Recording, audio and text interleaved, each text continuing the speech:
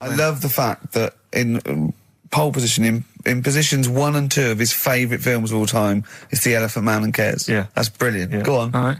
Am I leaving the mics open a bit when this is going out? Yeah, or what? let's have a listen. Yeah? All right. So don't talk then, right? Just put that hot dog down, Rick.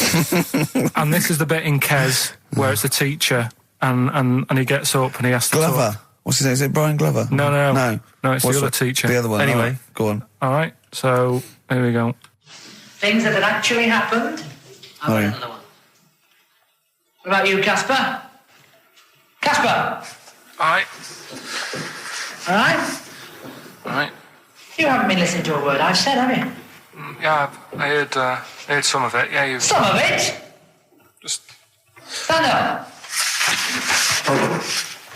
Always somebody, isn't there, eh? Right, now you're going to tell us a story about yourself. What sort of story? I want you to think of an incident that's happened to you sometime in the past that is true and that you think will interest the rest of the class. All right? All right. What about... I work on a radio show at the weekend. Well, are you going to tell us about it? I'll just do... It's 2 hours, and it's with Ricky Gervais and Stephen Merchant, and just sort of play music and, tell stories and stuff. What kind of stories?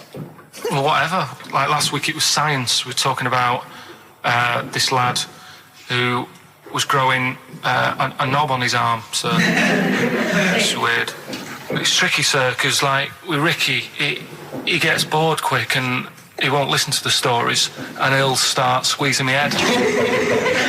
All right. I'm not interested in what he does. That isn't normal, is it, sir? That, I mean, it sure is a bit gay. Is he? Just messes about, though. Do you know what I mean? I try and come up with good stuff, like monkey news and quizzes and stuff. But then he'll just, Ricky will just mess about. I mean, on Saturday he did it again. He squoze me head. How do you spell that? Squoze. S-Q.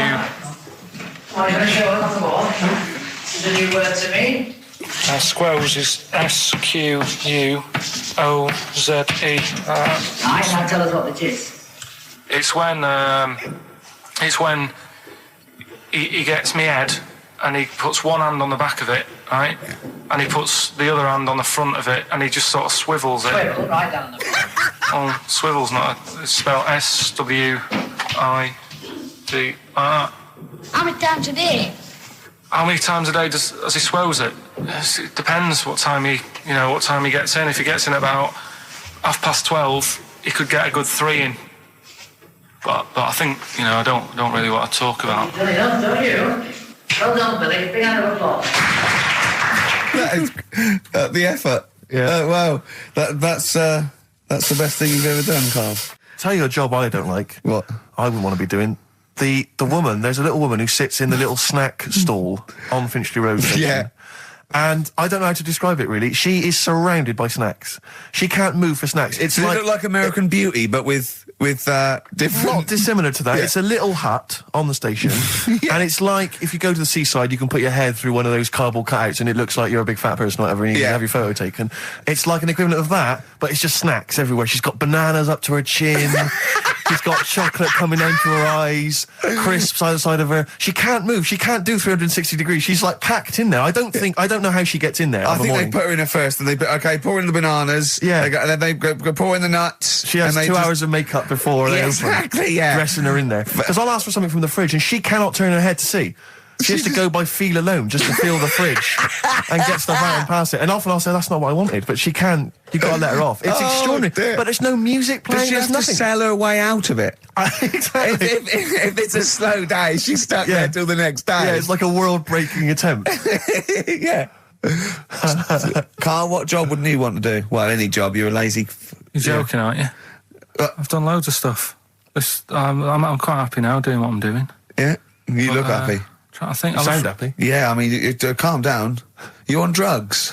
I'm all right. Are you on happy E? before England have won and that. I'm happy for them. Yeah, go on, happy for them. I'm happy in that. Yeah, what do you mean happy for them? We are England. Happy for us. Yeah. I mean, we didn't play. I did very little towards it. No. It was mainly Johnny Wilkinson. Yeah, I barely contributed. Switching on the TV was about as much as I did. Exactly. And shouting, "Come on!" Yeah. Talking about jobs and that, though, I was reading the other day about, rubbish jobs that people have had and I stuff. haven't got time when I'm at work, man. I just get on with it. I'm not squiddly diddly. Fingers in pies, different jobs. Go on. Do you know Ivor the Terrible? Ivan. He, His Russian. Yeah, that was the Welsh fella. It was bloody awful, but not as bad as his Russian cousin, Ivan. Go on. He had a fella doing some work for him, right? This fella built his house. After it was done, right, the terrible fella was like... fella Ivan. He was going, "Oh, it's brilliant, you've done a good job there. Yeah. I don't want you to build another one like that." Took his eyes out. Just stopped him making an house like that. Another Yeah. one? Blimey. That's bad, isn't it? Why didn't he take away his trowel? Then he could have seen, but he couldn't have built a house without a trowel. You can't build a house without a trowel. Yeah.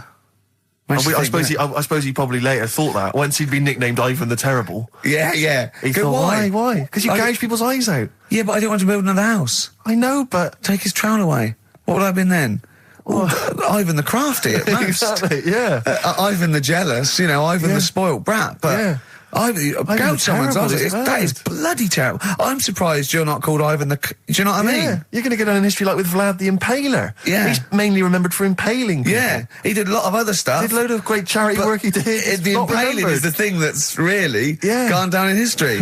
When were you reading about Ivan the Terrible? No, it's just or little Ivor the stories. Terrible is the thing you remembered from this informative article. No, it was just little bits like that. Talking about him, there was a thing about someone who worked for that fella who painted the ceiling. Sistine Chapel. Yeah, there was a thing. A woman who worked for him in his house, and I love how you assimilate information when it's just bordering on the academic, or just the interesting and true. It's wonderful. Ivor the Terrible gouged someone's eyes out 'cause built him an house. That fella who painted that ceiling had a woman work for him. Imagine if you wrote that down in an essay. Imagine if you wrote that in a school essay. Well, you'd probably end up with not getting a grade or thinking you turned up to more than you had. Exactly. Anyway, the Go woman on. who lived with... Yeah, the woman who lived in a shoe. Go on. yeah, there was this woman who lived with him, and she used to go out and do all this shopping and that. Yeah. But because she couldn't read or write, he used to have to draw everything that he wanted. Why couldn't you just tell her? I don't know. No, but no, wait. That's an excellent point. Could she talk? Yeah, but if it's a big list and that, loads of different coloured paints. But why and couldn't stuff. she draw on a piece of paper? Why did he have to do it? Because he's a better drawer, isn't he? That's the point. That's it. We were just looking for the logic of the story. You found You've it. done it. Play a record.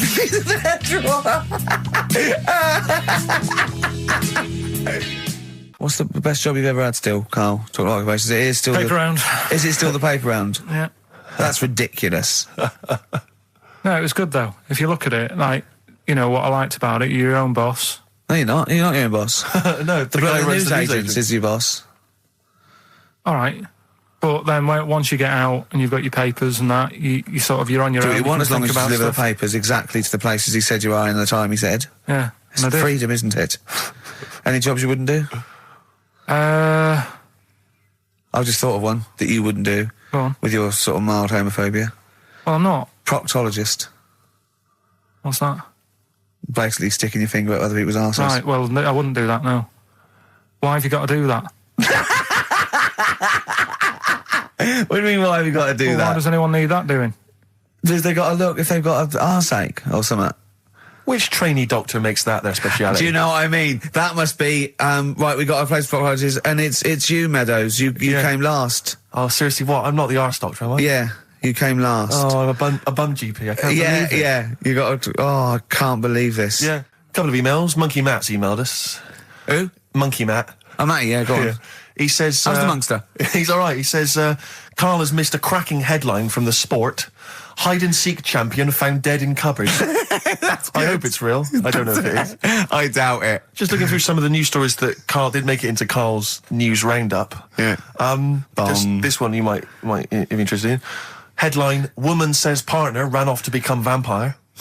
Yeah. And it says, a young mother says her partner has dumped her to become a vampire. Rebecca Roberts from Somerset says Matthew Barrett fell for a blood-worshipping woman in a US cult. The 23-year-old mother says he began shaving all his body hair, dressed in black, and used Rebecca's lipstick to redden his eyes. Rebecca caught him performing weird blood rituals in front of his computer at night, cutting himself to prove commitment. She said, I thought it was just a hobby. Everyone's got a right to one. I was pleased he'd found an interest. Brilliant. This is apparently from The Sun. Apparently he's left. He's gone to America. He's living in this Ohio-based cult. But it's the last bit where she's been asked whether or not, if he came back, would she take him back? Sure. And this is where I wonder if the journalist, you know how journalists are supposed to just report the news, be objective. Yeah. I wonder if maybe the journalist here has maybe had some interference. Made the quote better for them than go on. Because it says, I never thought this would take over his life. Now, if he came back, I'd say fangs, but no fangs. Oh dear! I can't believe. Imagine you're the woman, Rick. Okay. And I've come round. You're the journalist. I'm the journalist, and I've come in and I've said, okay, I read about this. All I have to do is not say that thing. You've come. I understand you're obviously quite upset. Your husband's gone gutted. off. If he came back, would you take him back? Definitely not. Right. What would you say to him then if he came back? Just get lost. Right, but I'm really pissed off with you. Would you perhaps say something a bit more pithy? Not in this situation, no. You're upset? He cuts himself, he drinks blood, he's left me. Sod off. I'm not interested, mate. Because I tell you what. Go on. I mean, I like what you said there, but I wonder if we could condense that a bit more. If he came back, would you say... Go away. Would you ever say something like, thanks, but no thanks? No, because it makes it flippant, because I'm really angry. I know you're annoyed. And I'm upset, so I wouldn't say... I certainly wouldn't say thanks. I might say no thanks. But what if you sort of said it like aggressively, like you were giving him the finger, thanks, but no thanks? Like you didn't really mean sort it. of sarcastically? Sarcastically, would you possibly say I might say thanks, but no thanks, and that'll be it. And that's and I'd leave it there. I'd never change that. Sure. I'd never change those words. Can I ask you a question? Go on. Do you like puns? Hate them. Right. I don't like Countdown. I don't like QI. I don't like any of those posh Cambridge, Oxford types. I hate puns. If you had to say thanks but no thanks in the form of a pun, what would you maybe say? I wouldn't. I never would. Right. I'd say thanks but no thanks. I would. I mean, I feel embarrassed that I'd even say that because I don't think I would even say thanks but no thanks. Okay. But if I did go that far, I'd leave it there. Sure. So, have you ever noticed, as I have, go on, the similarity between the word thanks and fangs? Not really. It's very similar. Not thanks, really. Fangs, F-T-H, there's a K. Fangs very much. G. It's A and S. Well, the A, the N and the S, but that's about it. Would you agree it sounds marginally similar? Yeah, Is it possible you might one day say fangs but no fangs? I wouldn't know. Right. I could put that though, could I? But don't say I said it. Right. I mean, yeah. Fangs, but no fangs. Yeah. This is the thing. Just, if you ever read an article in The Sun, The Mirror, anything, do not believe it. Really seriously question and query it, because... If it ends with fangs, no fangs. If it ends with a pun, almost certainly they never said it. Yeah. Just like, for example, that's why your balls are on the outside. Because the cells have to be a certain temperature to survive. I don't know if it's the sperm or Sertoli cells, but they have to be a couple of degrees below body temperature. Otherwise, they'd be in a nice cage and we wouldn't get kicked in the nads. What do you mean? That's why your testicles are on the outside of your body. They have to be a couple of degrees below body temperature. Yeah, but that isn't why they're there. You see, this is like the chat we had last week about the giraffe having a long neck. What do you mean? They're there because that's where they happen to be. They didn't go, right. Well, that's what evolution is. It's a selection process. It's not a will. The balls didn't say, look, I'm too hot, let's get us outside. Let's get outside of here. All right, hang on a minute then. What? So a little man monkey, right? Theirs are in the same place as ours. Yeah. But they're walking around naked, so it could be anywhere. They could be like on the back. It doesn't matter where they are. They call it. Well, they could be on the back, yeah. So why aren't they? This is a completely different. Steve, you started it.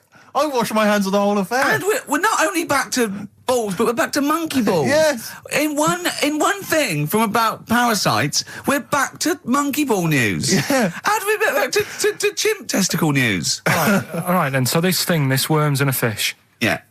It's like a little platyhelminth. I think it's some sort of. But what I mean is, why are they about? What do you mean?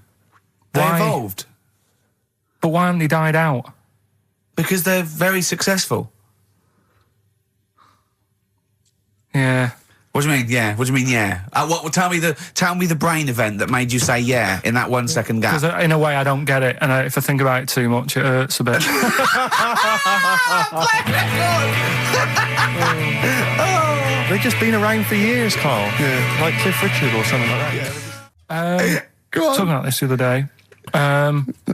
What was it now?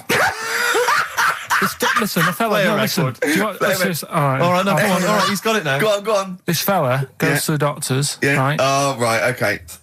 Right, if this isn't any way apocryphal, stupid, illogical, impossible, right, you are never, ever speaking again on radio. So make sure this is at least possible. I'll tell you what, I'll even give you improbable but possible. So if anything that breaks the laws of the universe or logic, okay, that's all you have to avoid. On you go. Right, so this fella, right, he goes to the doctors because he's got earache. Right, okay, if a chimp's living in his brain... that he go on. So he's got earache, he's sat in the waiting room and it's all, his ears all bunged up and it's hurting a lot and what have you. So the doctor comes out and he goes, right? And because his ear's all bunged up, he doesn't hear it that well, right? So he thinks it must have been me, right? So he wanders in. Keep going.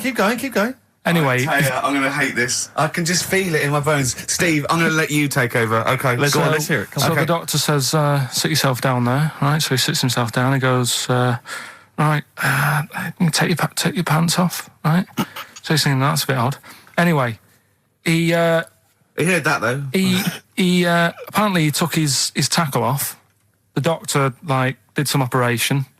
What, there in the waiting room? No, in his office. In his office, yeah. What? Wait. So he removed what? His genitals. Yeah. In his office. Why, Carl? Why, Carl? Because he hadn't called him in. Oh, he'd called in the bloke who wanted his testicles taken off, and he didn't hear it. What?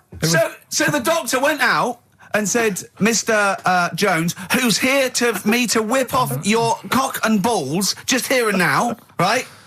Bloke comes in, didn't it? It must have been me. So the bloke who wanted his balls taken off didn't say, I think he said me. So he didn't interrupt then. So the bloke goes in, he starts taking his testicles off, and he doesn't say, I'm here for me ears.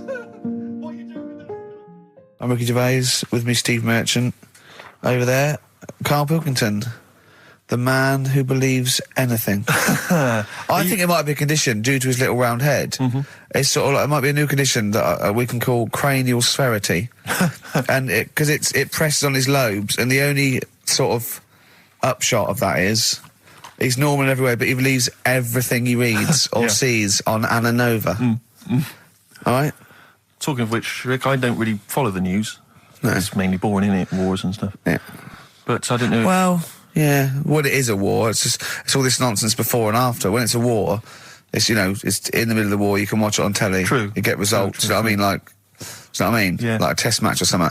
But it's all this rubbish before and after. It drags on. This recent war seemed, I thought, just generally, it was better presented than the previous one. Because I remember the first Gulf War, it was often during the night, and I couldn't stay up. Yeah, because I think the American had rights to it, like the Tyson fight. So we had to get it at 2 in the morning, exactly. Which is annoying. They had their prime time in that. Yeah, and a lot of it was in black and white, as when the bombs went in. When the bombs going so this time there seemed to be a lot more colourful stuff. Yeah, it's much better coverage. I think there should win awards. Yeah, well, I'd like for to see it. awards. So like Channel 4 won for cricket. Yeah, I mean, a few times as well, I was quite pleased to see they actually had footage of the bombs exploding. Yeah. No, good. Well done. Generally, good on you. Well done. Good on you. Yeah, I don't know. Costs a lot though, doesn't it? It isn't a costly War's thing. a lot more when you got something like a Jimmy Carr game show, which probably costs about $100,000. Yeah, like half an hour war costs millions. It's almost as expensive as like Terminator 3 or something. Yeah. But I mean, But then you got to have variety. Exactly. Sorry, Steve, you were talking, mate. Well, no, I just wanted to make sure you're aware that the World Elephant Polo Championships have taken place. I did get it. I think they mentioned it on. Yeah, we won, didn't we? England won. Yeah. Well, my question is, where have they been practicing?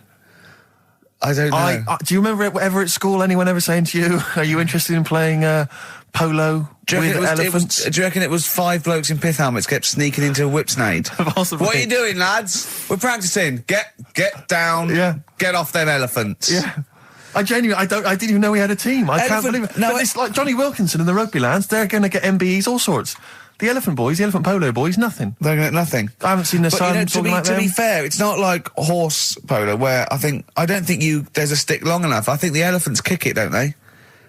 I think you might be right. I think they're not allowed to use their tusks. They'd burst it, won't they? I think They go, oh, start again. Raheem! Yeah. What do you mean the elephants kick it? All right, I've opened a can of worms here. Normal polo on a horse, they have like... Stick and that. Yeah, they whack them, right? But I think it's obviously they're too high up. I think I might be wrong, but I'm pretty sure they just train the elephant to kick it. So it's like- why are people something about? Why not just let them have a kick about without? Imagine that!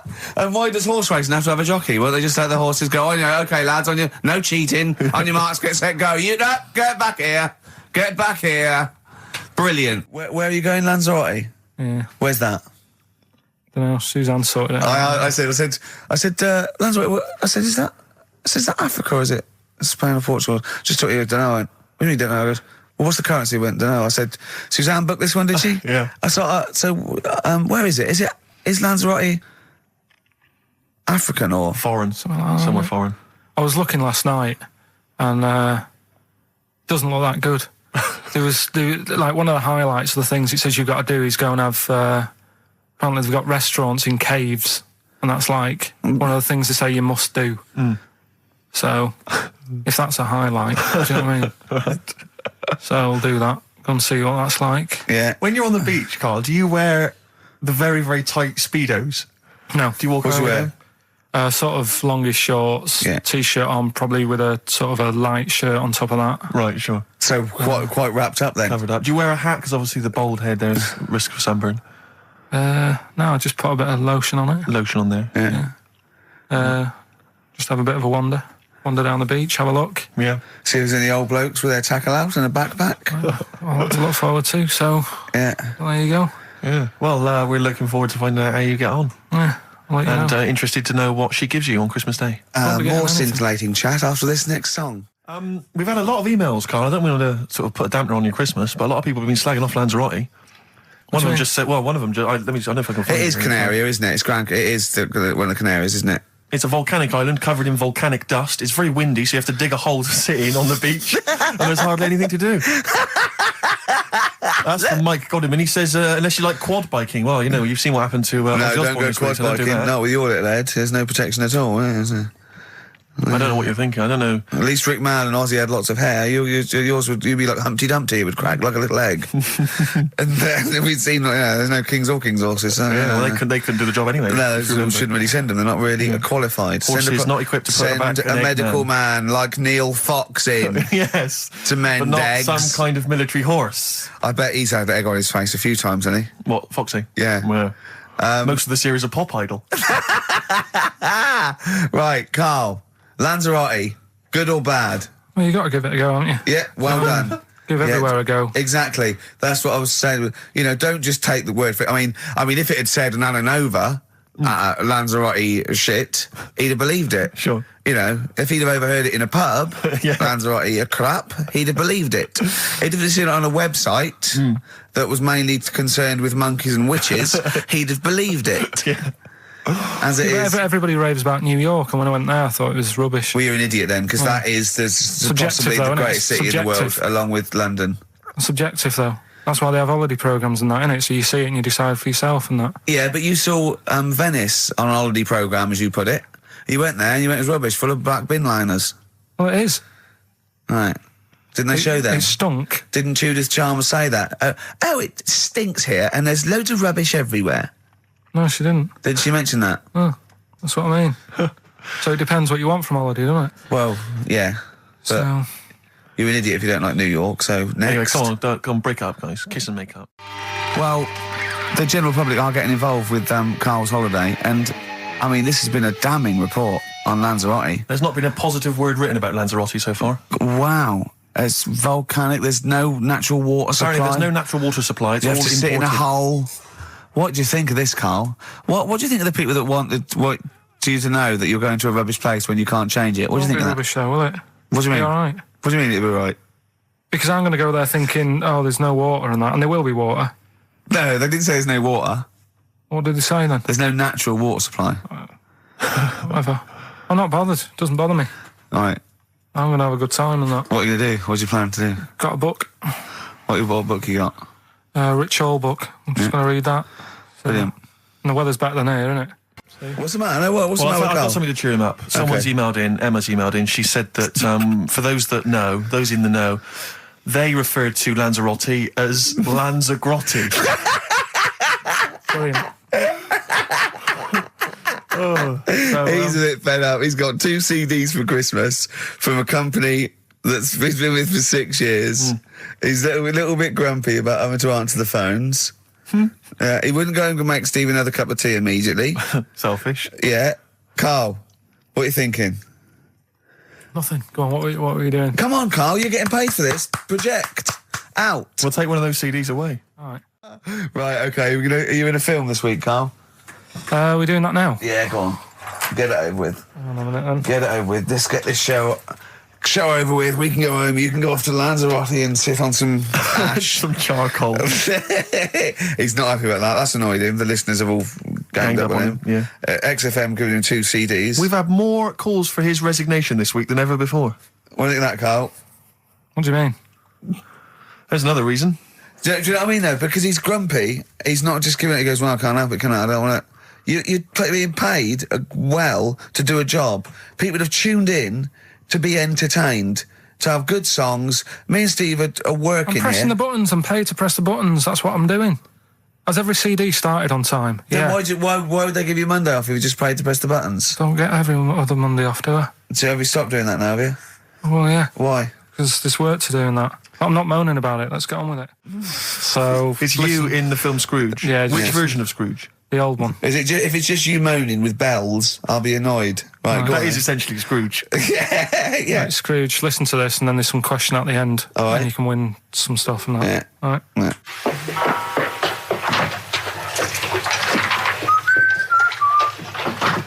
You're late.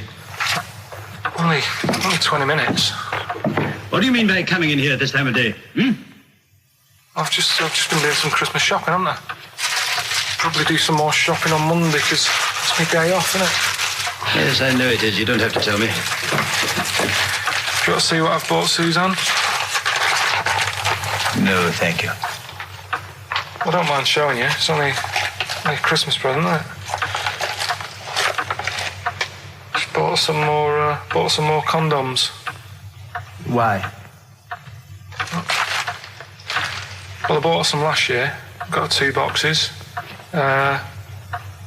They all got used, so... I'm very glad to hear it. How much do I pay you? Why are you asking? The presents I buy has got nothing to do with what I earn. Like I say, if I won the lottery, I wouldn't go mental on her. Do you know what I mean? I probably wouldn't even tell her because I think she'd want to travel around the world and all that, and I'm not into that, to be honest, so I'll probably keep it quiet. Why? Well, once you've been around the world, where do you go next year? Each to their own, though, innit? You know what I mean? Well, what do you want? What for Christmas? Not that fussed, really. And you, it's just as well I'm not that fussed, because do you know I do some work at XFM? Do you know what they're giving me for Christmas present? Nothing? No, might as well have been nothing. 2 CDs. That's it. I was well fed up. I'm sure you will. They give you a list of about 30 albums and you get to pick 2 off the list. So I've gone for Kings of Leon album and the Best of Bob Marley. Mr. Marley has been dead these 7 years. In fact, he died 7 years ago this very day. Did they? Do you know what sort of donuts Bob Marley likes? It's not my business. No, it's not a proper question. It's an old Peter Kay joke. He likes the ones with jam in. Do you get it? Garlic bread. It's good, isn't it? Excellent. Oh, Carl, well done. Carl in Scrooge there. The only man more mean and depressed generally than Ebenezer Scrooge. Oh dear. 3 holidays Carl's had last year. Yeah. I'd love to have 3 holidays. You've got to start putting the work in there. I had 2 holidays though. No, you had 3 holidays. You went away with Suzanne and her parents. Yeah, well, that doesn't count. It does count. If you book 2 weeks off the firm and you go away and you go, how was your holiday? Go, well, it didn't really count. It wasn't a really good holiday. Can I have them days back, please? My New Year's resolution is to be nicer to you, but Well done, talk you've already sense. broken that. No, but talk sense. Talk sense. You've had 3 holidays this year, and I'm just saying, you're in your 30s now, and 30s is when you should be really putting the work in. That's true enough. To reap the benefits in your 40s, 50s, 60s, 70s, 80s, 90s, and 100. Carl, what's your New Year resolution? What about think before you speak? It's worth. I mean, See, I'm consider it. allowed to laugh. I'm allowed to laugh at things other people say, Carl. That one, that is a good suggestion. How was your holiday, Carl? It was all right.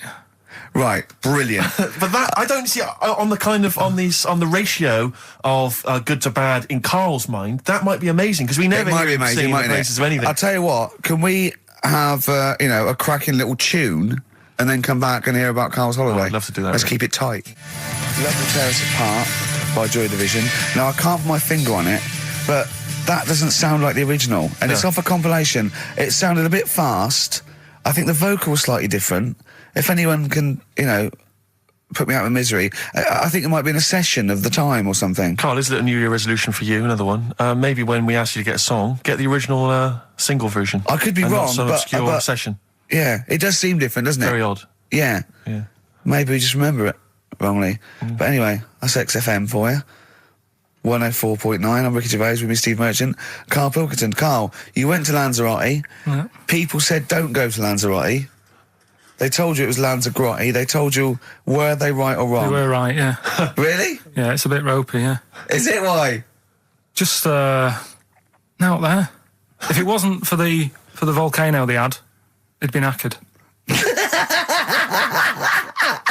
That's their big draw, is it? That's it, basically. That's all they've got going for them. When you landed, was it really hot? Were you quite excited? You were thinking this is It okay? was warm. It's we can't complain about the weather. The weather was all right. Sure. You know what I mean? That's what I went for. But it'd be nice if there just was something else. Yeah. What did you do all day then? Did you read your ritual book? No, I didn't read that. I read that book. Do you know the book that I bought? And all the chapters were messed up. Oh, yeah. I bought a better version of that, All right. and I read that, Excellent. and then Did it make more sense in order? yeah, a lot easier to follow. Yeah. And then we went and had a look at the volcanoes and that. They've got 36 of them to look at. How many did you look at before you realised that pretty much you've seen one volcano, you've seen them all? Probably about 6 or 7. Really? And then when you got to the 8th, you thought, now I know what this is going to be, Suzanne. This is going to be like a mountain with a hole in the top. Yeah. Really? But it happened years ago as well. It's like, just keep a couple, fill the rest in, tidy it up. Fill the rest in! Yeah, no, Well, yeah. getting some builders. No, seriously though. Okay, They're a 4 death million tons of concrete, please. They're an absolute death trap. Yeah, what do you mean fill them in? Do you know what a volcano is? It's just a hole, isn't it? That's happened. Well, it's more than the happened back hole. It's in- more a portal to the magma in the centre of the earth. Back in 1730 it happened, and they still haven't sorted it out. Well, when you say it happened, volcanoes were made a lot longer ago No. than 1730. No, but the one that did Lanzarote in. Right. Sort it out. What would you suggest? How tidy can they up. fill it in? It's joined. It's all joined. No, but what I'm And saying is, the big plates of the earth are all joined. it All was the a disaster, magma's wasn't it? joined. With the trade centre thing, that happened. They cleaned it up, sorted it out, they've moved on.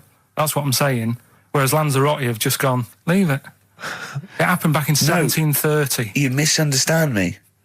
How, in the name of God, can you fill in a volcano? You ignorant twit. No, but it's not just the holes. They've actually left the lava everywhere.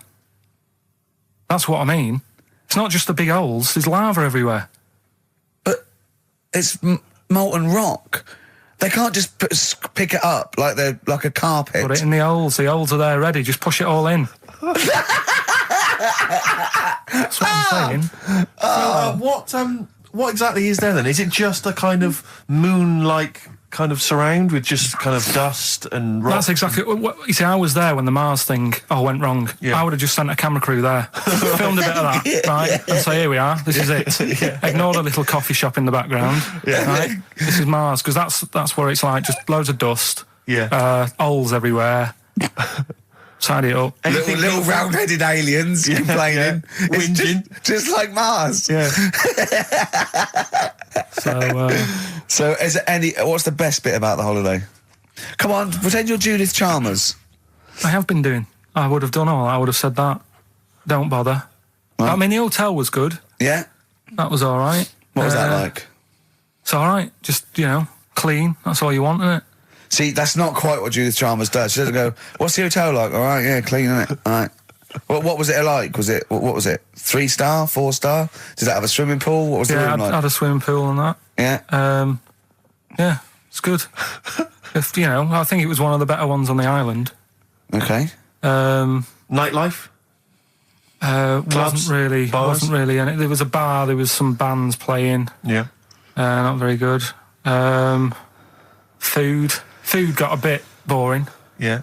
It was always the same food every night, but they sort of themed it and made out as if it was different. So, like, on Mexican night, it'd be chicken with a nacho on it. Right. And Chinese night, sort of chicken with a little prawn cracker on it and stuff. Sure. But that got a bit boring. That's me just turning on my phone, because I want to read to you a text that I got from Karl. I think you sort of sum up the holiday in this text, don't you? Do you remember I it? can't remember. Let's have a look. Let's have a little look. Instantly, what did Suzanne, your girlfriend, make of it? Similar view to you, that they should fill in the holes? Yeah, it's just that thing, you see, I went on a coach trip, right?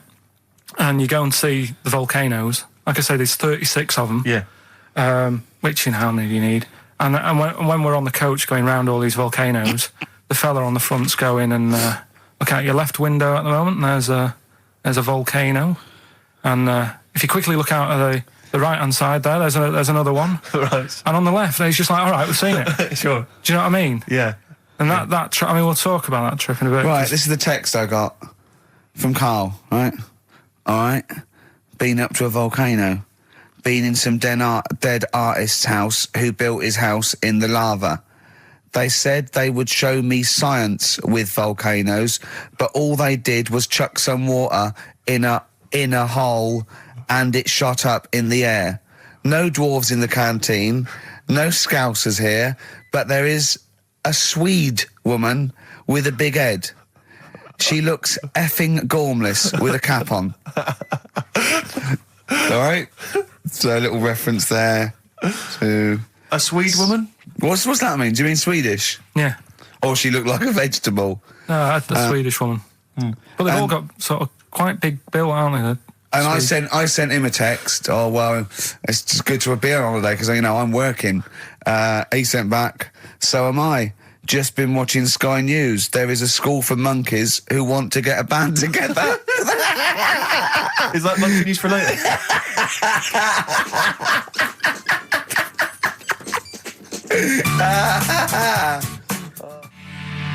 Oh My Corazon by Tim Burgess. I can't get enough of that. I love that chorus.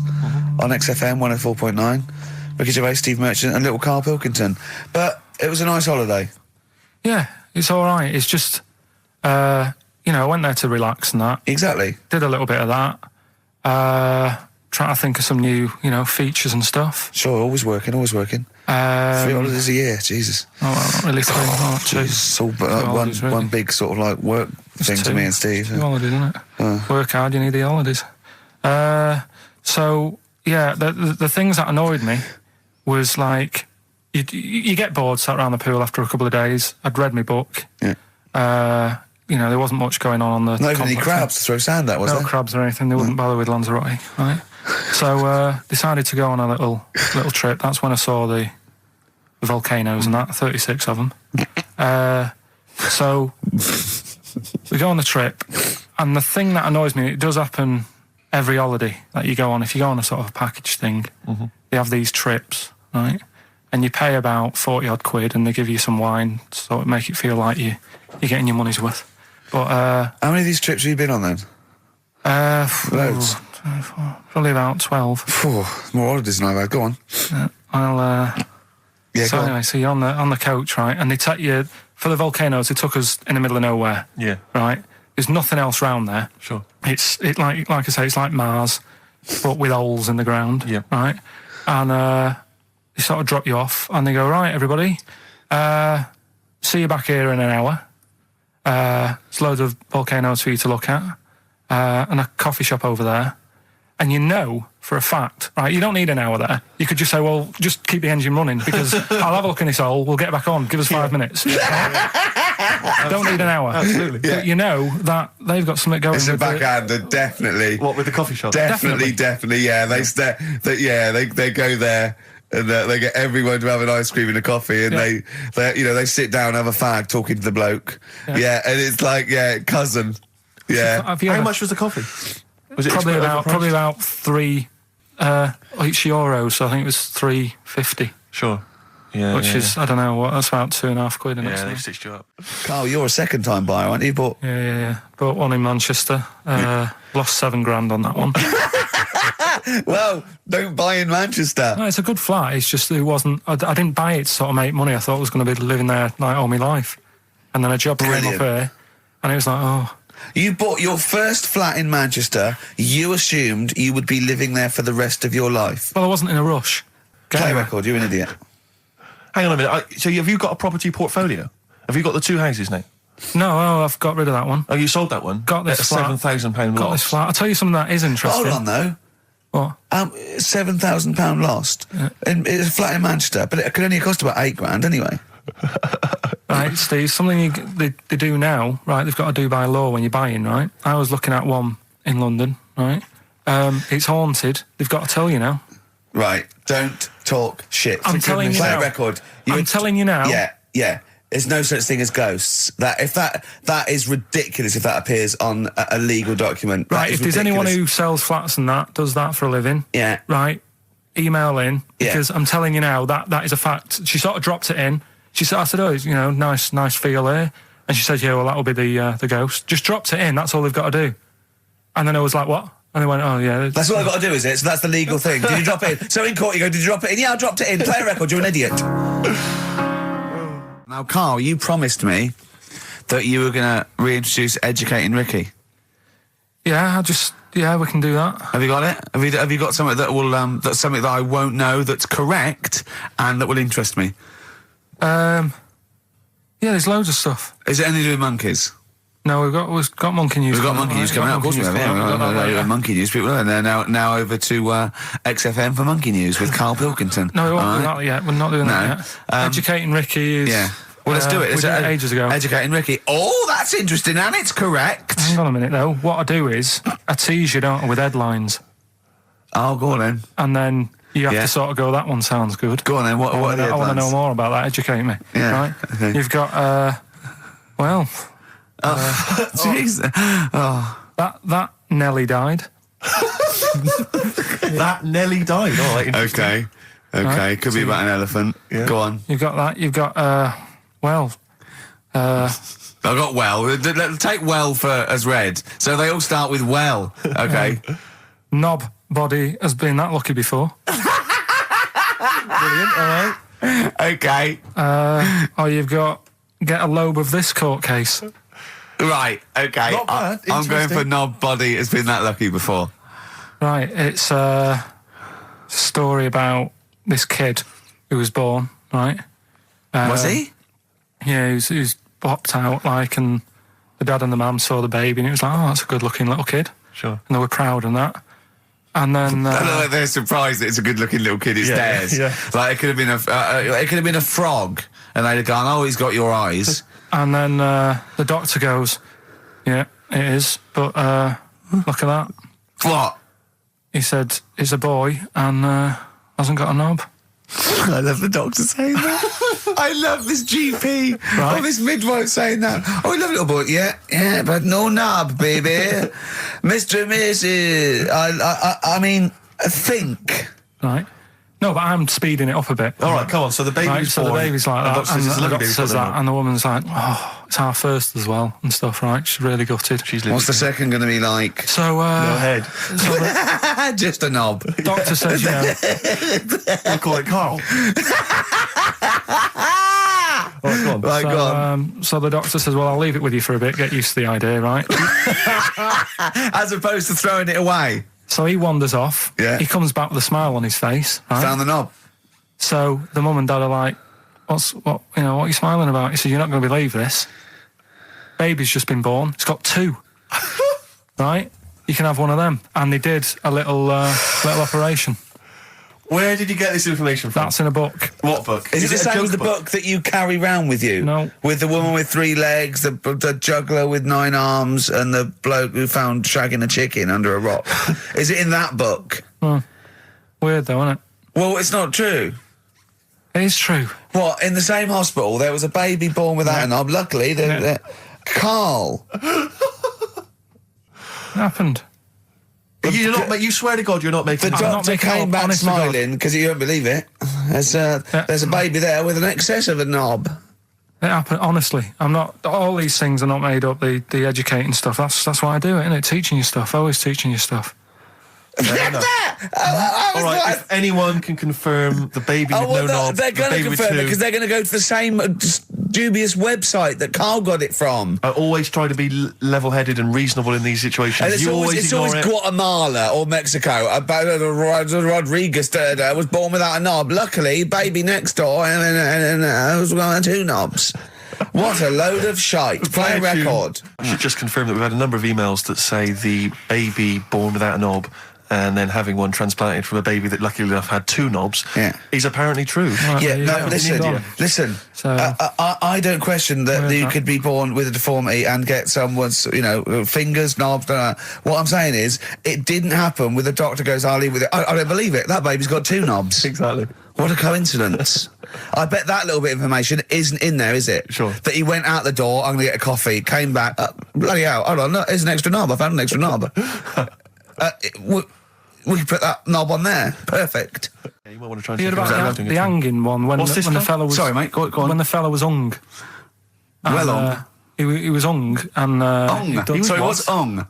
He was hung by a rope. So, isn't that... No, I think it wasn't he a Chinese emperor? And wasn't he hung? Yeah. Sorry, he was hung. Some fella who'd done something, they hung him. They wanted him, it's not a word anymore, he was hung. Look, don't be doing that again, because you said squoze wasn't a word, and then I showed you a menu today that someone sent, and it said fresh orange, squoze. Inadvertent commas, and next to it was the word colour, spelt C-O-L-O-R. So, presumably either the American menu, right, in which case there's loads of American words that we don't use, or it's just a badly typed piece of work. Anyway, there was a bloke that was hung. He was hung and that, but he didn't die. Hung on that, he was definitely a Chinese. Hung on that, yeah. I remember him now, yeah. He didn't die, and they said, just hang on a minute whilst we change the rope and that, and he stood there waiting, changed the rope. They tried to, do it again, and didn't work. It didn't work, right. So, they got another rope, right? Didn't work. And then they had to let him go, because it's like there's a well-known saying or something from this thing. Yeah. Chimpanzee that monkey news. Right, there's this monkey, right? Oh, yeah. I think his name was number 6 or number 7 or something, right? In this lab, right? Yeah. And anyway, it's in there with the rabbits and little mice and stuff like that. And the rabbit smoking. The nurse, right? Not the nurse. The woman who works in the lab. What would you call her? Is it a nurse? Depends. What turns out her job was. If she was a lab assistant, you call her a lab assistant. All right. I mean, they probably call her by her name. All right, lab assistant, right? Kirsty. So she's... I think it's probably Kirsty. Right, Kirsty Morris. Well, she's in there, right? Yeah. And she doesn't work with many people and that. She's mainly on her own with, just putting lipstick on rabbits and stuff like that, right? Chimp fancies it? So, Chimp fancy. He's putting on lipstick, chimp fancies it because he's got hairy legs. He gets pally, right, with this woman. Yeah. Because, it gets to a point when she sees him every day. It's the way he sort of tries to string out like it's a narrative love story. Did the chimp put its hand out and grabbed her, and then you thinking that he made a move on her? So right, come on, he's allowed out. He's allowed out. It's not a story, is it? He's allowed out the cage and what have you every day. So he's wandering about, and as time goes on, he's watching what she's doing more and more. Yeah. Right. So he notices like the code on the door. Right. Right. 247 or whatever. Yeah. And he goes, right, I've clocked that. I've got that. I'll remember that. Right. And then he goes, right, there's a lot of Definitely lipstick and that knocking about, a lot of makeup. Right, okay. No, there's no way. Finish. No, because So- Steve, you know what's going to happen. Let him finish. I know what's going to happen. So he's there. It's ridiculous. And he's going, well, if it's there, you know what I mean? So while she's messing about with the rabbit, he gets there, he's in front of the mirror, putting a little bit of lippy on. Right? You are no! I know. It's gone too far. No, it's gone too far, Steve. Right, Your mic's off, Rick. He's finishing Right. the story. So- Turn mine off as well. It's gone too far. Turn him off. Just let him finish. Right, so the thing is, right, it's this monkey wandering about. It's got lipstick, it's got mascara on, it's looking pretty I good. didn't mention the mascara. It's looking all right, right? So it knows the code on the door, 247, right? So when she's sort of messing about with the rabbit, right, he goes, right, here's my chance. He's looking good, 247, out the door, through the reception man's there. He's like, all right, Kirsty, right? Don't talk shit. I Feel Free from Cream. That's pretty much the last track, isn't it, guys? I imagine on XFM 104.9. Well, I mean, yeah, I've got nothing to say after that ridiculous story. I mean, that's worse than the bank robbery to me. Yeah. That he clocks out, and the bloke on the desk. All right, Kirsty. Oh, you're 2 foot shorter and hairy. She wasn't a looker anyway. So She wasn't a looker anyway. Brilliant. Exactly. Carl you had to go to one of those well clinics, didn't you? I haven't gone. Why? Because I'm not happy with it. What? I'm not happy with the whole... Well, it's just... Do people know what them places are? We'll give you a whole. Have you heard of them? Yeah, I've had one. Yeah, they check everything. Which, you know, Suzanne, my girlfriend, was like, you know, you're 30 odd now. When was the last time you went to the doctors? And I haven't been for ages because I don't. No, I never go. doctors. I never go unless I think I'm honestly going to die there on an just agony. think they can always find something. Jane made me go to one of those things. Yeah, those boot things where they do that. It's couple £100 and they give you a complete head to toe, don't they? But head to bottom is what it is. They do the old finger up the arse thing. Now, what is that testing for? Well, I like that he God said it knows. quietly because he's on the radio. You can't say arse. Yeah. I say it quietly. You Say don't it quietly. Yeah. Arse. Yeah, arse. That's what our mistake was because we got a complaint upheld, didn't we, for saying. And I'm talking about a male chicken here, which is a cock, as you know. Yeah, and we said that word, right? So if we'd have gone cock, we'd have probably gotten away with it. You can get away with murder If you just if you just whisper it very So go on then. Yeah. So. Go on, then. I'm not going because I'm not having that done. I don't understand what they're going to find up there. That's your head. no. But why can't we just? I mean, it's the heart that I worry about the most. Do you mean that in a kind of romantic sense? No, I mean like if They'd you have to have a long finger, wouldn't they, to check that out? They go, "Is something wrong with your left ventricle?" Yeah. Now, this thing about the doctors, they hold your testicles and they make you cough. Yeah, they don't hold the testicles anymore. They just put it sort of like by the side of them. And what's that testing for? I don't know. I think it's something to do with if you got something wrong with your diaphragm or something like that. You can't do it when they press there. I don't know. It shows them something. So it's not doctors having a quick feel. Right, so you can. well, that's good because do you remember when Carl said he's going to die of cancer? And I said why? He said I don't check my balls. I said why? He said I don't like the feel. So they feel it for you. They feel them for you, and you can just relax, shut your eyes, and think of England. But don't mess with them. What do you mean? You can do more damage messing about with them. Just leave them. And there's 2 anyway. You can afford to lose 1. Yeah, I don't think that's the point. I think the point is it sort of spreads, doesn't it? You've got to check the. I mean, I'm not saying if don't do it because they spend a lot of money saying to people, have a quick feel if you've got the time, what have you. But I don't worry about it. Leave it alone. Why, out of interest, why do doctors stick fingers up your arse? Check the prostate. Check the prostate. Yeah, because if it's swollen, it could lead to all sorts of problems. Again, they're not having a laugh, Carl. They're not going, hang on, look at this bald little mank fella. But there's no nice way. I'll feel his balls, stick a finger up his arse and send him home. 300 quid, please, on you go. What about me art? It's fine. And they're all laughing. Roger, Jeff, stand behind that two-way mirror. yeah, what's this? I'm not going anyway. So. Really, you're not going because you don't want... No, I'm not happy with that. It doesn't even matter. It's not the fact he's a stranger. If it was someone who I knew, it'd be just as bad. That'd be worse! Imagine that! At a dinner party. Oh, God. Oh, look, hello, Roger. and Selena. Do you mind, Roger, do you mind? Would you allow any of the celebrity doctors to do it, though? Dr. Dre, Dr. Fox, any of those? Doctor Who? I just don't understand in this day and age. Would you allow Christopher Eccleston to stick his big northern finger up your... Do you want a song on anyway? Embrace. Glorious Day on XFM 104.9. Rick, there may be listeners tuning in thinking they've got something better to do, for instance, switching off the radio and just staring blankly at the wall for the next half an hour. But no, because what they're going to miss is our grand finale to this, which is, of course... sponsored by Lindauer's, the sparkling wine solution to a hot summer's day. Yeah. That we're going to be firing a cork. Did you just make that up? Yeah. Pretty good. Good. They're going to be firing a cork at Karl's head just for the sound. I just think it's sound... Huh? It's not happening. Yes, it is. You said... No, we've said it is now. We've promised it to the listeners. Yeah, come on. I'm not happy with it. Why? Because the pain? Well, I've never had it done, so I don't know how painful it is. Well, what reason to do it then? Yeah, we've got to try it out, haven't you? You're perfectly... It's like a little cowbell or wood block. It's that's what I'm hoping for. Yeah. I'm hoping for pop... and I'm going to film it for my website. Brilliant. So go to that this week, rickygervais.com, and see Karl Pilkington getting hit. A high-powered cork coming out of Lindauer sparkling wine. Lindauer sparkling wine. And of course, if you want to send us anything in, and perhaps next week that you feel we could actually that'd be great. That's us to do. This is like Karl. interactive because a lot of people plan the show. Like Dr. Fox plans his show. We sort of come up, we riff on the. So that's a great idea. Send stuff in that we could harm Karl with. Yeah, we harm Karl.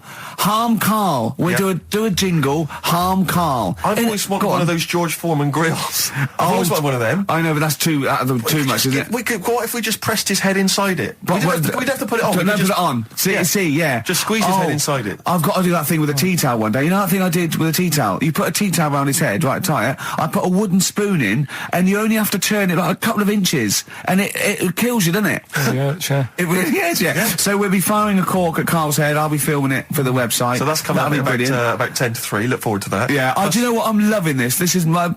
just being in a room with him. I just can't... I want to squeeze his head.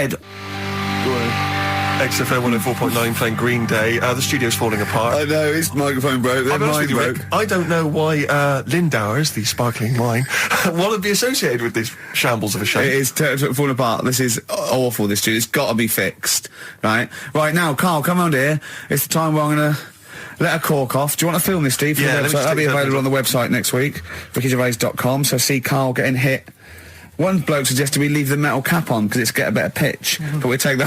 He's straight. Let's get the camera ready. Get the camera ready.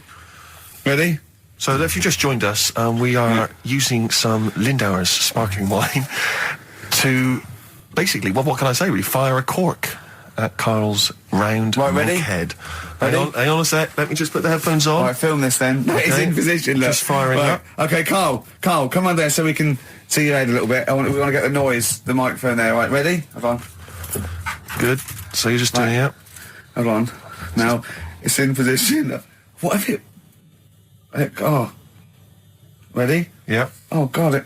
Oh no!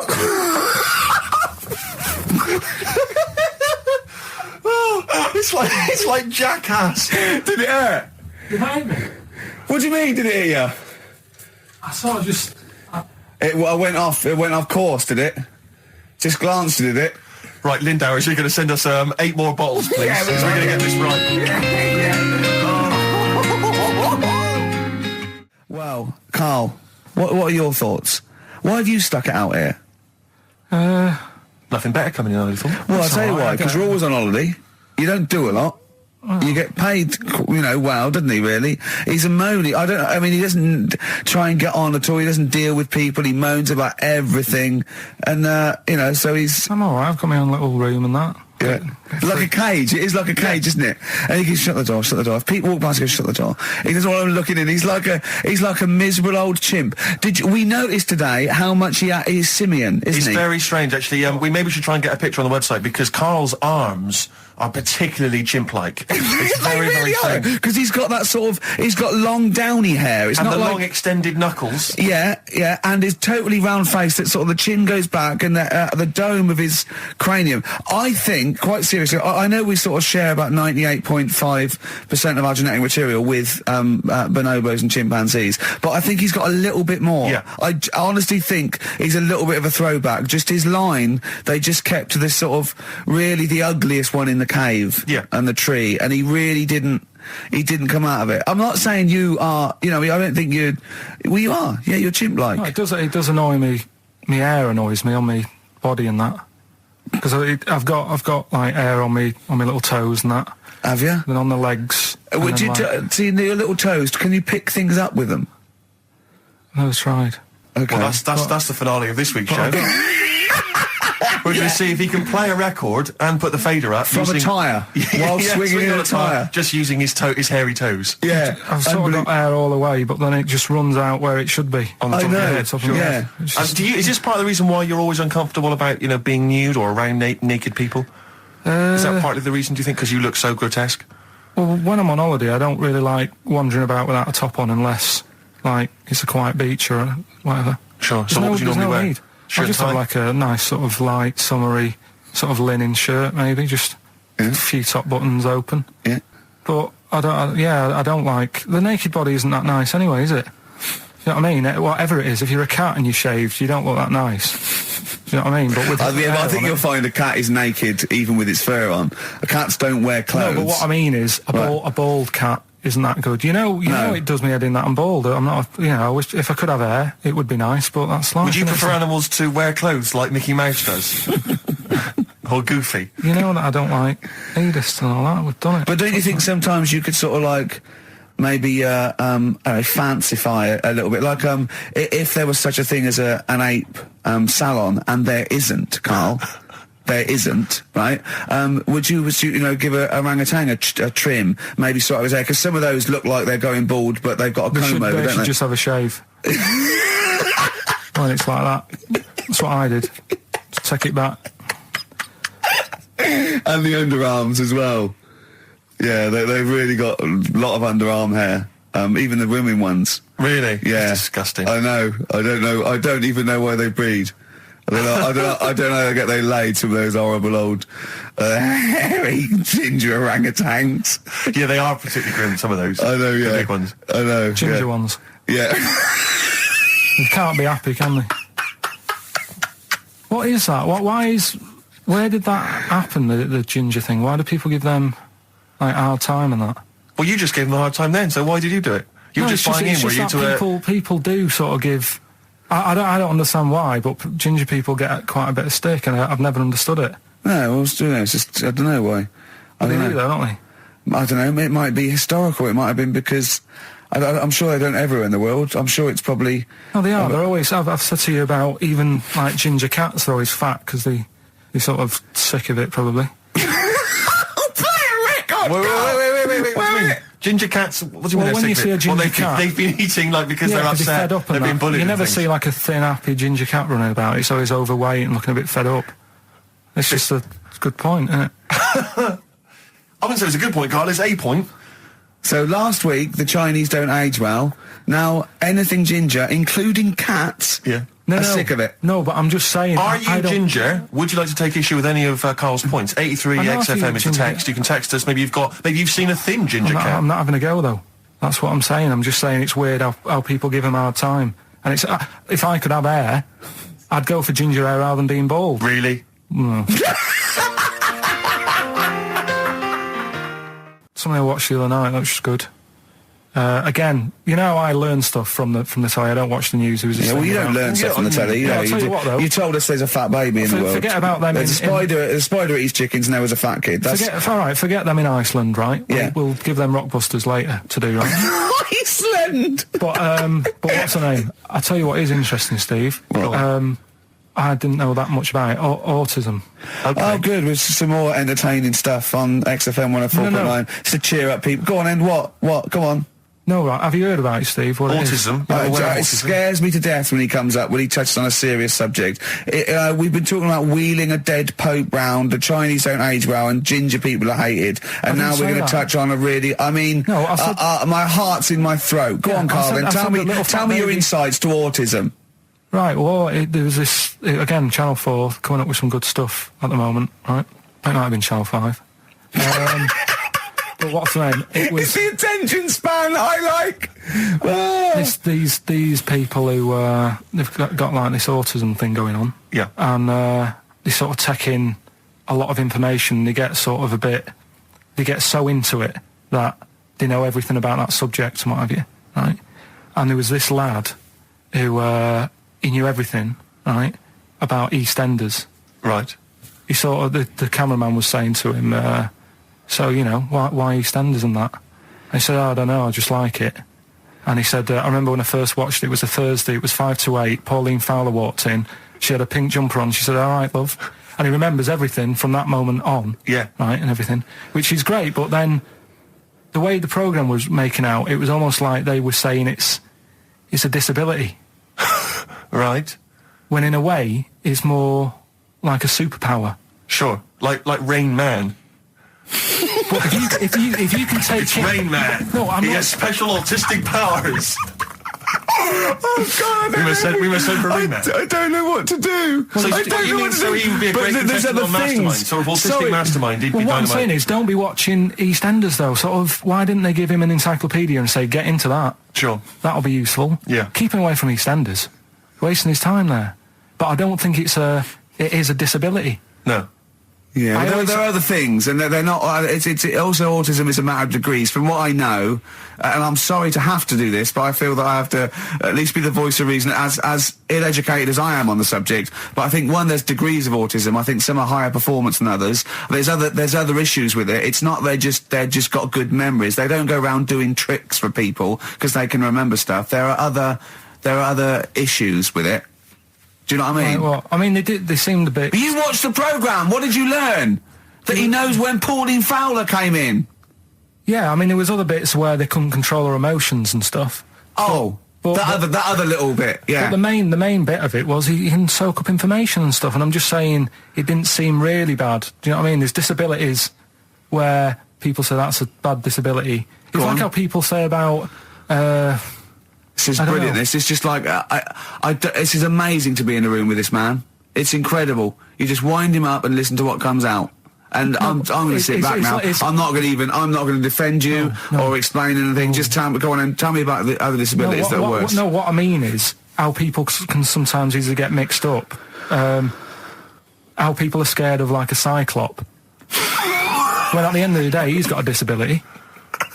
A bloke with Who's scared of a cyclop? No, it's apart just from Jason and his Argonauts. Where's this cyclop that you're scared of? No, I'm just saying in history and in books and that. No, not in history. History happened. Yeah. What are you thinking of? You're mixing history with Greek mythology and Roman mythology and every other type of mythology. What do you mean there wasn't really a giant cyclop that went round picking up ships and throwing them around? That's not history, Carl. Do you think Batman's history? No, but it was ages ago, wasn't it, when we were sort of forming... No, I'm not saying it didn't happen ages ago. I'm saying it didn't happen. Well, it might have done. I mean, what's so ridiculous about a fellow with one eye? In the middle of his head, and he's big and scary and lives in a cave. Why is he scary? Because what if he had 8 eyes, I'd be scared of him. At the end of the day, he's got a disability... we'll talk about it in a bit. Right, we've got who's that on the line? It's Rob. Rob, and are you a doctor? I'm a final year medical student. I'll be a doctor in 2 months, touch wood. That's close enough, isn't it? Yeah.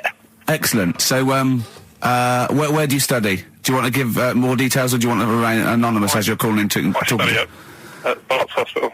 All right, great. So, why do GPs sometimes put their finger up a man's anus?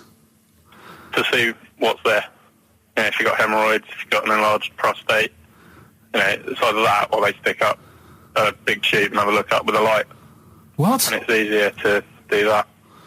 Now, Are you dumbing this down for us, or are you going to fail your medical exams by saying stick up a big tube with a light? I'm dumbing it down. Okay, come on then. We're all intelligent people here, and Karl. So you tell us what's that called? It's called a sigmoidoscope. Right. Nice. That was a clever test, wasn't it, Rick? 12 inch long. Yeah. 12-inch long tube they can put up there. So, Karl, would you prefer that or a finger? Well, so do they sort of do the finger first, and then, I mean, at what point do they say, hang on, we need a light here? I mean... It's normally if there's something wrong.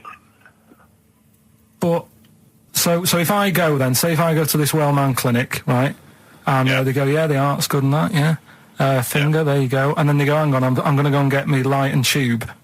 I could start worrying them because they've sort of found something. And they're not likely to go straight in with the tube. They'll probably send you off some tests first. But Karl, there's nothing. But you go to these places to put your mind at rest and to know where you are with your health. I mean, it's not that you go along. That's what most people worry about. They think that because I'll go along and they'll find something. Well, one, that's illogical. It doesn't heighten the fact they'll find something because you go along. And two, if they do find something, it's a good job you went along. I mean, I'm a hypocrite because I don't go to the doctor, but I've had that Karl, done. You should be concerned if when they shine the little light in your ear, it comes out the other side of your ear. No, the other ear comes right out the other side. That's when you should be worried. But Rob, right, you said then, if they find something, they send me off for some tests. Why can't I just have the test without that and cut out the middleman? Do you know what I mean? Because you're wasting lots of money. There's hundreds of tests they could do, and they could do every test, and they could all come back with nothing. Or they could do the finger up there and send you for the 3 tests you need to find out what's wrong with you. But in this day and age, with all the technology and that, and like brainy doctors and all that, the only way to find out is sticking a finger up there. What are you worried about, Karl? Is it fundamentally that this doctor who's has done 6 years medical training, is it embarrassing to have a man's finger up your ass? I just don't understand how you can get round to that without... But what don't you like? Is it fundamentally you don't like anything up your ass, or is it the fact that it's a man's finger up there? I don't like going to the doctors. It makes me nervous, because I think if anyone searches you long enough, they're going to find a fault with you, right? And especially if they're going that far into you. They're going to find something. And... Probably not. Well, you never... I just don't... I don't know how to get round to that sort of... that point where you get a... What do you talk to the doctor about? And he's like, all right, nice day. Strap your trousers. He goes, he says, I'm gonna just, Most people just shut up and let you do it, and then breathe a sigh of relief when you say there's nothing there. Yeah. But is that at the end of the test, or is that the first thing he does? It's the last thing. So that trousers up out the door. Because he knows it ends conversation. He knows it's a bit of a faux pas. The doctor says, "Oh, I better not kick off with the finger up the arse." What I do is I'll start on with the the head, and then we're down and go. Oh, one final thing, Mr. Pilkington. So Rob, he drops his keys and he goes, "Pick them up." And as you bend over, will you be doing this, Rob? Is this what you're like open to do? You do all these. I'll have to do it at some point. All doctors do it at some point, no matter what they specialise in. So the first one, is he another doctor there to sort of make sure you're doing it right? Not dentists. No, but do you know? Dentists aren't doctors anyway. No. But do you know what I mean? Like normally, it's like a co-pilot will have someone with them for the first one. So when you put your first finger in, will someone be there going, right? You just want to move to the left of it? I've already done it. Have you? Yeah. So that's the thing with a student. You're learning. So you get people teaching you. And you learn on... these things. Can I just point out, Rob, I think I'm right in assuming that you have a glove on. Yep. And there's lubrication. Yep. And it doesn't hurt. No. There you go. What are you worried about, Karl? Who's this person who everyone's testing on in your class? It's not one person. One person. There's like, when a patient comes in and they've got a problem, your boss, the consultant, he does his finger up, and if he finds something, he goes to the patient, is it alright if the student has a feel as well? Then the student puts on a glove, puts the sleeve on the glove, and sticks his finger up and sees what he comes out with. Rob, I wish you could see Karl's face.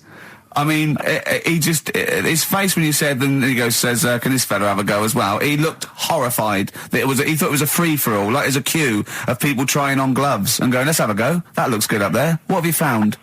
No, I mean, how come you had to sort of... Is it not something you could test on yourself rather than waiting for other people to come in. Because then, you know... It's an awkward position to get to, really, isn't it? Well, but you can have a good rummage then without feeling too awkward, but to sort of have a go on your first patient when you don't really know what you're looking for anyway. Do you know what I mean? Never really thought about it. Because you don't... If you've never done it before, you pop your finger in there, and you've got to sort of look, you've got to have an expression on your face like you know what you're finding. Well, they can't see what you look... They can't see your face. There. You got the big boss consultant man going, now move your finger there and you'll probably feel this. But he's just done it. He knows what's there.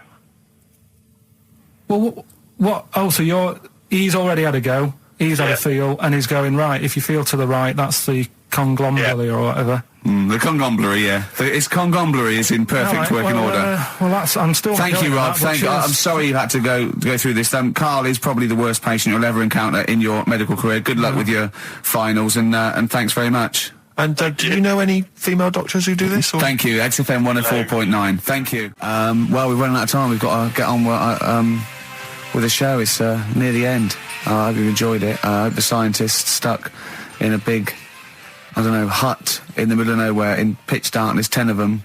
I imagine they've been fascinated, Rick, by the finger up the arse discussion. We had Chinese don't age well, gingers, all that.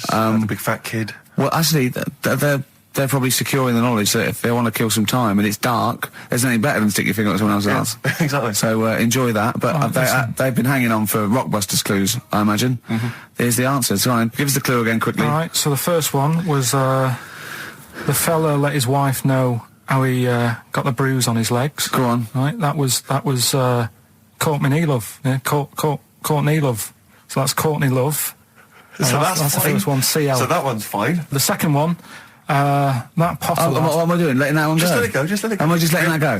Annoyingly, we haven't got time to take issue with it, Rick. Okay. That Potter lad, he's got a lot of bottle, hasn't he, doing all that stuff with the wizards and that. Go on. That's Brave Harry, the Bravery, current sort of XFM band, the Brave Harry, that works as well. No, it doesn't. And the last one... No, it doesn't. No, it doesn't work. The Buddhists... It doesn't work. Won't be able to get in their temple without these. Doesn't work. Brave Harry. It doesn't work. Brave Harry. Brave Harry? The Buddhists won't be able to get in their temple without these. TM. That's the monk keys, right? So who got all them? The monk keys. Who got all them? Which band are called the monk keys? The Monkeys. Oh, the Monkeys. Yeah, the Monkeys. And something new we're trying out because Rockbusters. He's dead, thankfully. Yes. He's gone for a bit. It's over. Crosswords. Oh, this sounds intriguing. Where'd you get the idea from?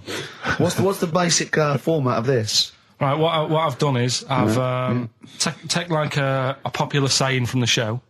A popular what? Popular saying, something that crops up quite a lot in the show. In our show? Yeah. Yeah. First thing that sprang to mind was there's this hairy Chinese kid. Oh, okay. Classic. But more commonly, it would be something like, Carl, you're an idiot. Yeah, Carl, you idiot. You're a fool. Carl, you're a fool. Oh, what did you mean? You let us down again. Yeah, Carl, where have you been? Yeah, oh, you've got a headache, have you, Carl? Yeah. You better lie down. Oh. Typical phrases like that, Yeah, sure. typical phrases like that, yeah. Carl, you're a loser. Yeah. Oh, yeah. Right. And what I've done, I've got a load of different songs and took words from the different songs and then joined them together to make There's This Hairy Chinese Kid. And then people have to email in and say what the 5 songs were. It sounds like the most complicated game ever. I'm looking forward to it. Have you heard any of this, Rick? Because I've not heard this at all. I'm not familiar with this. Well, all it is, it'd go like, "Hey, Chinese kid," and it's from sort of 4 different songs, and you've got to identify the songs. Right. Wow. How many songs in this, Carl? 5. There's this hairy Chinese kid. Okay. Right. So. And what are the prizes for that? Are these the prizes? Yeah. All right, well, let me tell you what they are. They're not too bad, actually. We've got Live Forever, which I assume is a CD that ties in with this new film. Think of that! A well-known phrase from the show, and it's hairy Chinese kid. Where would you There is no other radio show in the world. This is... Go on. If you've just tuned in, I mean, what are you thinking? Think if you've just tuned in, going well-known phrase from Shaw, hairy Chinese kid. Oh, yeah, classic.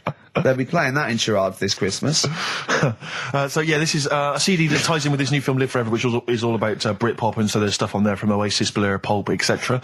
We've also got another Red Dwarf DVD, Marion and Jeff, first series of that, excellent. That's on VHS, sadly, but never mind. And also the very best of Led Zeppelin, a 2 CD set there with all the classics on. So that's not bad prizes, actually. You've done yourself proud. We've upped it. We're getting serious now. We're playing in the bigger league. We've upped the stakes. We want Heat Magazine not to, lose touch with us just because Rockbusters is gone. Yeah. I think they're still behind us. So we've got film. You appear in a film. We've got crosswords. How is that to do with the crossword? Because I've got words and sort of cross them. Okay. Right, you don't really cross them. But, good. So words. We're playing a game called Words. Word Song. Hello and welcome to Word Song. And obviously I imagine there'll be some more great music. The Thrills, One Horse Town on XFM 104.9, Ricky Gervais, Steve Merchant and Karl Pilkington. Now, Karl Pilkington is getting ready. It's the start of a new strand in the show, a new quiz, a new competition to replace Rockbusters. Now, that's quite a tall order, but what have you done? Right, like I said, if you've only just tuned in, what it is, I've took, and I'll be taking, a well-known saying every week from the show, something that crops up a lot. First one that sprang to mind was... There's a little gay fella standing next to me in the urinal? That's next week. Okay. This week, there's this airy Chinese kid, right? Yeah. That crops up quite a lot. Sweeping the nation. Right. So what I've done, I've got 5 songs. Yeah. And I've edited them together to make that saying. You've got words... from songs where any part of that sentence occurs to recreate it. Yeah. Now, what do they need to do? Do they need to say what the song is? Just the 5 songs? I mean, I was going to say song and artist, but if you want, just a song. So there's 5 things there, and if someone doesn't get all 5, it's still worth emailing in because we might give it to the one who's got the most, and then... Yeah. Can I suggest we go for artist rather than song? Only because sometimes it's quite tricky to get a song title. Sometimes it's very odd, or it's not quite what you think it is. So maybe artist is an easier one. Are you happy with that, Carl? It's your competition. I mean, Steve always does this whenever I come up with an idea. Oh yeah. I'm just trying to make sure it's just the best it can be, Carl. Yeah, no, he came up with a few game shows, and Steve was going, "No, it's no good." And Carl said to me, he said, "It's the one of The Office ever got on telly." Yeah, but.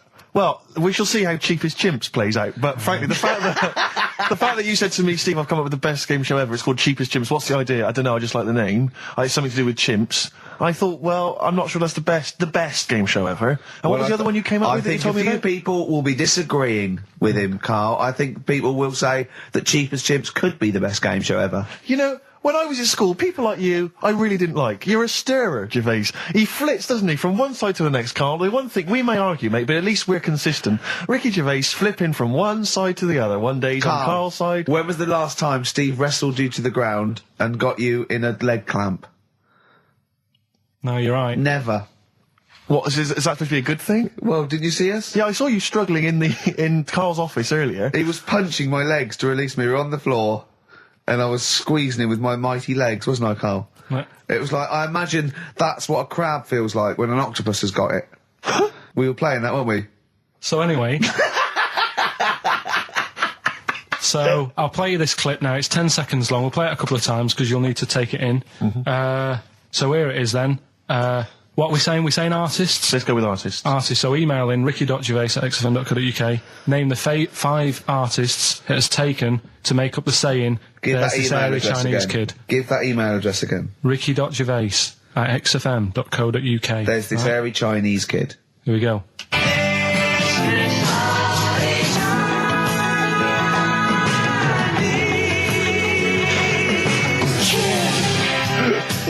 Play it again. Play it again. There we go.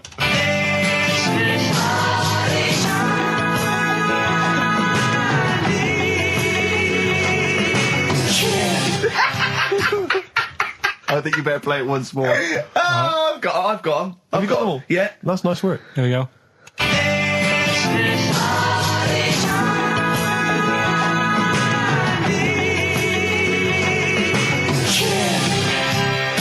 I'll just remind you now that the prizes include a Red Dwarf DVD, Marion and Jeff, the first series of that on VHS, a Live Forever Britpop CD, and also the very best of Led Zeppelin. Let's play one of those actually while we're here. Brilliant rock and roll. One of the prizes on Karl's competition this week is the very best Led Zeppelin. That's obviously rock and roll. We've also got a Live Forever Britpop CD, Marion and Jeff, and Red Dwarf. And should we play it again? So people have got another hairy chance? Chinese kid. Who are the artists? Here we go.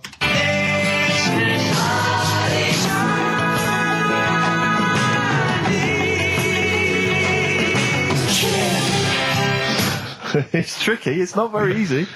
Once more. One more.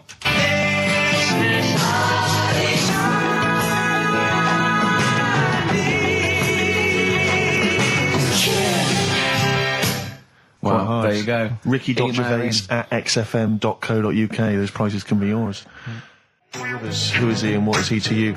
We have not had any successful answers on your quiz, Karl. We've had people who've got what you get a maximum when you put of 4. a duck in a microwave. Yeah. Bill Withers. Nice. All right. Cheers. So I'm not talking about Cheapest Chimps. That's safe. That's going to run and run. Yeah, that is going to run and run. That's really got legs. I'm going to check the press Monday. I can only assume it's a triumph. Exactly, another Pilkington triumph. Yeah. I'm going to give the prize, if you don't mind, Karl, to Karen and Jeff Gillian, because they're the only they were the only couple that got the second answer, which was very, very But tricky. they got 4 today. But they only got 4 right. 4 is the top answer, so should we give the answers play it, now? Karl, and then tell us who each one is. All right.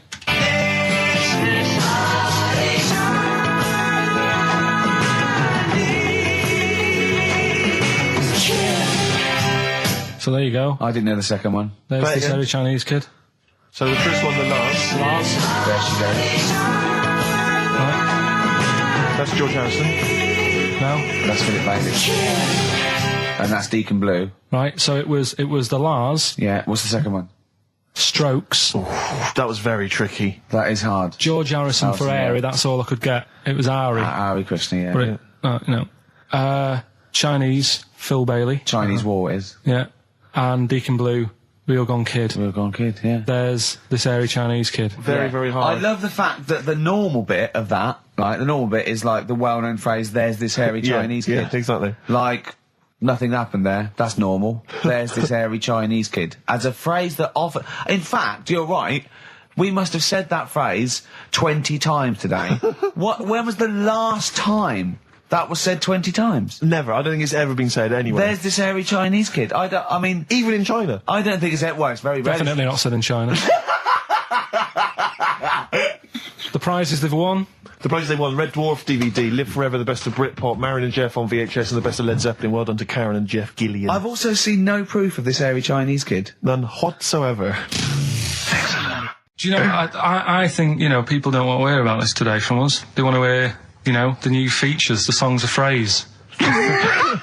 What song's a phrase? It's the feature we started last week, where we take clips of songs, we make up a phrase from the show. I mean, a famous phrase, last week's world famous phrase was, there's this hairy Chinese kid, you'll remember. Yes. Well, it was called Crosswords last week, but Phil emailed in a good suggestion and said call it Songs of Phrase. Brilliant. Songs of phrase. Songs of phrase, but perfect. So are we still going with Cheapest Chimps? We're persevering with that, aren't we? Got some Cheapest Chimps lined up. We'll be doing that before 3 o'clock. Yeah. Great. Again, who else can say that?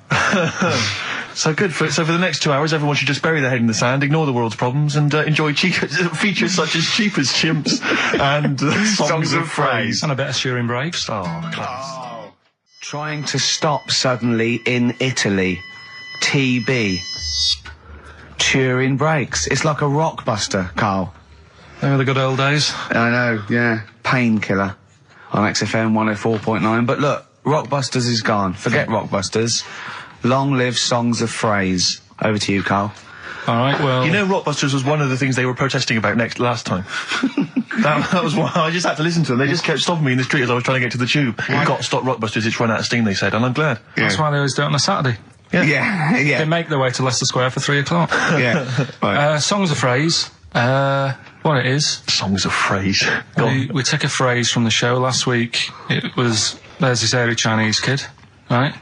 Today, we're going back to the good old line of, you never see an old man eating a Twix. Sure. Right? How long is that? No, you'll never see an old man eating a Twix. You'll never see an old man eating a Twix. It's not as many as you think, though. It's not that many. Well, how is it not that many? Right, well, first of all, anyway, don't worry about that. I think there's about 5, I think. Hang on a minute. Oh, God. Why do we leave him alone to do this, I don't Steve? understand. Do you know what I mean? It's like, I'll tell you what, we were flying them. 6 different songs. 6 different songs. That's a lot to get, Carl. But what happened is, I couldn't find a song with Twix, so we've changed the chocolate. Oh, this is rubbish. We're not doing it. We're not doing it. No, you've got to be punished. We're not doing this. Do it next no, week. you'll like it. No, shut up, Carl. No, Well, no, we're he's not put a doing lot it. of effort in. So what? You're right. He's got to do it right. He's got to do it right. No. There's too many. We said too many. He's changed the thing. It's not a one-off face. It's ridiculous. No, it's If absolutely only, pointless. Rick, if only his parents had spoken like that to him sometimes in the past, Do you know maybe what I mean? we wouldn't Right. have in this discussion You're not now. doing Oh, it. come on. No. We're not doing it, Steve. What do you think? I'll tell you, we've got the prizes, but I'm Yeah. not even going to bother giving. I'm not even going to bother. I think we'll just share them out amongst homeless. Absolutely. No. There's troubles in the world, and I'm not going to let you faff around doing nonsense like that. No, well, it's ridiculous. well, let's do it for No, this let's week. play a beautiful song. What do you think? I'd love to hear a great song. Yeah, the times they are changing. We've said that. Look at Rick, Mother I'm beginning to wonder Nature if it's on the run. Look at Mother Nature on the run, Steve. Yeah. Play it. So we're not doing... No. It's your own fault. Now, Carl, the big question, as we know at the moment, is whether we're going to let you do songs of phrase or not. Rick, I should tell you now, mad. there has been a flood of... Oh, no, there hasn't. Sorry, I was thinking there'd been a flood of emails, but it was people agreeing with you, Rick. I know Tony Blair has been trying to get through. Yeah, exactly. I'm just checking the emails now. There's absolutely nothing supporting you, So Carl. no one gives a side either way about No, well, that, that's not then. fair. There were a couple of phone calls, weren't there? One was a guy saying you should. I think the other one was you, Carl. Was it phoning from the kitchen? Can we do it? Can we do it? Right. No. If you don't like it, we won't do it next week, but the fact that I've made it... I don't know why you did that. We thought of lots of stuff that you could do. You chose one where you have to have 10 words and 6 songs to choose. You haven't got Twix. I don't know what you've substituted Twix for. Okay, I've got to say now, I'm going to sit on the fence, so I'm quite intrigued. Okay, right. What hear it. have you substituted Twix for? Well, I can't tell you. Of course you can. No, I can't, because people have to listen to it and work out. All right, let's just hear it. Let's hear it then. No. They know what they have to know what the word is. They have to tell what the song is or the I artist. prefer just to play it. No, you've got to tell them what it is because they might not even know what word they're I think looking you should for. let's hear him out, Rick. Right. Please, Right. democracy. That's what we're fighting for. Come on. Right, you turn them up. Right, okay, I'll put the headphones on. Go on then. Right. Okay, so hang on. The phrase originally was Is, you never see an old man eating a Twix. right, and we're trying to identify a number of songs which you've used to make up that phrase. And you email in xfm.co.uk/Ricky with as many as you can get, and whoever gets the most right can It's win so some stuff. complicated. This is It's so not. complicated. Right, here we go. I'm baffled by the email address. I couldn't figure What's that the out. email address again? xfm.co.uk/Ricky. Right. Right? And there's some link on there, is there? Yeah, that you just press and it comes through. Or isn't that? Right, here we go then, right? And you'll never see an old man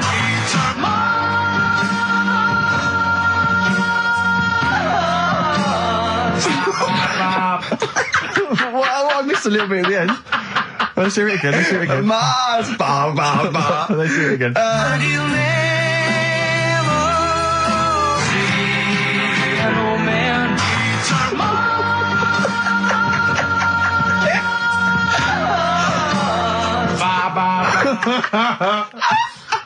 Oh, no. Oh God. Okay. Right, we'd say the prizes, Steve. Right, so how many songs were there? Do we know? I think it was 6. You think there was 6? And you'll never see an old man eat. It might be 5. 5 or 6? Yeah. Anyway, well, email in the answers and how many there were. And you might be in with a chance of winning on DVD the original series of Citizen Smith with Robert Lindsay. That was good. Paul Whitehouse's Happiness, the first series of that on DVD. We've also got a couple of CDs here. The Best of Britpop, Live Forever, Oasis, Blur, Radiohead and all the rest of them That's on there. all right. Supergrass's current album as well. That's all I right. think it's a current album, yeah, it is. And Okay. less convinced by this one. If I tell you that some of the artists include Delamitri and Deacon Blue, then I know you'll be rushing out later, Rick, to buy this. Scotland Rocks. a compilation of... Is Wet Wet Wet on there? Let's see. What about Biss? What happened to Biss? Let me see. I'm not gonna... I tell you, it doesn't... I mean, we've got Gun on there. Oh, yeah. We've got... baby, lately. Aztec Camera. Yeah. Big Country, obviously. Proclaimer's not on there. Wait a minute. Where's Runrig? There they are. And obviously Rafferty, Baker Street. Brilliant. So that's definitely worth entering for, surely. So xfm.co.uk/Ricky. Play it one more time. Yeah. Just in, right. And you'll never see an old man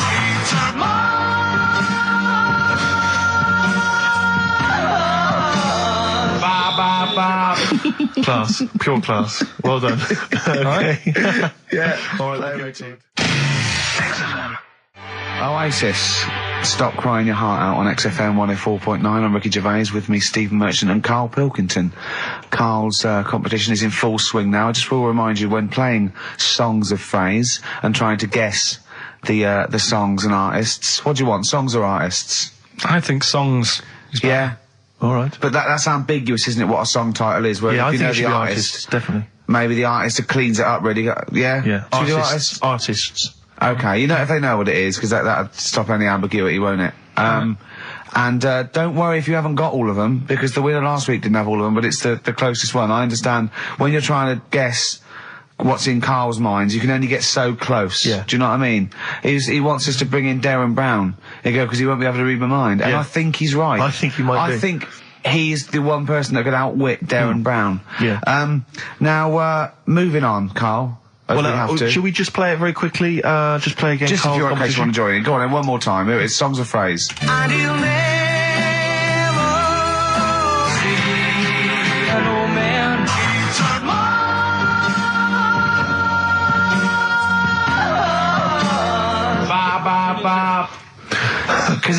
Because you have to get, you know, it is very difficult. So, you know, song or artist, we give points if you're close to any of those, and we'll choose a winner. So, you know, do And what do points mean? Crap prizes. XFM xfm.co.uk /Ricky. Ricky.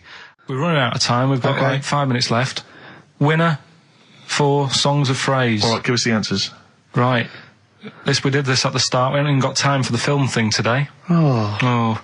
But we'll do that next week. Songs of phrase. It was a phrase, you never see an old man eating a Twix. I love the fact that we haven't got time. Like, we've had such important stuff, and it's been so jam-packed and interesting. Not that it's been drivel with gaps we could have filled much better. Yeah. Don't look at it like that, like, What, with his film quiz? Come on. Oh, dear. So, songs of phrase, you never see an old man eating a Twix. We had to change it to Mars Bar. Here's what we had. and you'll never Jerry and the Pacemakers. Echo and the Bunnymen. Something like that. David Bowie. And the Beach Boys finished it off. Oh, what do you mean I thought that one was? What do you mean? Who's the winner? Oh, it doesn't matter. You got to give the answer. Who was that one you didn't know it was us? It was Neil Young, wasn't Jim Crochet, is it? Old Man yeah. River, it's called. Jim Crochet. something. Old Man River? Yeah. Jim Crochet sang Old Man River? I don't think so. What was it? Who cares? Right. Well, people... I can't believe this. Old Man River, it was. Let's give the prize to... Jim Crochet wouldn't have sung Old Man River. Well, let's give the... Paul Robeson. Let's give the prize to Mitchell Sterling, who has got some of the answers right. On XFM 104.9. How will we be playing that great quiz again next week? Next week. Ricky Gervais with it on XFM Sports. And if you want to send an email, it's rickygervais.co.uk, or check out the website on XFM's All the Comms. Good night, 3:30. Coming up is Harold Levine and Stooping Nouns. So I'm just looking at, we have got Cheap as Chimps coming. Songs of phrase. Oh, we haven't Another chance to forgotten win about some that. stuff. Why don't we kick off with that so we don't forget it? Cheap as Chimps or Songs of Phrase, or the film thing. We didn't Do get the that in a film bit. done We've yesterday. also got a new feature, Cheeky Freak of the Week. Incidentally, I should just point out now that someone has, Ashley Phillips has emailed in, because obviously with Songs of Phrase, what Karl does, for those that have not heard it, he takes a phrase that you might hear commonly on the show, and then he uses various There's this songs. hairy Chinese kid. Was the one You we never kicked off seen an old bloke eating a Mars bar. And as I say, he uses different chunks of songs and he makes up that phrase. And so he has made some suggestions here, Karl, because he thinks that the more common "Karl, you're an idiot, fool," etc., perhaps a little overheard, he'd like to maybe hear "Karl, pause, I don't know where to start," which is a common one from Ricky. "Karl, which bit of that do you actually think is true?" And then there's the regular dialogue between the three of us. "Karl, well, you know, it could happen." Me, sure. Ricky, no, Karl, it could never happen. Not now, not ever. You're an idiot, play a record. So maybe some of those you could use next time. Well, will we get it going then for today? Yeah. This week we're. Do you remember the story about my auntie having wind for 5 minutes? Yeah. Your auntie, was it your auntie Nora? Auntie Nora. She was on a lot of medication and stuff. Sure. And I think that's a side effect comes with it. So she had wind for 5 minutes. So I thought we'd dig that one out. Okay. Classic line. Me auntie had wind for 5 minutes. Okay. So I've got loads of songs here. How many is that? Me auntie had wind for 5 minutes. 7 tracks. Oh, that's tricky. Why do you learn? Okay, so you need to identify, if you can be bothered, the artists. Yeah, that's what we're after, isn't it? All right. Okay. Let's go. My auntie had wind.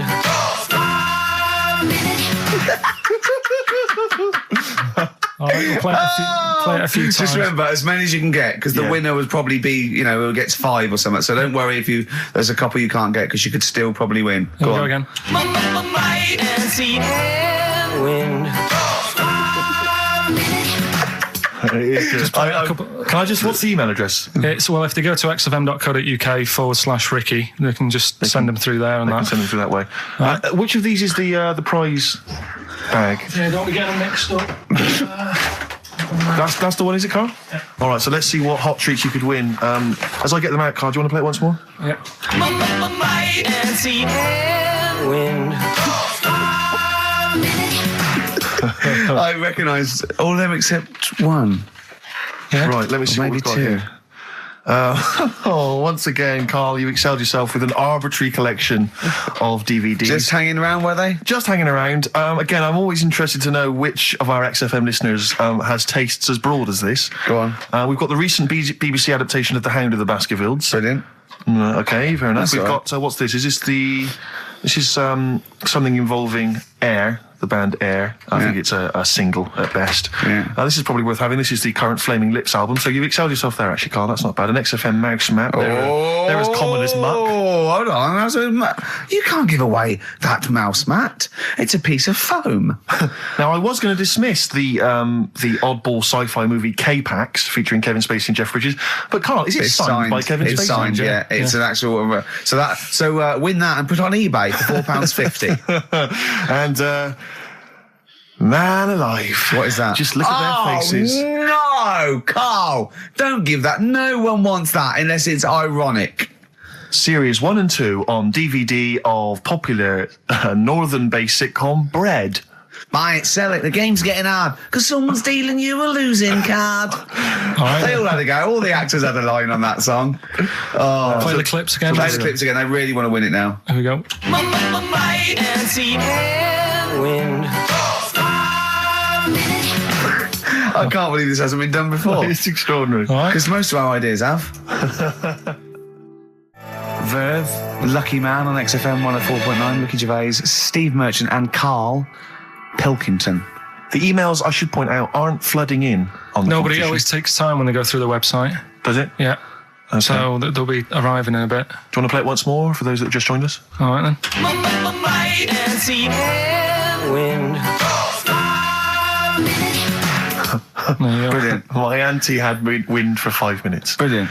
Genius. Name the artists. Right, I'm going to play this thing again because it is a bit slow today, the email. Oh, because it's too hard. It's not too hard. There's just clips of songs. What are the artists? Email in. My auntie had wind. XFM.co.uk. He's getting annoyed because he put the work in and no one's... He's getting annoyed. Oh. Remember, I think Kevin Spacey and the signed K-Pax DVD is probably the only incentive to try and have a go at that one. Do you just think you could win by getting one of them? Exactly. Coming in now. They're coming in now, okay. This is electronic. Anyway, competition, yeah? Right, let's get the answers. Let's get this out of the way. Songs of phrase. Songs of phrase, just in case you just tuned in, it's a new feature we've been doing. We take songs and chop them up and that, and it's a phrase that's cropped up on the show a few times. This week, we were going back to the classic, me auntie had wind for 5 minutes. Let's go back to the classic. And let's have a These are the answers, is it? Okay. Yeah. My auntie had wind. Right, so what you had there is you had the knack with my Sharona. Auntie was some Manson track. What? You don't even know what it was. Auntie Everything, I think it's called, some album track, right? Then you had Bill Medley, Jennifer Warnes, I've Had the Time of My Life. You had Bob Dylan. Wind. Idiot wind. Blowing in the Wind. Oh, Blowing in the Wind, was it? What was after that? Four was 2468 Motorway. 2468 Motorway. Yeah. Tom Robinson. Tom Robinson, yeah. That was the 4. Then you had the 5 from Manfred Mann, 5, 4, 3, 2, 1. We wrapped it up with a bit of 5-star for a minute. Something about... Can't wait. Can't wait another minute. Another minute. So... They're the answers. Yeah, we're looking for someone who... I don't think we got anyone who had them all right. But nobody got all 7, although in your little answer list then you only listed 6 because you got your numbers went out of sync in your own brain. Well done. Once again, smooth. I tell you what, Carl, why don't you next week at least write down the answers for yourself? Don't need to. Well, you clearly do because you just embarrassed yourself. Don't need to. You've proved that you do. Right, okay. Anyway, well done. I'm going to give it to Paul Tier. PJ Tier, because he got 5 of the 7. Correct. Well done. So he gets... And he's getting that signed Kevin Spacey Yeah, DVD. if you can just email us your address as well and get them off to you today. All right. Brilliant. That's what you're dealing with. I think I do more than press the buttons. Right, see, this is it, right? Carl has had a little strop on since last night, okay? And it's... He's had a little strop on? Yeah. You said strop on. I just wanted to clarify. And, I don't know why. He says that I'm an annoying person. He says that I wound him up, right? Which I don't know. He says that you're winding up because you're sort of like negative about everything. Negative? Yeah. And, but what I think it is because we pointed out that his lateness is unacceptable. Yeah. He said, meet you at 6. He turned up at 20 past. He said, well, someone stopped me in the corridor. I don't care. I've got stuff to do.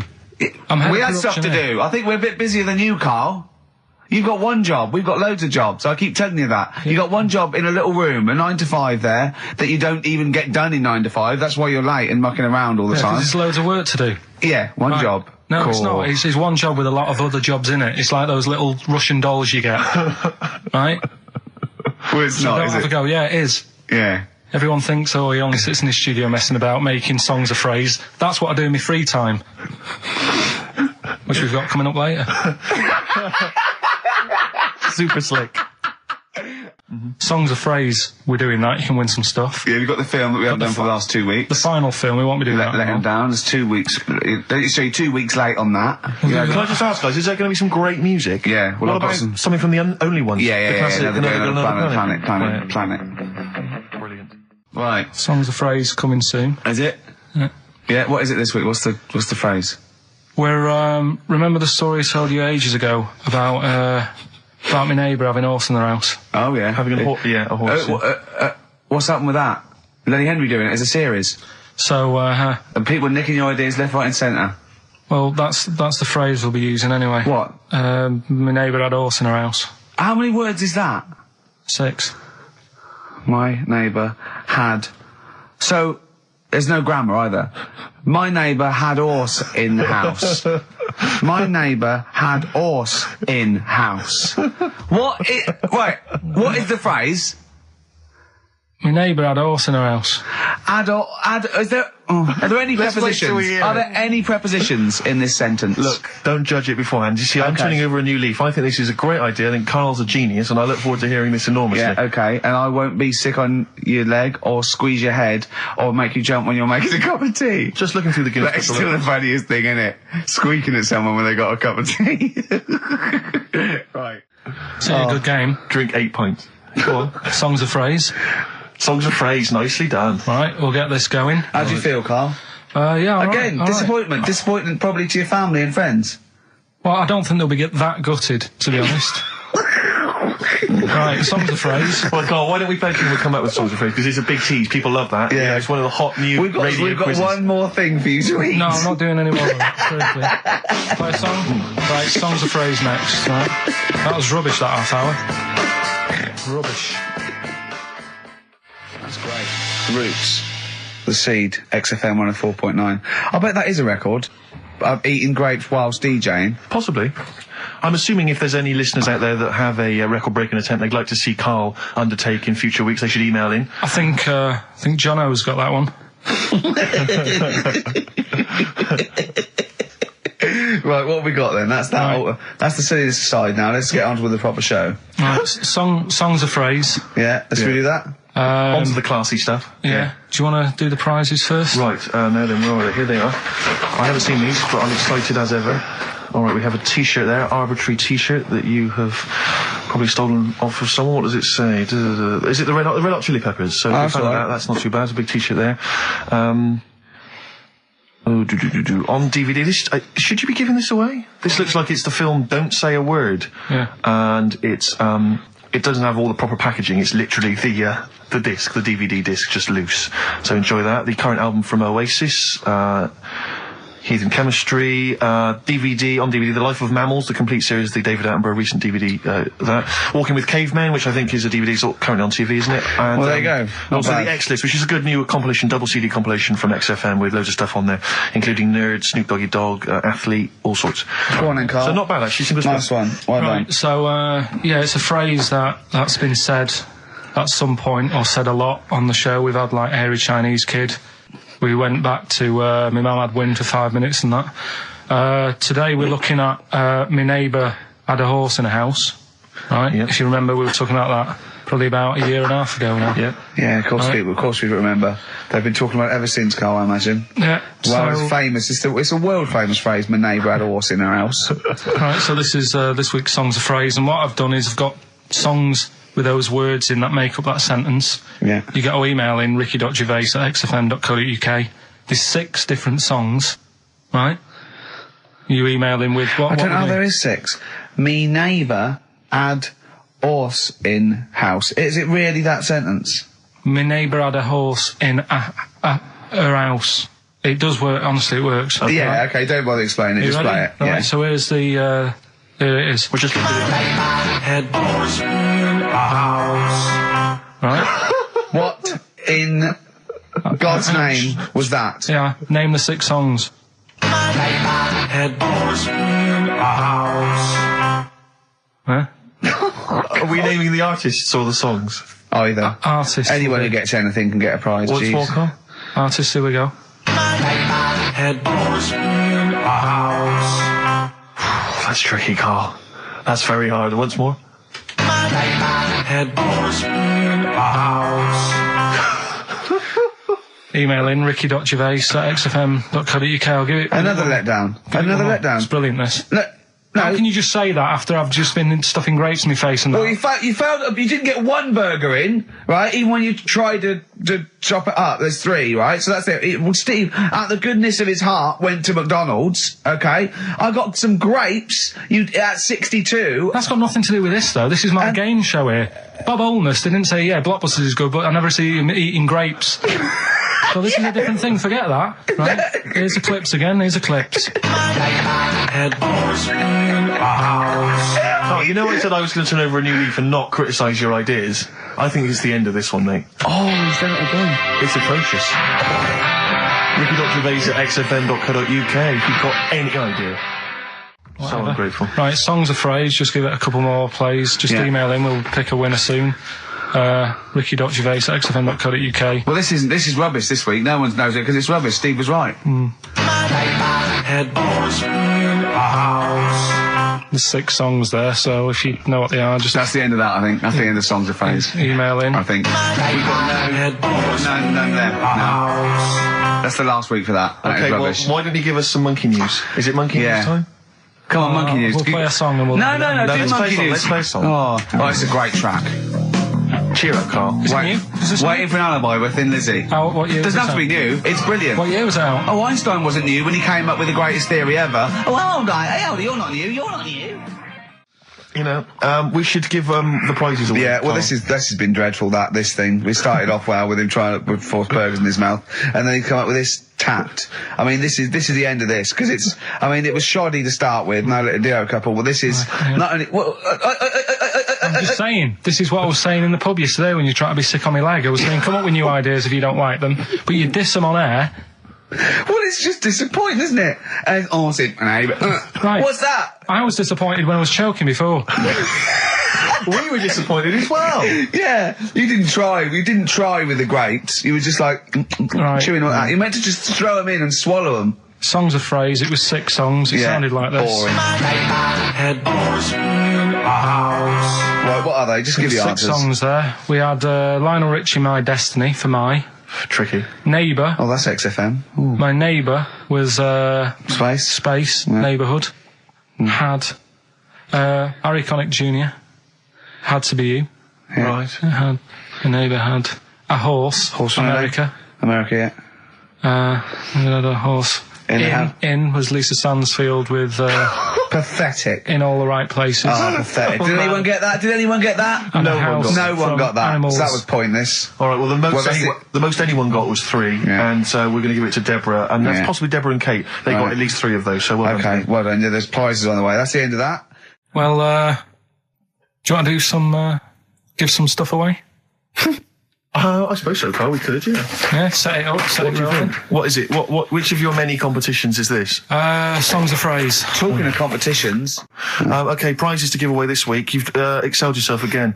We've got, once again, Scotland Rocks, the very best of Scottish music, Texas Deacon Blue, Brilliant. and Jerry Rafferty. Proclaim's on there or not? Proclaim's there, don't worry. Delegate's on there as well, don't worry. Yeah. It's Don't worry. It's Biss on there. It's Biss on there. I'm just checking to see if Midge and Hugh and Gry feature, but they do, thankfully. I don't know.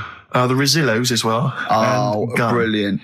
That's great. So I look forward to that. Is Lulu on there or not? Is she not on there? I can't see her, actually. She's not on there. But the Wets, are the Wets on there? All the Wets or not? Fairground attraction. Brilliant. That's on there. So is Wee Hootie McTooth on there? And is Jamboree? What's this? This is another arbitrary compilation called Strange and Beautiful. The X-List album, which is quite good. The new album by the White Stripes. The DVD Walking with Cavemen, that TV show that's on VHS. It's still got the price on there on VHS in case you haven't seen it.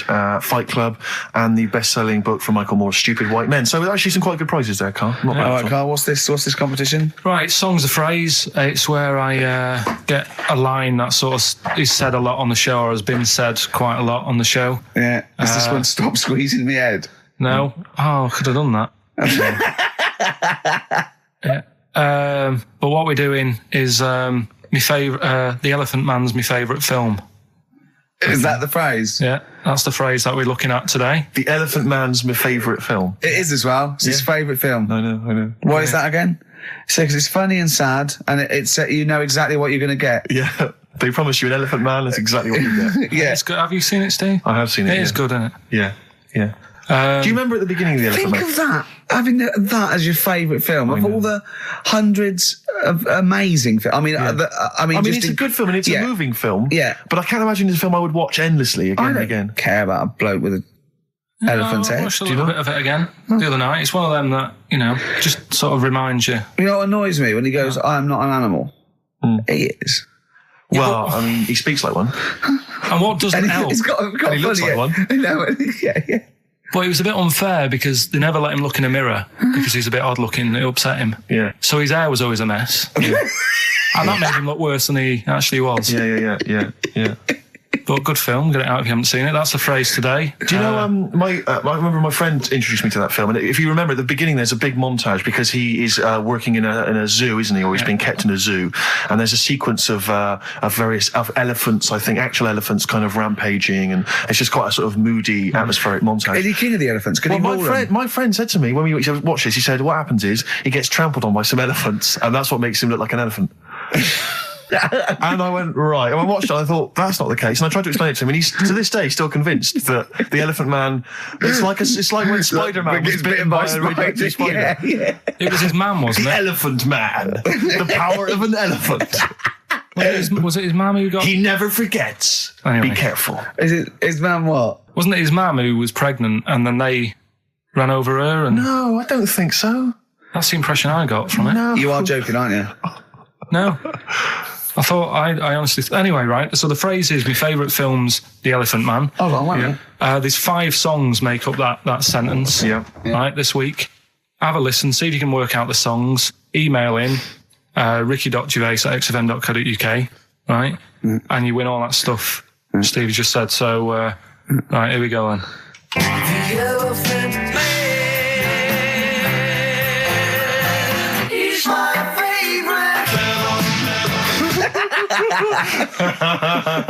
That was nicely done. Genius. Right. Let's hear it again. Here we go. The Elephant Man, he's my favorite. 5 songs there. The Elephant Man not is so hard, this my one, favourite film. Well, I thought we'd make it a bit easier. Make it a bit easier, yeah. Just one more. The Elephant Man, he's my favorite. Email only, ricky.gervais@xfm.co.uk. Brilliant. A bit of hip-hop hooray, a bit of a rap classic. Although you may not have heard it before. Have we got the results of the quiz, Carl? Yeah, I'll just play it one more time. It was Songs of Phrase. Is this the last time we're doing this? Oh, I thought so. I thought it worked better this week because it was actually doable. Yeah. I think that makes a difference, Carl. We haven't done Carl's an idiot, yeah? Carl, you're an idiot, have we? Oh, well, that's a reason to keep it. Maybe we can end with that one when you come back. Right, well, the 5 songs that made up this little thing here was Mr. E's Beautiful Blues, Eels, Innocent Man, Billy Joel, and my favourite Waste of Time, Owen Paul, Brilliant. Bohemian Rhapsody, Queen, Brilliant. Girls on Film, Duran Duran. It sounded like this. The Elephant Man, he's my favorite. There you go. The Elephant Man is my favourite film. Hang on, was Bohemian Rhapsody in there? Yeah, it is. Is this the... Oh, right, yeah. Right. Well, we're going to give that to Piley. He just calls himself Piley. Ian Pyle. Good work, Piley. What's happened to Anders? Well, I was just going to say, actually, we've not had correspondence from Richard Dickie Anders for some time. The Dickmeister General with his naughty, insulting ways. Yeah, Anderson used to email regularly. Anders, get on your computer. Get in touch, mate. What do Just tell you us what you think of the show. Hold on, though. To be fair, he was listening when we were pretty shoddy. If he's listened to the last 3 weeks, I think we're owed a little apology from you, Dickster. Exactly. Absolutely. Listen, Piley, we want to send you all those goodies, including Scottish rock, but we don't have your address, so email in your address and we can send it off to you. All right? Yeah. More adverts? Yeah. Listen, we're doing Songs of Phrase today because Rockbusters has gone. What songs of phrase again? I can't remember. I think I've blanked it out. Yeah. When we do something that's been said a few times on the show. Right. It's been said a few times. I'm scared of Andrew Phillips. I need my job on it. Go on, sorry, you were speaking, Carl.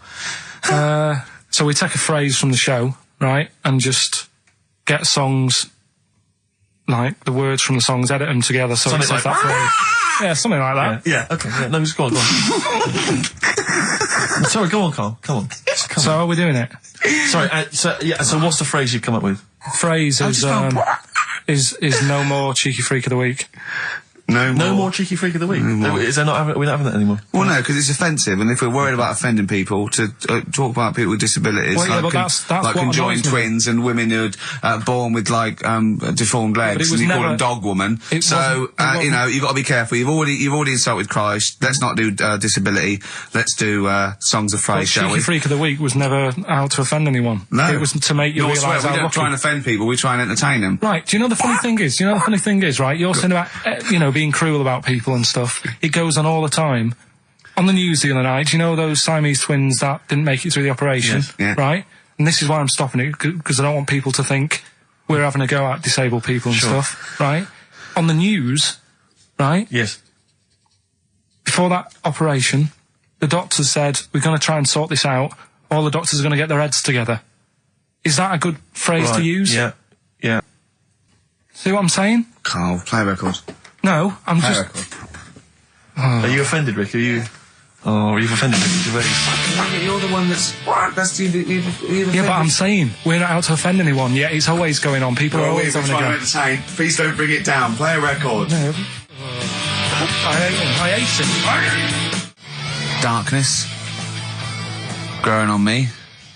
You love the Darkness, don't you? Yeah. I was lucky enough to see them. They were doing I a like little their album HMV as well. thing. Is it People good? have told me it's a bit too jokey or Yeah. a bit too tongue-in-cheek, but it isn't really. If you don't know that, it sounds great. It just sounds like sort of retro 70s rock. It's great. I think it's brilliant. It's nice to have rock back, I think you'll agree. Big time. Yeah.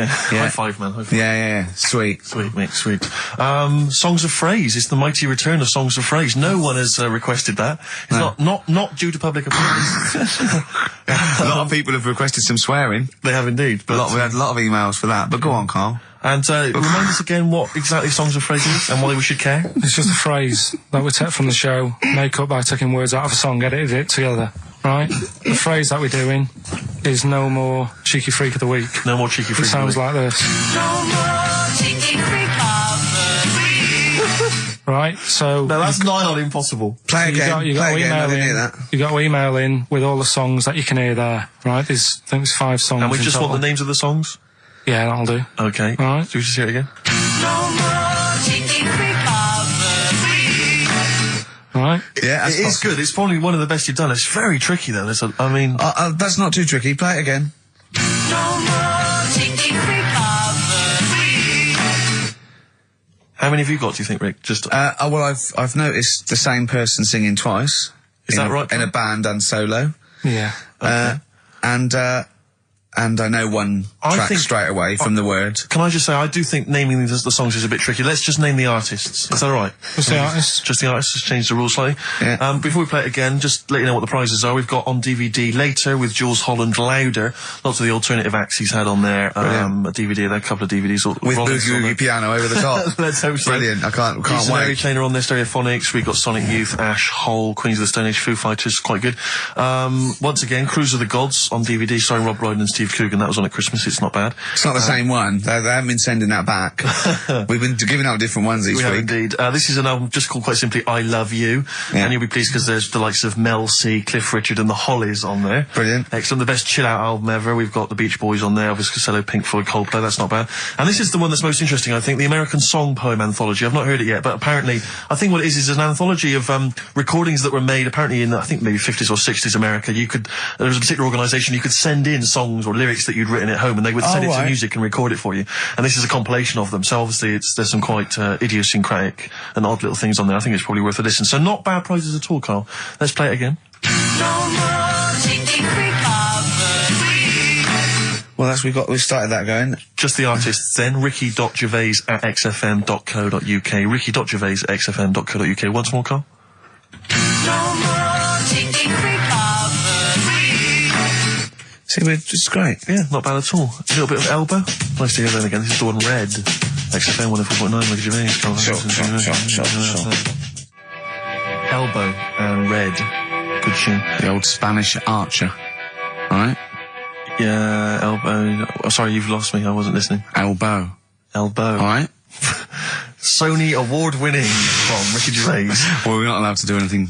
Sure, a bit Andrew likes those sort of things. Rick, I can tell you now that the answers to Songs of Phrase are quite literally dribbling in. I think there's 2, maybe 3 answers so far. So very excited about that. And we just had an email from Dan. He says, my Mrs. Lynn is pregnant and is 8 days overdue. Carl, could you offer any words of encouragement to coax the baby down the birth canal? I've sat Lynn only inches away from the speaker to allow optimum audio transfer to the uterus.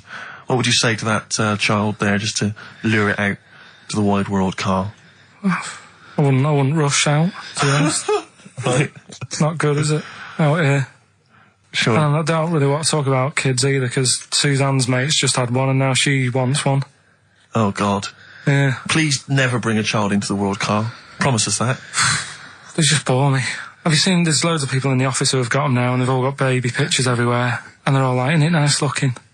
And it's like, no, it's not. They all look the same. Do you know what I mean? All like Mel Smith. Just- Don't they?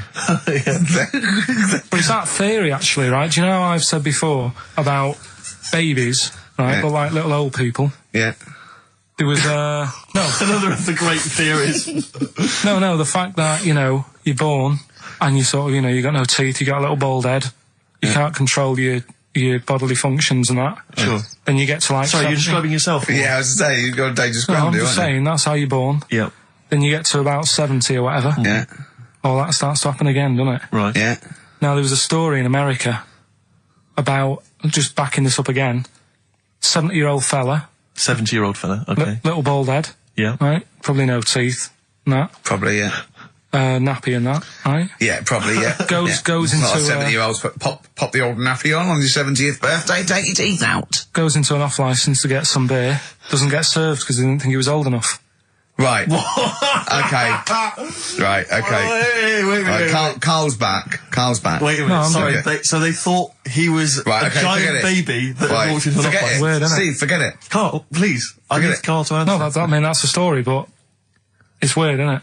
That's Well, what it's I'm not true. saying. It just backed up The my guy in argument an again. off-licence thought that a giant baby had waddled A into an 70-year-old off-licence. wrinkled baby in an overcoat, sucking Werther's Original, smoking a pipe and going, I can't believe it, the price is not the same as they were, right, was a small child. Well, Yeah, weird, isn't it? Play a record, you're an idiot. well, what's happening with Songs of Phrase? Forget it. Forget it, No, who as cares? I say, the answers are dribbling in, and Can we run this radio station for a week?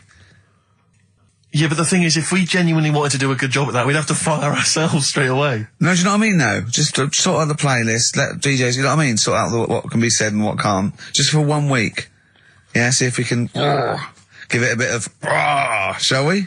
What would you do? I don't know, does the phrase pissing in the wind mean anything to you? Well, I know, yeah. Well, are we going to even meet this week? Because it's, we've wasted time pre-recording stuff that we can't put out. I don't know if it's He's worth... still on that. He is still on it. I mean, to be honest, I've let it go, but he's still on it. What else is on the list? What list? On the list, I said to you yesterday, let's sit down and have a chat. I threw that away. I thought it was just a piece of crap. You can't say crap. You're saying... You should have bleeped that. I know, why don't you bleep that? Why don't we pre-record the whole show, then we only have to come in once? What do you think of that, Carl? Whatever. Carl. Steve, what are you doing with I Songs of seriously think Phrase? if we put out last week's show, would anyone notice? Carl. Play a record. He's driving me mad now, Carl. Carl. Seriously, he's driving me mad. Carl. Press the button, please. Carl. I'm sick of it. Carl.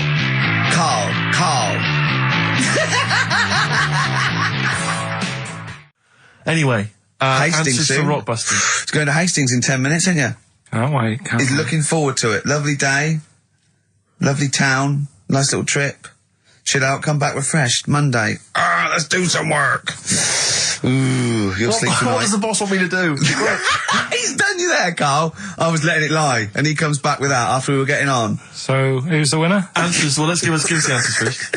Right, well, This was this is how it sounded. No, it's not Rockbusters. I'm calling it Rockbusters because No more. But it's all weird. they're all interchangeable in my mind. Alright, Paul McCartney, Cheeky Girls, Sugar Babes, Space and Beatles. Okay. Well. Brilliant. You've really, I mean, if you're not interested in it, Carl, seriously, mate.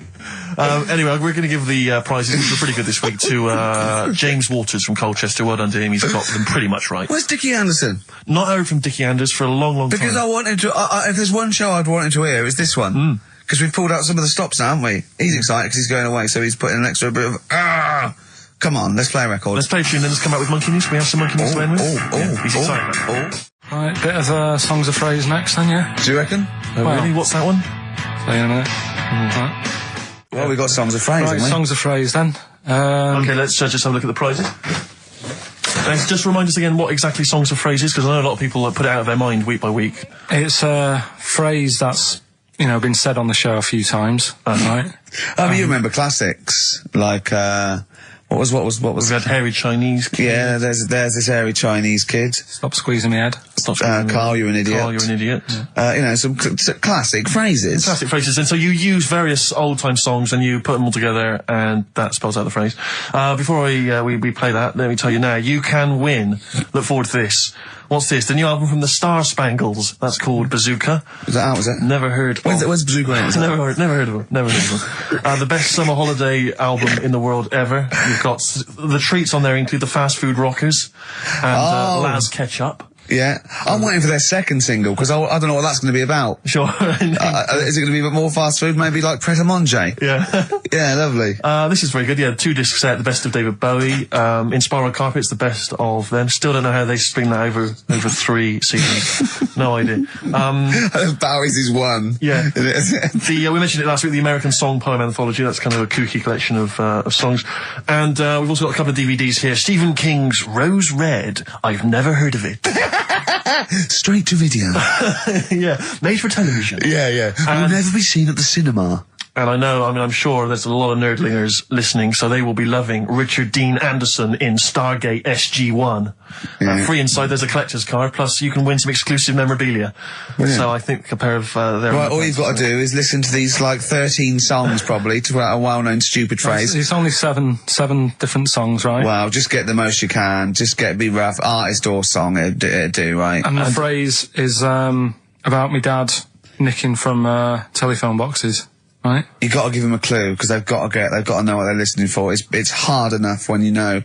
Daddy's never going to stop robbing from telephone box. Is that it? Yeah. So what are these songs then? Go on it doesn't matter that some people don't know what that's about, do they? Doesn't matter. No, they're not. They don't. Well, your father's a thief. Email only. ricky.gervais@xfm.co.uk. Let's hear it. All right. From...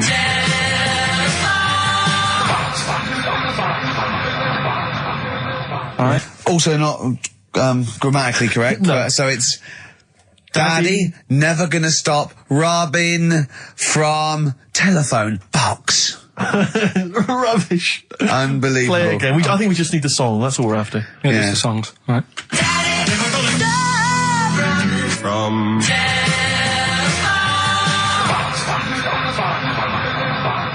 Just again? Well, this is a desperate feature, isn't it? It really is awful. From... See, Rick, if we took more of an interest in this show, we'd have come in, listened to that, We'd and said we're not no way. We'd have said no way. I don't care how long you spent on it. We've got a reputation. Yeah, we've won awards. We've won major awards. We're not putting that tat out. But yeah, no. You know, that's what. But we're just giving the listener what they're used to. Exactly. So I think more fool them for listening. Ricky.gervais@xfm.co.uk. Right, listen, songs of phrase answers next. We'll go out of the way. I'll tell you what, play it once more so that people have got a chance to actually enter. Hang on, If you keep can't be talking, bothered. keep talking. Oh, I can't be Should be ready, Carl. This is terrible. Here we go. From...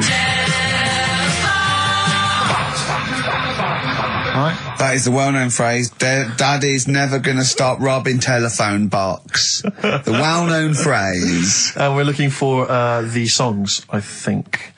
I don't care. All right. We were playing earlier songs of phrase. We have had... I mean, the answers I could literally count on the fingers of one hand. Now, the right answers, even less so. But, do you want to play it once more, Carl? Oh, God. From... There was 7 songs in there. Right. Read them out, go on. What are they? It was, Oh, have you got it written down? Oh, I can remember them. Daddy Cool. Right. Boney M. Boney M. Yeah. Never Gonna Gives was You from Up. Rick Astley. Yeah. Never Gonna. Write them down! Stop, Sam Brown. Right. Stop. Robin was Miss Robinson by Simon and Garfunkel. Mrs. Robinson. Yeah. Hang on a minute. That's not Robin. Oh. From Russia with Love, Matt Monro. Right. Telephone hanging on the telephone, Blondie. And then Box, Living in a Box. Living in a box. Well, listen, no, I don't think anyone got them all right. No. If you did get them all right, I'm sorry, but I gave up checking the emails a long, long time ago. So I'm going to give it to Michelle Flower because she got a few of them right. So well done. She got a lot right there, actually. Well done. Good, well done. She got 5 out of 7, so well done, Michelle. And you get all those great prizes. Incidentally, we mentioned that Stargate SG-1, I'm sure you look forward to that, Michelle. That features Richard Dean Anderson. Had a lot of emails, people saying, is that the same Richard Dean Anderson or Dickie Anders that used to email in and said he loved the show? What's happened to Dickie Anders? I've not heard from Dickie for ages. So, Dickie, if you're listening, Richard Anderson, if anyone knows Richard Anderson, what's happened to him? Well, I think we know his top 3. Yeah, exactly. So, Dickie Anders, if you're still out there, get in touch with Anders. Little saucer. Oi. Yeah. So anyway, Anders. What have we got? What are you providing then today? Have you got a quiz for us? Yeah, we've got, what's her name if you want? We've got what? What's her name? What's her name? No, Is that a new one? Don't know. Yeah, what's her name? Yeah, what girl am I thinking of? Songs of Phrase. We've got that coming up. All right. Yeah. Okay, so quiz time. I know everyone's been looking forward to this. Which quiz is it this we're going week? to play along because he's done Songs of Phrase where he cuts up bits and pieces from records. You have to guess the title or the artist, and makes a well-known phrase, i.e. a phrase that we said a lot. And the challenge is that me and Steve have got to try and work out what it is as well before we will tell you the phrase, but let me just see if I can guess. Play it. Tell me why, tell me why, tell me why. Play the game of swing. Right, I know what that is. I didn't hear it. Can you play it once more for me? Right. I know what that is. Right, it's why don't they play the game of swing ball? Because that's what he said when he turned on and saw people in wheelchairs playing tennis. And his point was... Tell me why, tell me why, tell me why. Play the game of swing. Oh dear. That is so naughty. This show's been a bit naughty, I think. I don't know what's happened to us. I think it's like sort of end of term sort of madness, but I think we've got to calm down here. We've been a bit naughty there. We said, bloke with 2 dicks. We said Chinese people don't talk properly, which is a little bit offensive. Yeah. Know what I mean, Carl? Well, they don't know. Right, okay, let's leave it now. Okay, stop there, Carl. Carl does not necessarily reflect the opinions of XFM or any other human being. If you think that me and Steve have been being offensive, we are strongly behind the guise of irony, satire, and ignorance. Carl only has ignorance and hate. Yes. No, but as long as you say something good about someone, you can also say something bad about them. How does that work? Go on, and give us an example. Well, Chinese. Yeah. Yeah? Yeah. Great people. Right? Good. That's the women really good looking as younger people. No! What are you doing? I'm just saying, as long as you know what I mean, there's good and bad and everything. For every what are the old ones like? Yeah, they don't age well. What do you mean? The fella in Karate Kid, the teacher, was only about 36. We started this. Oh. Fact. So, songs of phrase, email in, ricky.gervais@xfm.co.uk, right? I mean, I have to say, Carl, this is very tricky this week. You've got some very obscure sounding songs there. Yeah, just all we want is the artists. I think just the song, Carl, mate. I think that's hard. That's hard. Yeah, the artist. Just the artist. Okay, so these are the prizes this week. Well, let's play it again so they can hear it. Try and work out all the different artists. Yeah. Why don't they play the game of swing ball? Right. Tell me why, tell me why, tell me why. Play the game of swing. Right.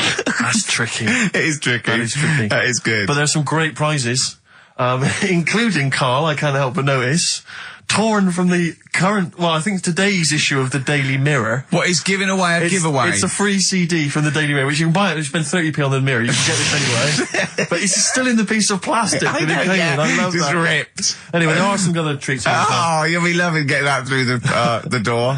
So there's the Jingly Jangly Sound of Summer, Good Vibes, a 2 CD set featuring music from Crowded House, R.E.M., Simon and Garfunkel and the Beach Boys. I'll tell you what, I've thought of another game. We can put Carl's into theory, right? I can tell him a sort of like a person or, a people or a place, right? Or a profession, and he's got to come up with a good and bad. A good and bad thing. It is dicing with death. Yeah. Are we ready to do this? Well, listen, if we're quitting in the next couple of weeks, then who cares? Okay. Good and bad, right? Well, hang on, let me just we're on the prizes here. All right, okay. So now 55. I know there's a lot of XFM listeners who are going to be looking forward to the likes of S Club 8 and the Fast Food Rockers. They're all on there. I can't wait. What is their second single going to be about? The Smashing Pumpkins. This is quite a good little compilation of sort of B-sides and live performances and stuff like that, which is not bad. The best summer holiday album in the world ever. I think we've given that away in the past. All sorts of stuff on there. Plus the director's cut of True Romance on DVD. The Tarantino scripted. Oh, it's a great film. Tony Scott directed movie. So there's some quite good prizes. Just play it once more. So email in ricky.gervais@xfm.co.uk. Why don't they play the game of swing ball? Just the artist, yeah? That's all we're after. Yeah. Right. Tell me why, tell me why, tell me why. Play Very tricky. Brilliant. Very, very That is tricky. brilliant. All right, bung the song on now. What? Let's put a song on. Bit of Pharrell Williams. Yes. Good and bad. Good and bad. Old people. Pharrell Williams featuring Jay-Z, that's a new single, and then Frontin', that's released on the 4th of August. It's made me sort of feel funky, but in a chilled out way. Yeah, that's perfect. Do some adverts though, just to... that would really help you. Yeah. XFM. Darkness. I believe in a thing called love on XFM 104.9. Ricky Gervais, Steve Merchant, Karl Pilkington. Karl set the ball rolling with songs of phrase. Why don't they play swing ball? Referring, of course, to people in wheelchairs who play tennis, because he was disappointed they weren't getting around the court quickly enough. So why didn't they play swing ball? Yeah. Brilliant. Someone just emailed in saying because if they hit it to the top, they wouldn't be able to reach it to unravel it. Exactly. Which is a good point. Yeah. But I mean, nonetheless, good and bad in people in wheelchairs? Do you want to do that? Good and bad. Good and bad things about people in wheelchairs. Good and bad. Yeah. Suppose. Don't know really. They take up less room in cinemas. They've got their own seat. Good. That's good, is it? That's a good thing. Yeah, good. Yeah, well done. Well done. And what's bad? Don't know. I'll have to think about it. Okay. But well, let's leave that, eh? You started it. Let me just give the email address. But I mean, let me just give the email address. I just said it, so look, talk over it. Okay, I'm going to do Carl's top thing. Ricky.gervais@xfm.co.uk. That's also the email address for your answers to this week's Songs of Phrase. Play it again, Carl, if you would. Go on. Tell me why, tell me why, tell me why. Don't play the game of swing. We just want the artists, is that right? Yeah, that'll do. I've got two that you don't like. Not that you hate them, but that you sort of like, don't agree with them. Would Liverpudlians be in your list? Probably. What about gay fellas in toilets looking at you? Well, I think they've sorted that out. So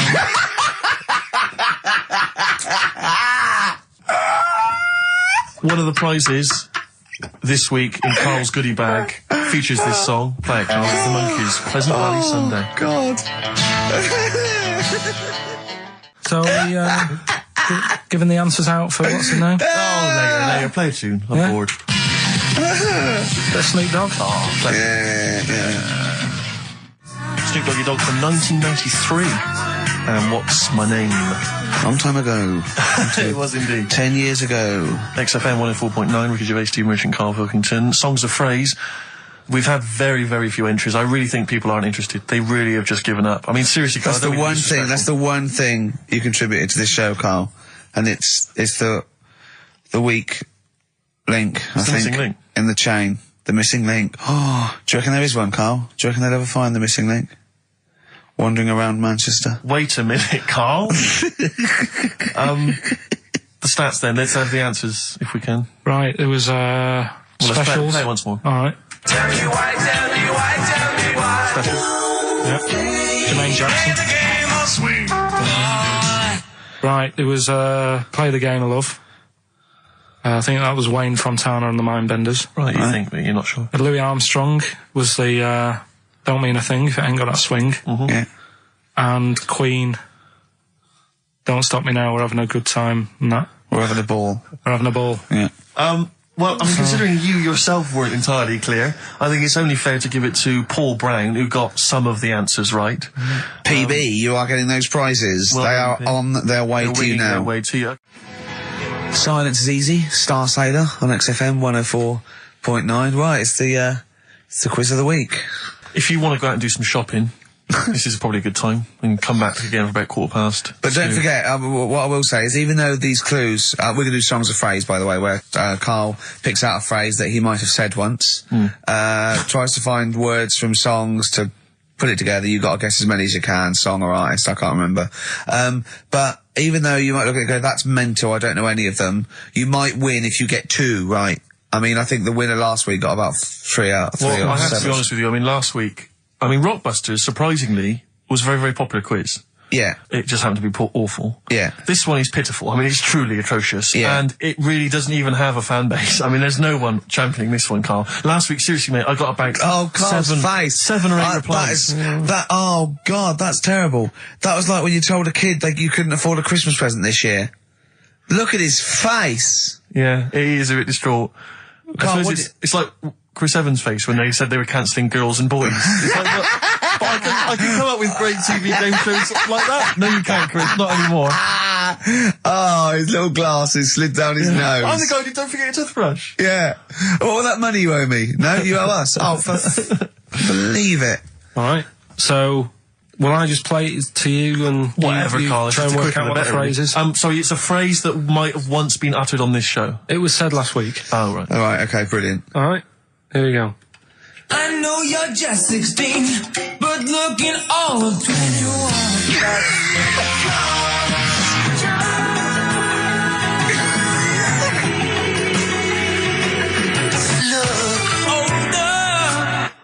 Right, I can't hear right. it. I know what that is. That's ridiculous. What was it? What it is it's something like, right, you're only 16, but you look 26, and the Chinese look older than they are or something, because he said that the Chinese don't age well. That is mental, Carl. It's the most convoluted, ridiculous, racist piece of material ever to be uttered on radio. Play it again. I know you're just 16, but looking all of 21. That's...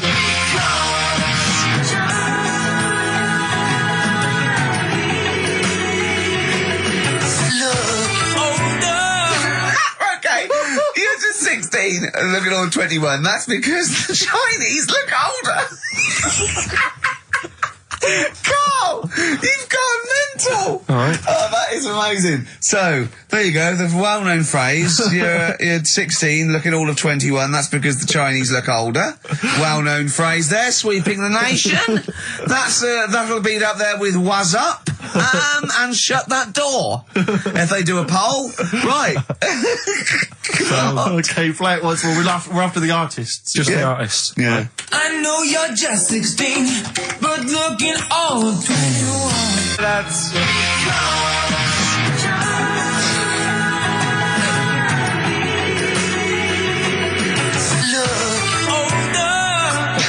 Unbelievable. All right, let me tell you what the prizes are. We've got, I assume this is the new album from Mower. Everyone's going crazy for Mower. I've not heard people stop talking about Mower. But there it is. We got the new album from the Webb Brothers, which might be quite good. The Polyphonic Spree album, the best dance album in the world ever, which is ideal perhaps if you're having a barbecue and you've got lots of 8-year-old children coming. The Polyphonic Spree, I look at them and I think, well, you know, you're a pretty good band, but if that album sounds like $1 million, you're going to make that 40 quid each. I know, it's extraordinary. I mean... They're the sort of indie equivalent of the So Solid crew. Yeah, you're not going to make any money. The manager's getting 20%. Exactly, yeah. And also on DVD, Red Dwarf Series 1. So, some absolutely barnstorming places. And if you can identify what artist to use in this well-known racist phrase, that's because the Chinese look older. Play it once more, Carl. One more time. I know you're just 16, but looking all of 21. That's...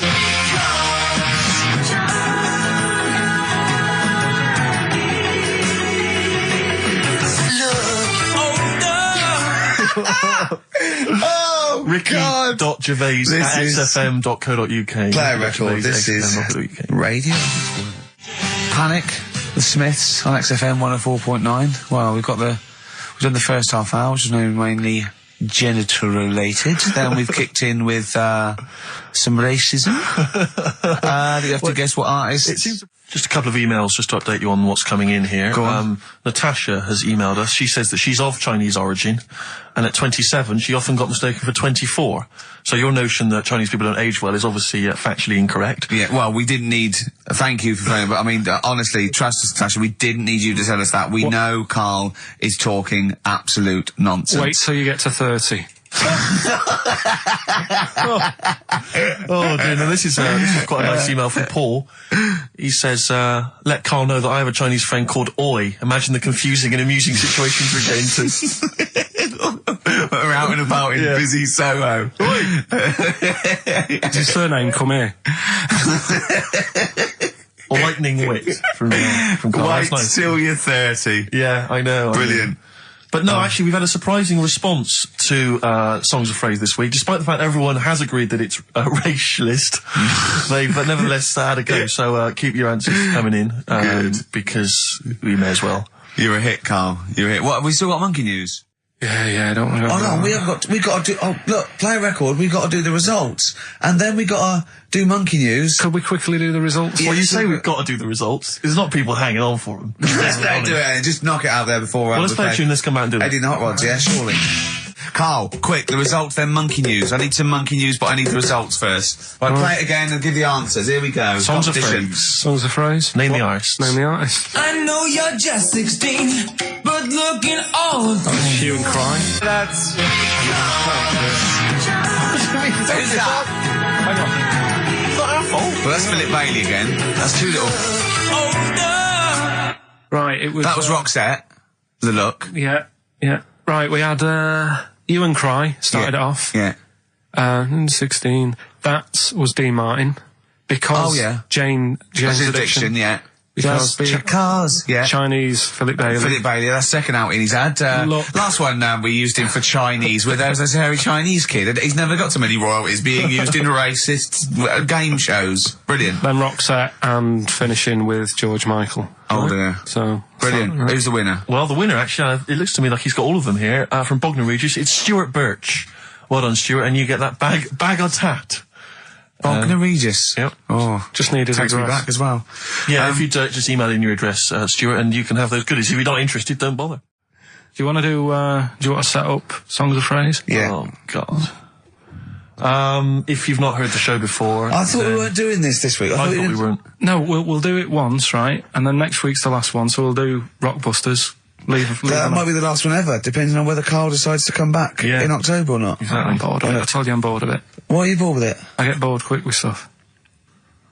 Yeah. I told Suzanne the other night, how lucky she was, that I haven't got rid of her yet. She's, you know what I mean? Things... Did you put on her soft music though first, didn't you? You didn't just start getting that right. you opened a bottle of wine. You know you're a very lucky girl. Sorry? Well, I usually get bored with you and that. Yeah. Oh, dude. You're lucky you haven't pissed off. Yeah. Do you want to open the champagne or what? Well, she was annoyed the other night. What's that on your ear? Don't worry about it. Where'd you get out? We're walking to the pictures, right? To go and see Bruce Almighty. Sure. Why? And just something to say, innit? Yeah. So you were trying to sneak in the back. So on the way, cutting across Leicester Square, and those fellas who sell roses, he comes over. Do you want one? Do you want one? I said, don't do that. She's allergic to them. Right. So he'd go away. Yeah. She got all annoyed about that. Because she's not allergic to them. Well, she's not allergic now, but they're about £3 each. But the point of that, Karl, is not that she really wants a rose, it's that you're willing to spend £3 on her. Taking us to the pictures. How much was that? That was £8 each. Did you pay for it though? But didn't you ever... If I know you had her dressed up as a small child. Yeah. Me and my son, please. Or you made her sit on your shoulders and wear a long coat. Yeah, exactly. Anyway, listen, Songs of Phrase then. You paid for her to go in and then you went and had a pint while she watched it. Yeah, there's no point in both of us seeing it, but tell me about Tell it, me what won't it's you? like. Oh, right, Songs of Phrase. So let's explain what Songs of Phrase is. You do it. Okay. Oh, really?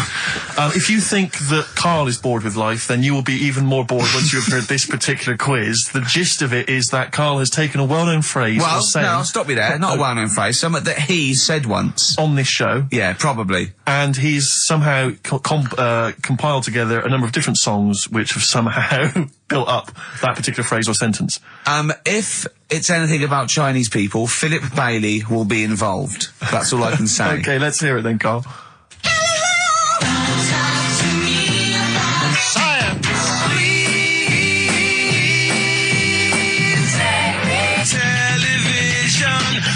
Right. Alright, I don't know what that is. I don't know what that was. This is appalling. I don't know This is what appalling. that is. Karl, I do not know what that is. What is the phrase? I just was saying last week about everyone's raving about Galileo. No, they're not. No, they're not. Raving about Galileo. No, they're not. No, That sounds they're like not. a sort of B-side from Yeah. the Buggles. Everyone's raving about Beyonce and Robbie Williams. Yeah. They're not. People going. Pop what, Idol. What are you into? Galileo's good. Forget it. No. Placebo, song for Karl there. That's Special Needs on XFM 104.9. I'm Ricky Gervais, with me Steve Merchant, Karl Pilkington. We were doing songs of phrase. Oh yeah, I forgot about that. Yeah. Oh God. So what is this phrase? What is the phrase, Karl? Last week we were talking about Galileo, Right. and I just was saying, years ago, I can't remember now, when was it? When was he doing his thing? End of the 16th century, I think. Right, and he was messing about, trying to find out about speed of light or something, is it? No, he did lots of stuff, Galileo. All I was saying is, Gravity, back then, yeah, surely yeah. everyone was saying, stop messing with that, make us a telly. You know what I mean? There was other things that people would have been happier with, Sure. back then. Like they Yeah. didn't So have. the phrase exactly is what? The well-known phrase is what? Galileo, oh, it goes like this, doesn't it?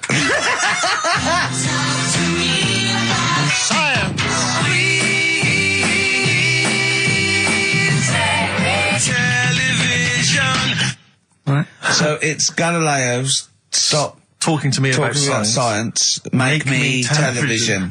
Make me television. Yeah. So you email in with the bands and that? Brilliant. Right, let's... That is rock bottom. I mean, the well-known phrase being Galileo, stop talking to me about science, make me television. As a well-known phrase is one of the weirdest things I've forget jizz out of windows and things like that. That is the weirdest thing I've heard on radio as a competition. Can we have that one next week?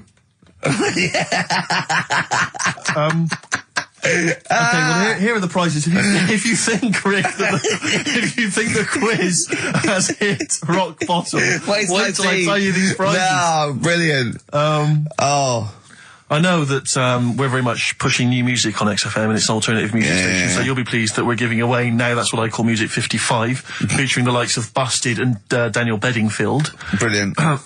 You really know how to cater to our audience, don't you? The best dance album in the world, that includes DJ Sammy, Scooter, and Liberty X on there. So look forward to that. Yeah. This is not so bad. Nick Cave and the Bad Seeds, a live DVD of a, a performance, and some, pardon me again, but, anyway. That basically sums up the prizes. So, I won't tell you the rest, they're all monotonous. But, anyway, I think those crisps, Rick, have gone down the wrong way. Although I was eating goulash earlier. Sorry. I'm fine. So anyway, yeah, that's some of the prizes. And you can win some tat. So if you can identify these artists. The well-known phrase, Galileo, stop talking to me about science, make me television.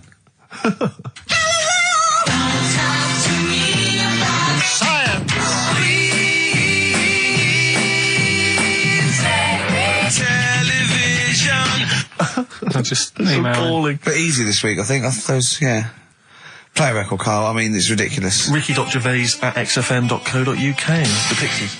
Answers rushing in, we should point out, for the quiz. Most of them agreeing that it's pointless. Some people have called it... It's songs of phrase, of course. Some people are referring to it now as songs of arse.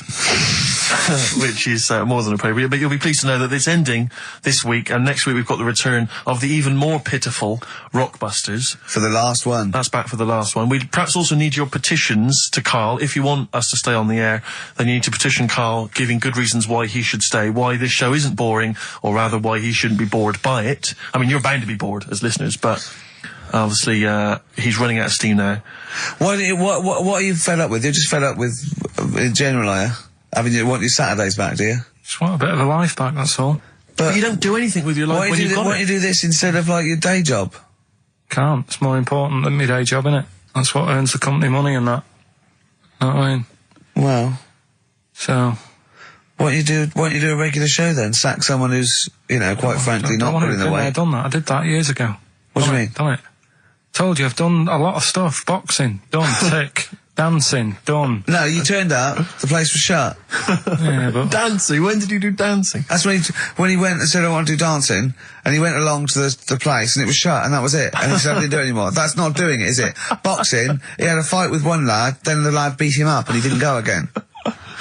Oh dear, it's pathetic. Well, anyway, yeah, so this is basically our penultimate show. Next week's the final, and we're all looking forward to that enormously. Yeah. But that may be it forever then, and this, you know, all for one, all, you know, one for all for one. The Three Musketeers, gone forever. Yeah. I, for one, will be pleased. Oh, I have to get some of these taped because I like coming in and sort of, you know. Incidentally, playing Rick, it. don't be afraid to nick as many CDs as you see fit on that last show. People have already nicked them. No, I know, but just take whatever you want. If that 4 Non-Blondes is still there, isn't it? I think it's still there. Because I don't want that to be nicked. Yeah.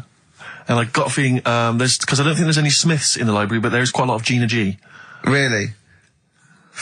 What? What was that sigh for? Nothing. What?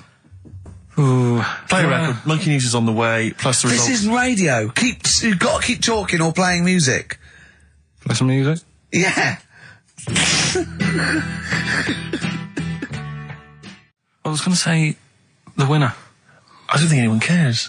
Oh, come on. Someone got all of them, didn't they? Well, okay, play it again then. This was Songs of Phrase. You did this The earlier. well-known phrase is Galileo, stop talking about science, make me television. Science. Television. The most convoluted, banal quiz on any radio station ever. I mean, I'm including Moyles, Chris Evans, do you know what I mean? Simon Bates. That's worse than anything they ever did. Apparently, Channel 5 have bought the rights. Anyway, what were the answers, Carl? We had Queen in there, Altered Images, Thomas Dolby, Yeah. Beatles, Aretha Franklin, and Red Hot Chili Peppers. Well, extraordinarily, Tracy and John Burton from Colchester and Essex got all of those right. Why they would want the prizes, I've no idea, but good luck to them. They can enjoy those at some point. God bless. Right, are we... Competition then, come on then, what is it? Oh. Songs of Phrase. Remind us of this? We got the film one coming up later as well. But Songs of Phrase is the one where I take a popular phrase from the show. Well, no, it's not a popular phrase from the show. It's sometimes something you said once. There's this airy Chinese kid. Yeah. And I get all different bits of songs, so, you know, I make up that sentence, and you have to email in with the artists that you hear. Well, what's the popular phrase then? What's this popular phrase that's sweeping the nation? It's what we talked about last week. Go on. My girlfriend had a problem with a marrow. Right. Yeah. All right. Okay. She wasn't your girlfriend? Oh, yeah, but I couldn't find sort of No, okay. blind date or whatever. So seven artists it's taken to make up this Me Songs of Phrase. girlfriend had a problem with her marrow. That's at least 8, so... Well, maybe I not. think I've managed it in 7. Anyway, here we go. Oh, What the yeah, artists? We're looking at the names of the artists, artists. yeah. Get What- a pen and paper and make a note. What artists are you hearing here?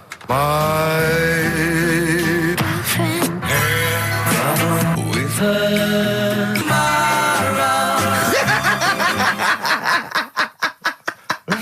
Very good. Oh, okay. Alright, What's so, more? So, what the artist? with her Very My girlfriend had a problem with her marrow. We want the names of the artists. What can we win, Carl? Just can I just recap that story? Girl can't run a blind date. But when he found out that this girl had some sort of bone marrow problem, he said he didn't want to see her anymore. What's the point in getting to know someone that's going to die? Yeah. So that's what you're dealing with. That is what you're dealing with Karl Pilkington. Would you buy a car with a Duff engine? It's a fair point. Ricky.Gervais at xfm.co.uk. Don't steal our son. The Thrills on XFM 104.9. I'm Ricky Gervais, with me Steve Merchant. Over there, Karl Pilkington, the man who believes anything. Anyway, listen, we're sorry, we better get back to the competition. I'm worried that we've lost sight of that competition, because I'm not going to lie to you, we've had no entries whatsoever so far. I can't believe that, because I actually got up most of those. That's actually a more accessible one. I think I know all the artists, and I'm stuck on Girlfriend, but I think I might know who that is. Let's hear it again. I'm surprised. with her No, I think that's a pretty accessible one. An eh? accessible quiz? Yeah, so no one's... Is the email up or no one's listening? No, well, I think there's a little bit of that. But I think we've accidentally closed down the texting. Oh. So if you're texting in, This don't is bother with that. rubbish. It really is awful, isn't it? Yeah. just play it again. Hang on a minute.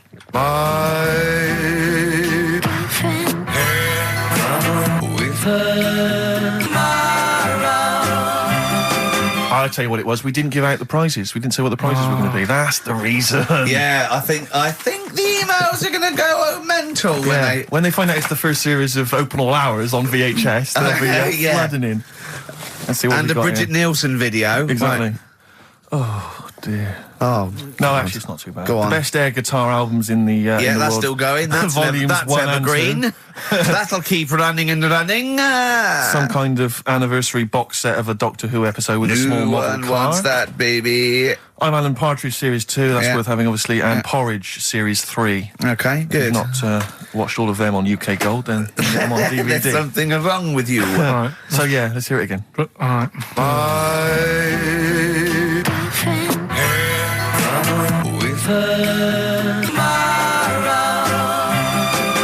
Just name the artist, that's all we want, just the artist. Ricky.Gervais at xfm.co.uk. Play record. Right, Adams? Yeah. Yeah, oh, this is absolutely fantastic. His version of Wonderwall. If you've not heard it yet, you'll be loving it. You'll be loving this. Carl, have we got the results? Yeah. Go on then, what are they? Songs of Phrase. Okay, Songs of This was the phrase, these were the songs.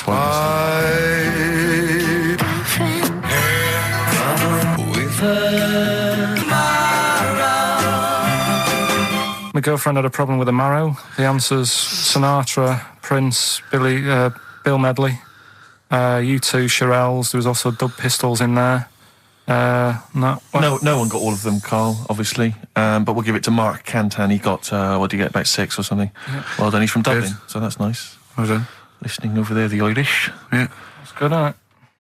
Badly Drawn Boy on XFM 104.9. I'm Ricky Gervais, with me Steve Merchant and Karl Pilkington. I'll tell you what, the Stonys then. Oh! This Thursday at the Grosvenor House Hotel. Yeah. Everyone in Radio's Anyone has entered their show in different categories saying, they get it down to, winners this year included the brilliant Dominic Mohan, former showbiz editor of The Sun. Lots of people won. Lots of people won gold. Lots of people won silver. Lots of people won bronze. We didn't get a sausage. Nothing. This show was deemed not worthy of anything. I mean, not a look in. The panel looked at it and said, well, no, definitely not. Radio. Didn't get a vote. See, that annoys me on so many levels. Let me tell you. One, right? I've never complained about losing an award. Okay, ever. Yeah, mainly in TV. I know we've won a lot, but we've been beaten by Peter Kay. Good luck to him. He's brilliant. Beaten by Phoenix Nights, the sitcom. A lot of people like that more than the Oscars, vice versa, right? No qualms. But the shoddy shite that I heard that night beating us, I was furious. I don't understand. There's people regional. It sounds like hospital radio, right? I shouldn't even be on XFM. I thought, it's beneath me. Yeah. And I thought, well, give them a hand, right? Let's show them. And I want to know who the panel was as well.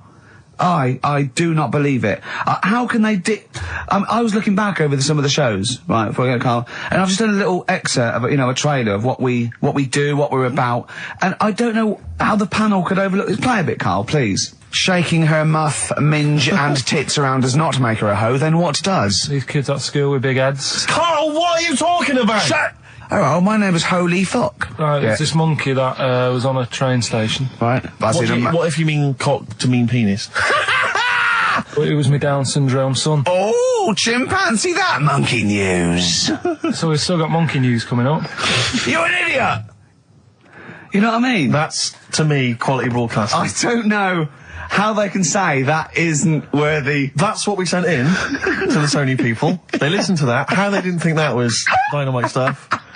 It doesn't make sense. Actually, I've been thinking about this since Thursday, because I've been a little bit down in the dumps. Yeah. What I think it is that with the TV show, the TV stuff we've done, Rick, we put a lot of work into that. Yeah. We get the script, we got the script, we spend a lot of time on it. What this show is about, it's very much about spontaneity, it's about our personalities, and I don't think we're ever going to win an award for our personalities. I think that's where we're going wrong. Do you know what I think?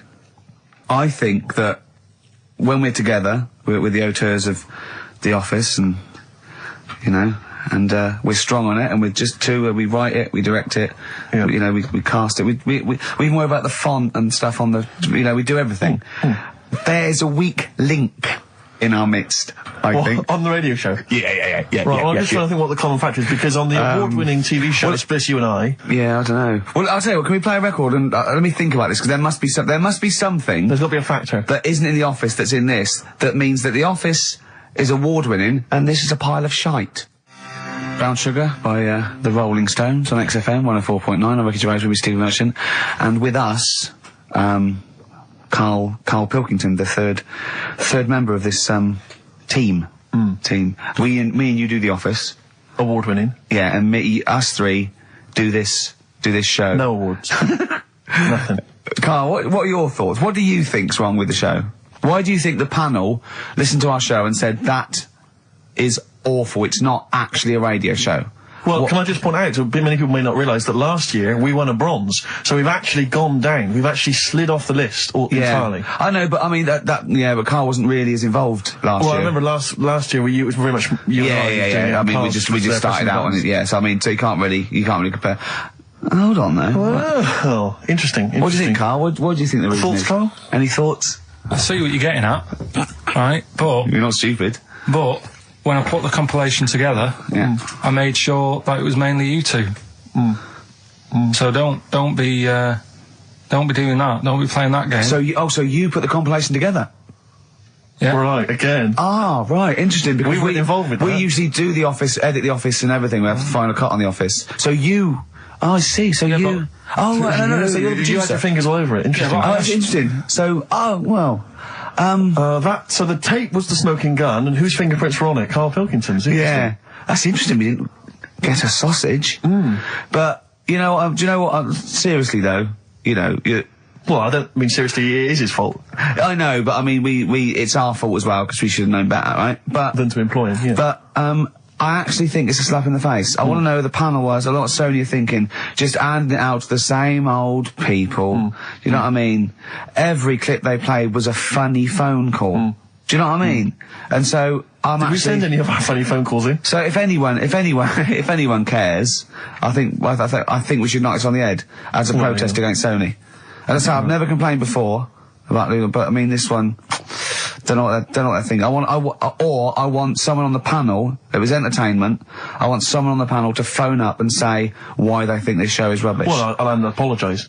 Well, not apologise, if they stand by if they tell me why, because, listening to that clip there, I can't see anything wrong with that as sort of, daytime radio. It's interesting. I mean, I don't think our number one fan, Richard Anders, was on the panel, although he here has emailed in. He's got a couple of thoughts as to maybe why we... What is Dickers doing, man? Dickers says, commiserations on not winning a Sony. I can't believe you didn't win, naturally. I mean, apart from your show's obvious lack of quality and effort, having a monkey for a producer, offering the biggest load of tat as competition prizes, saying hairy Chinese kid 48 times every show, Rockbusters, not bothering to turn up for weeks on end, only having 3 listeners, introducing the comedy characters Camp David, Harry Fook, which I think he spelt wrong there, Stephen Merchant. I'm not a character. Apart from insulting every race, religion and sexual orientation, bickering like schoolgirls, we haven't done everyone yet. We have not insulted everyone yet. There's loads to go. Despite the fact you generally bring misery into the lives of anyone who listens, I thought you were surefire winners. Better luck next year. Well, I mean, a couple of constructive, criticisms there, but generally, I still can't nail it. Was he on the panel? Well, I don't think so. Well, he's a fan, so... Yeah. Well, no, he's clearly a fan. I mean, he obviously loves the show. He has hit the nail on the head. Oh. Which... Yeah. But, what should we do? Should we give up or should we try harder? That's always my dilemma in life. Sure, yeah. I mean, I've always gone for the first one. Give up? Yeah, why bother? Yeah. If they can't see, just give us the award.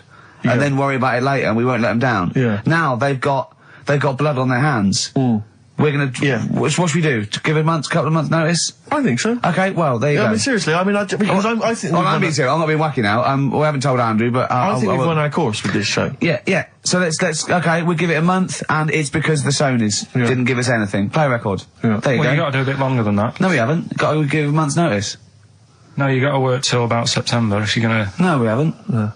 No, we give a month's notice. Whatever they give the money back, something.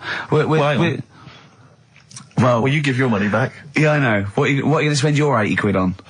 True. By the way, Red Hot Chili Peppers on XFM 104.9. So, a few more shows. And then I hope Sony are happy. They should encourage. We've only been radio, a couple of years. Exactly. Trying. You encourage young talent like you. Yeah. Instead of giving it to Radio 1 and Radio 2 and... The old war horses. We just had a quick email. I wonder if you could answer this. It's James from NW1. He says, Ricky, is Karl going to be on this week's show? Please let me know, as I may listen if he's not. Sadly, he is here. I mean, people are already turning against you, Karl, because they've seen what's happened. Yeah. I think they've probably realised that I think we gave you too much. I think we've got a spoiled sort of kid in our hands. It's sort of like, we knew how bad he was, but we were trying to sort of bring him out of his shell a little bit. Yeah. You got to encourage sort of, children like Karl. Well, yeah, exactly. To sort of fend for themselves. But I like the fact that Dickie Anderson had that wonderful rant. It was an articulate email. It was quite long, and he must have typed it immediately. I'm thinking, because he's a fan of the show and he thinks I'm a genius, we need a PA. Sure. Don't we? Yeah. Do you reckon he'd come and work for us? Well, he can't be any worse than what we've already got. I know. You So there you go. Then we're giving up radio. We're going to concentrate on television. Karl's going to probably go back to what? Your little, just doing your sound. The thing I won a silver for at the Sony's. Funny that, isn't it? Oh, you won a silver, did you? I got a silver, yeah. Oh, yeah, what was that for? Doing the proper job that I do here in the week. Oh, no, it's 2 of you for a start. Yeah. Well, there's 3 of us. Can't even get a bronze. Now, who's the weak link? Right? Well, bit weird, isn't it? Let's not argue. We haven't got many shows to do. To be fair though, this show is I think it's more to do with the fact that you talk on this show that has brought us down. Right, I haven't said anything hardly today. No, well, this is an award-winning show potentially. We'll add this one in for next year. If you could just keep stum, we might have a chance. All right. Well, coming up, right? Karl. Let's put it behind us. Okay. Let's draw a line under it. We had a meeting yesterday. We thought we better, for the last few shows, plan it a little bit. And me and Steve came up with a great idea. We're going to offer Karl money to do stuff. Yes. That's the quality of the ideas on this. Yeah.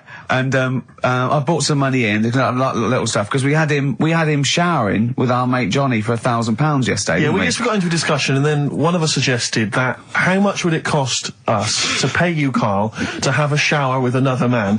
And there's nothing going on. No, there's nothing going on. You're just in a shower, normal shower. You're just washing each other, not each other, just yourselves. You're just having a chat. Yeah, right, washing yourselves, having a shower. Yeah.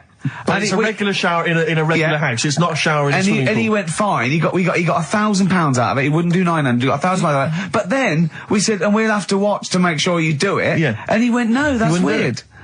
So, but why? What's it? But this is what annoys me though, right? The whole idea of, what would you do, right? So I bet you missed out there. When we started this chat saying, I wonder what you do for money, it did start off with, would you rub Dale Winton's neck? Would you give Dale Winton a massage for 20 quid? No, but you have to say no, 500. We're trying to find out what your price is. What price, Karl, is the name of the show. So would you give, Dale Winton he's got a knot, he's got a bit of a knot, he's stressed, he's been doing supermarket sweep, and he's furious. One of the contestants was answering back, calling him names, and he's got all knots in his neck. You just just give him a little bit of a, 5 minutes. A little neck massage. How much would you do that for? He's naked, and it's just a little neck massage. There's nothing going on. It's like... See, there You're naked as well, but it's just the 2 of you naked giving him a little massage. No, seriously. Would you give him... okay, would you give me a foot massage? For how much? Well, that's what's your price? And what are the rules, though? Can I wear gloves? No. No, just Let's start off simple. Would you take off my shoes and socks? I'd do it for, 50 quid. Okay, no, 20 quid to take off one shoe and one sock, but like you mean it. You just take the shoe off, you go, and as you're pulling down my sock, you pull the sock down slowly, you look me in the eyes and go, what lovely ankles. Seriously, how much? What price? 20 quid a foot. 20 quid a foot. That's got to be worth it. So 20 quid, you will take off my, we'll put on some soft music, right?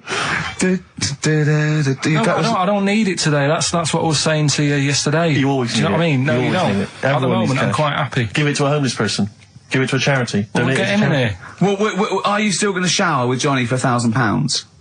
Not now, because you said, and me and Steve are just going to stand in the corner and watch. Well, we've got to make sure you do it. You might go in there and just, like, wet your hair and come out, pay Johnny 500 quid and go, yeah, we had a shower. How will we know? Sorry, I'm quite interested about the shoe and sock. I'm back to the shower. You just have to wash yourselves. We have to inspect that it's really clean, because we want you to wash certain parts really... Right, well, why have you both got to be in there, then? Well, no, just one of us. Can we just take... I mean, yeah. Or can Steve film it? as evidence. Just as evidence. Or I'll tell you what, we'll leave the TV camera in there. Neither of us to be in there, then we can just watch the video. Yeah. Are you a couple of benders? Are you a couple of benders? No. No. But can we discuss further the taking of the shoe and the sock? Because I think there's £20 I'm willing to pay £20 to see that. Pretty in Pink. Psychedelic Furs on XFM 104.9. And Ricky Gervais will be Steve Merchant. And our little pet monkey, Karl Pilkington. Karl, so 20 quid, tenner each, me and Steve will pay good money. Right, we'll see you all right. I reckon even Andrew Phillips, the head of XFM, would probably give you an extra 20 quid if this is entertaining as I think it will be to the listening public. Just undo my shoelace, and Steve are going, Carl's now just gently undoing the lace. Yeah. He's releasing the tongue of the shoe. Well, don't preempt anything. Okay. So come round then, Carl. He's gently pulling down the sock. What, you just said you'd do it for £20. Oh, come on. You didn't do it for £20. You said you'd do it. Oh, so you work me up like that, and then you just... Come and take my shoe and socks off, and pull it down, and pull the sock down slowly, and go, what lovely ankles. No, because we had that chat yesterday about Come on, this, Carl, right? you just said you'd do it. Yeah, but I don't really need... If it was more money, I might do it. Oh, that is typical. Okay, firstly... We had a little wage at the Sonys, and you owe me £10. So count my £10 as part of that. Exactly. So that's my £10. So you already owe me that anyway. So I'm demanding that instead of giving me the cash, you do this. Yeah, and I'll give you 10 quid just because I've got a bad back and I need someone to help me take my shoe and sock off, because I think I'm getting that airplane thing where my feet are swollen up. Yeah. Yeah. Well, you've been auditioning people for that job, haven't you, all week? Come on. No, I ran it past Suzanne last night, right, because I knew you were going to do this, right? And I said, would you be annoyed if, I know we need a new kitchen and that. Yeah. But can I leave it? And she said, it's up to you. You do what you want to do. We're not interested in what Suzanne thinks. Yeah, well, I don't Carl, you just said that you would do it for £20. We are offering you £20. Just to take I mean, I assume you'd take that off as a mate. If I twisted my ankle playing football and I hurt my back, I'll go take my shoe and sock off, and you go, yeah, no worries, mate. I assume you'd do that for a mate who'd hurt his ankle. Yeah, but it's not the Toya bound Wayne Sleep's foot when he was bouncing on his bed and hurt his ankle. She didn't expect money from it. She didn't want Sleep to pay out money. The singer of Mystery does not need Wayne Sleep, probably our greatest dancer since Lionel Blair, to pay money to help his ankle out. I thought we were mates. It seems to me that you've already lost us a Sony this week. The very least you could do is bend down now. Take your shirt off. Let's move on. No, come on, Carl. Seriously, we've got to do this. Take the shirt and sock off. I'm not doing it. It's too... Carl! Why not? I'm so angry. Yeah, because you said you would. You've welched on the £1,000 showering with Johnny. Johnny doesn't even know about this, so Johnny's probably lost out on money. I suppose you'd split some up with him for having the shower with you to get you the money in the first place. So... The problem is this, Carl. People now are listening, expecting to hear this. That's why we didn't win awards, because you'd never go through with it. You've promised them something and you're not going through with it. Play a record. You're just like all the girls I speak to. See, a little surprise for you there. That's Coldplay here. They're live through there. Thanks. Can you hear me? Yeah, brilliant. Do you want to say a few words? Do you want to I'll have a quick word with Chris, lead singer Chris. Chris, good to have you here. Hello. And how's it going with Gwyneth Paltrow? Brilliant. Yes, she's a lovely lady. Yeah, no, I thought so. Yeah, I saw her in Shakespeare in Love. She's good in that, isn't she? If you would pass that on to her, just say I enjoyed that. It's going all right. You going to get married or? Yeah, so I marry either her or that Julia Roberts woman. Yeah, either one is good. Yeah. I know you're on holiday at the moment in Hawaii. I read in the paper today. No. You're actually here? I'm actually here. Okay. Got to go now, got to go. Alright, just a couple of quick... See you later, Chris. Yes, see you, Ricky. So that's the sort of guests. That's the calibre of guests. We're just trying to up Just things. like Jonathan Ross. We've got guests like Jonathan Ross. That's Coldplay, just popped in. Just popped in. So if you're the Sony people listening, you might wanna... And we've still got Karl to take off my sock for 20 quid. Okay? Let's do it now. Let's just get it over with and do it now. Come on, Karl, let's get our cash out then, Rick. There's £10 right there. No, you don't owe him, because he owes you 10, so I just have to pay him 10. Okay. Yeah. So, go on then, just take... Not whilst Coldplay are here. So they've had to shoot off. Come on. I don't want to do it. Why not? Tell me They've been on now for half an hour. Okay, well, at the end of this, why won't you do it? It's ridiculous. You won't have a shower, you won't take my shoes and socks off, you won't do anything. You won't give Darwin a rub down. What will you do, for Christ's sake? I don't want to do it. Say if my mum and dad have heard about how well I'm doing in London. Yeah. Right? They've heard about, the Sony Awards and that. They're talking to the mates. They're saying Karl's doing well for himself. Yeah. Let's have a listen to him on Sky. Yeah. They're tuning in. I'm taking off socks for money. What's up with that? That'll be the first time that anyone in your family has actually made, money without stealing, thieving, or committing some kind of atrocity. Let's just do it quick then, because the first honest money. It's getting on my nerves. It's actually annoying me. Excellent, alright. Well, give me the money, Steve. No, he's just taking a tenner off me. Give me the tenner back. Right, okay. Let's go like that. You've got to do it properly. You ain't got to say that. You've got to do it slowly. Go on, do it Right, just gently. I can't see what's happening. Pretend I'm working in a shop. There's nothing normal. No, come on, just get it done. What's that? You're whistling. What's whistling? What's the whistling? I can't believe. Right. Okay, now do it properly, gently. Yeah.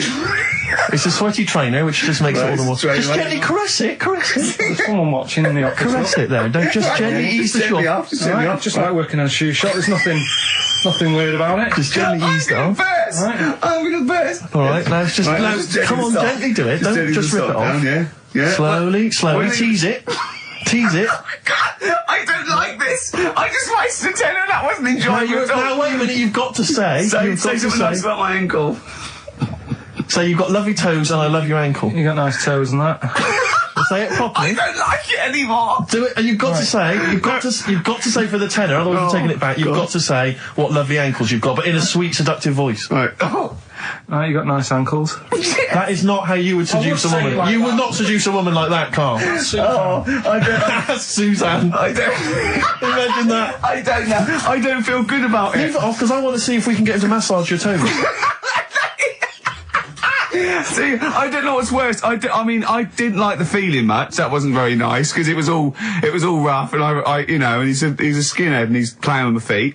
And then I thought, I've degraded him, so I don't know what I feel worse about. You can keep the tenner that you owe me if you massage his toes. No, I'm not doing that. No, No, we've paid him. He's done it. Yeah, the shoes are back on. We're something else next week. Okay. If you'd like Karl to humiliate himself for money, email in. Well, Suzanne was surprised that I was like, last night I told her about it. And I said, why did you do that? I don't know what I feel now. That's not good. I don't know, that's not good, is it? And she just said, well, you don't like chucking money away and that. And it was funny because we got talking about when we bought our first flat in Manchester, right? I bought a bed, right? I didn't have much money. And what annoyed me is I bought the bed and it turned up. And I said, where's the mattress? And they said, well, you don't get a mattress with the bed, you've got to buy that separately. And I was like, well, that's not a bed then, right? So I didn't have any more money. Suzanne's at work, so I thought, well, I don't want to stress her out at work and that, telling her we haven't got a mattress for the bed. I had a word with my dad, right? He knew a mate who had one in the back of a van, right? He said, I'll have a word with him, he'll let you have it. Got the van, brought it round, stunk of diesel and that, but I thought, well, it's free, it'll do. Yeah. They brought it up, I stuck it in the spare room. Suzanne got home, she looked at the bed, she said, that looks alright. She where's the mattress? So it's in the next room, but I thought I won't tell her because she won't like the idea. She went in, the room stunk of like petrol fumes and that. She said, what's going on? I said, well, a mattress didn't come with the bed. So I've sorted you one out, I've got this off my dad. And we didn't have one night on it. She said, get rid of it. Yeah. I had to go and ditch it. I don't know what she was thinking. One of your father's friends is driving around in a van with a mattress in the back. Yeah. Was he a serial killer? I mean... And she didn't want to sleep on it? Like Silence of the Lamb. What kind of a cheapskate is she? What kind of a woman is she? That she won't sleep on a mattress that has been in the back of a transit van? Yeah, covered in petrol, diesel, probably urine, and Christ knows what else. Yeah. Oh. So, you know. Would you swap pants with Steve for 50 quid now? You don't have to look at him, you go in the toilet, he takes his pants off in the toilet, leaves them there, you go in, right, you come out with your trousers on, you go in, right, take your pants off, put his pants on, leave your pants in the toilet, come out, you got his pants on, he goes in there, you come out, you just swap pants. At the end of the show, you put it back. How much? When you say pants, what do you mean? Just underpants. No, I'm not doing underpants. Why? Why not? Seriously, these were fresh on Thursday. Yeah, but for the BAFTAs, for the awards, the Sonys. Do you know what I mean? But I mean, just name the price. It's gonna be more than 20 quid. It's gonna be more than 20 quid. It's gonna be like 80 quid upwards, I think. No, clean on today. They were clean on today in their boxes. It's as bad for him as you. Don't remember that. Thanks for that. 50 quid? Really? Play a record? No, hang on. You just said you'll give me 50 quid. If you go and swap pants. I don't know what's in it for me. I don't know why I'm doing this. It started off as torturing Carl, but not only am I out of pocket, I don't actually want you two to swap pants or touch my ankles. Well, Steve isn't I don't know what I've done. This is I'm the victim here. I've paid out and I don't even like it. Play a record. I want to think about this. I've got 50 quid if you... as long as we can swap the pants, but both be in the room at the same time. Band of Gold by the artist who featured in a recent Rockbuster clue, which was, I think, the Jamaican fella needs an aspirin for his head, and it goes, of course, to free the pain. Brilliant. Rockbuster's coming up, isn't it, Carl? We start up now. Get it going. No, let's. I thought we weren't doing this anymore. I know. I don't know what happened. I don't know. I mean, but I mean, we're shooting off in a couple of weeks, so yeah. What difference does it make? Well, we might as well. Now you've mentioned it, it's a good time. Go on then. Right. 3 cryptic clues like the one you just heard there. First one. Cryptic. I like that. Is cryptic a word? First one. My younger brother spotted you the other day. Right. That's the cryptic clue. My younger brother spotted you the other day. The initials JS. JS for the band. Second one. That champagne belongs to the Boxers kid. The way he looks up, like, it's Oscar Wilde. Yeah. It's, That champagne belongs to the Boxers kid. The initials are AM. And the third one, the Vibrators. And the initial B. What? Right? The Vibrators. And the initial is B. So the first one, my younger brother spotted you the other day. Oh, I know that one. That's ridiculous. JS. The phone's going. Second one, that champagne belongs to the Boxers kid, yeah. AM. And the third one, the Vibrators, the initial B. So, email in, and you win. You can say the prizes later, can't you? Well, I'll tell you what, this is terrible. I mean, we didn't even say the prizes, we weren't going to do this. The phone's going. Look at the phones, are going mental. Right, well, Carl, did you ever do paintings and drawings at school and then bring them home and your mum put them on the fridge? No, not really. I never brought them home. What, did you just screw them up and throw them in the bin? I just left them at school. Yeah. I've never had a bag. Alright. There, on XFM 104.9. You see... Sick of it. No, wait. This is giving me an idea, because I think what the best thing about this show is what happens when the records are playing. Because we sort of... that's an example. Inarticulate. Yeah? Didn't have anything planned. Well, I started my mouth moving, but I didn't have anything planned. Yeah. Like... Why was that? Why don't you have anything planned there? What? Why didn't you know what you were going to say then? Because... What were you doing when Radiohead was on? I made Carl a new uniform that he has to wear in the second hour. What did I do? You got tissue paper. Yeah. Toilet roll, yeah. Ripped a bit off. Yeah. Made a little tie for me. Yeah. And put some in my ears. Yeah. So we had earplugs and matching tie. Yeah. And he looked good, didn't he? Yeah. He had earplugs and matching tie, and I squeezed it in there, and he went, I can't, it'll irritate me. So, I'm thinking of things all the time to make this more fun for me. Yes. And he's just like that. Sorry, a quick question. Steve, just want to raise a little point. Go on. You say that you're spending most of your time thinking about how you can make this more entertaining for yourself. Yeah. Is it worth ever considering the listeners? Well, I think that if you're happy, they're happy. I'm not sure that's true. I've been monitoring a lot of the feedback on the email and stuff. It doesn't appear to be the case. But that's because Karl won't go along with stuff. Sure. I mean, they could have seen on the webcam his little matching earplugs and tie that I made. I just did a cartoon that went for £350, right, on the website, right? So that's one now. Yeah, we're gonna do it. We're gonna make it really good. We're gonna give him lots of stuff and sign DVDs and everything. So that's great. 350 quid. Who was it? I think her name was Joanne. It's not definite yet because we haven't got the money off her. Wow, she's you know, you got to trust them, haven't you? And so I think people would love to have had a matching. You know, I'd have signed it and everything. Little matching earplugs and necktie made out of toilet roll. Yeah. You know, and he don't want to wear it. But I had a great idea for a show, right? We filmed the behind the scenes, right, of each show. So, you know, you get a CD of what went out, but you see what happened behind the scenes, right? And it follows us through a week, right? And it's called X-Men 3. Ah, I see, because of XFM. Yeah. Right. And then we can film what Karl looks like when I'm squeezing his head, what he's like when we're trying to make him touch us, all that sort of stuff, when he's getting all stressed out in the day and we just pop up, right, what he looks like, his little head, everything. And would this be broadcast on TV? Or? I think so. I think Choice, something like BBC Three. Yeah. Yeah. I mean, again, it's not because I mean, I'm very much in the centre of the storm. I'm very much the eye of the storm. Yeah. And I know that I myself would not want to watch that. Really? No, because it's... Any negative, Karl? He was like this when you came up with Cheap as Chimps. He wanted to drop Rockbusters. What was the other thing he didn't like? That other TV idea I had.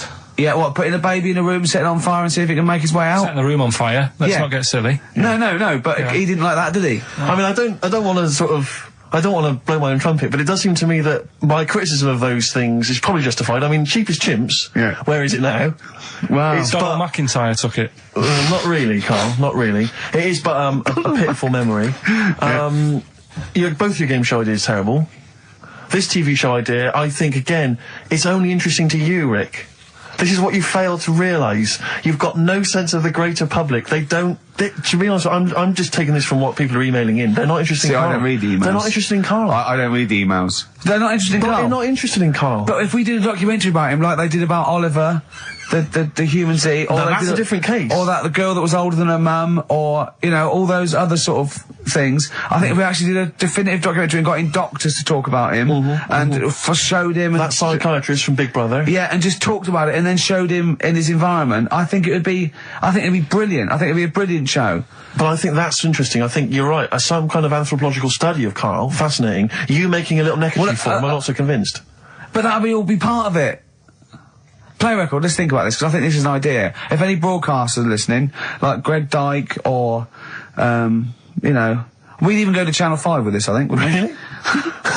I mean, alternatively, if you'd like to incorporate Karl into some kind of Blue Peter appeal... Let's do something. Let's just get Karl... Look at his face. How could you not... See, a lot of people still don't know what you look like, Karl. Play record. That's Across the Great Divide from the band. Rick, I bought a little treat for myself today. I've been meaning to buy these ever since I moved to London. Yeah. I'm sure everyone listening has seen them. Maybe you don't have them in your own collection.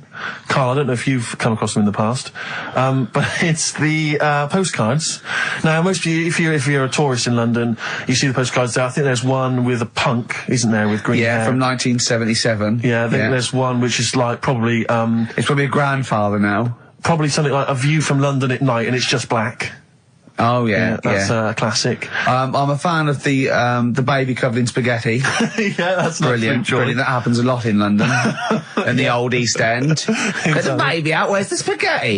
Yeah, brilliant. A wonderful memory of London. Yeah, But I was thinking to myself, how would I best want to remember London?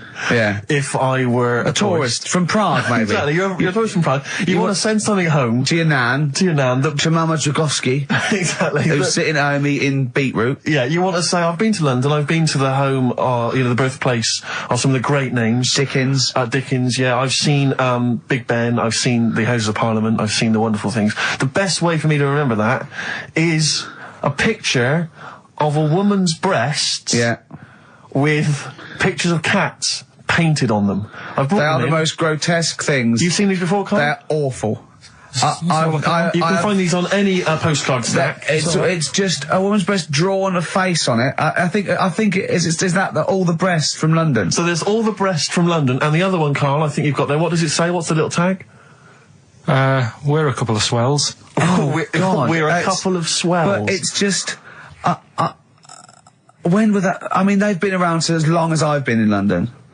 I just don't know. I don't know who took them. Maybe the woman. I should just point this out, incidentally. If you've not seen them, don't think that it's a topless woman. It's just a disembodied breast. Yeah. Or in the case of a couple of swells, two breasts. I know. And it's just awful. Looks like a snapshot. But what worries me is that what happened was that she was probably the equivalent of Karl, and she had two mates, and they went, look, how much would it, if we take your breasts, how much would you do, boy? 20 quid. Yeah. And they took a picture. Yeah. And, right. you know. How much would it cost for us to paint some faces on them, and then take a picture? Yeah.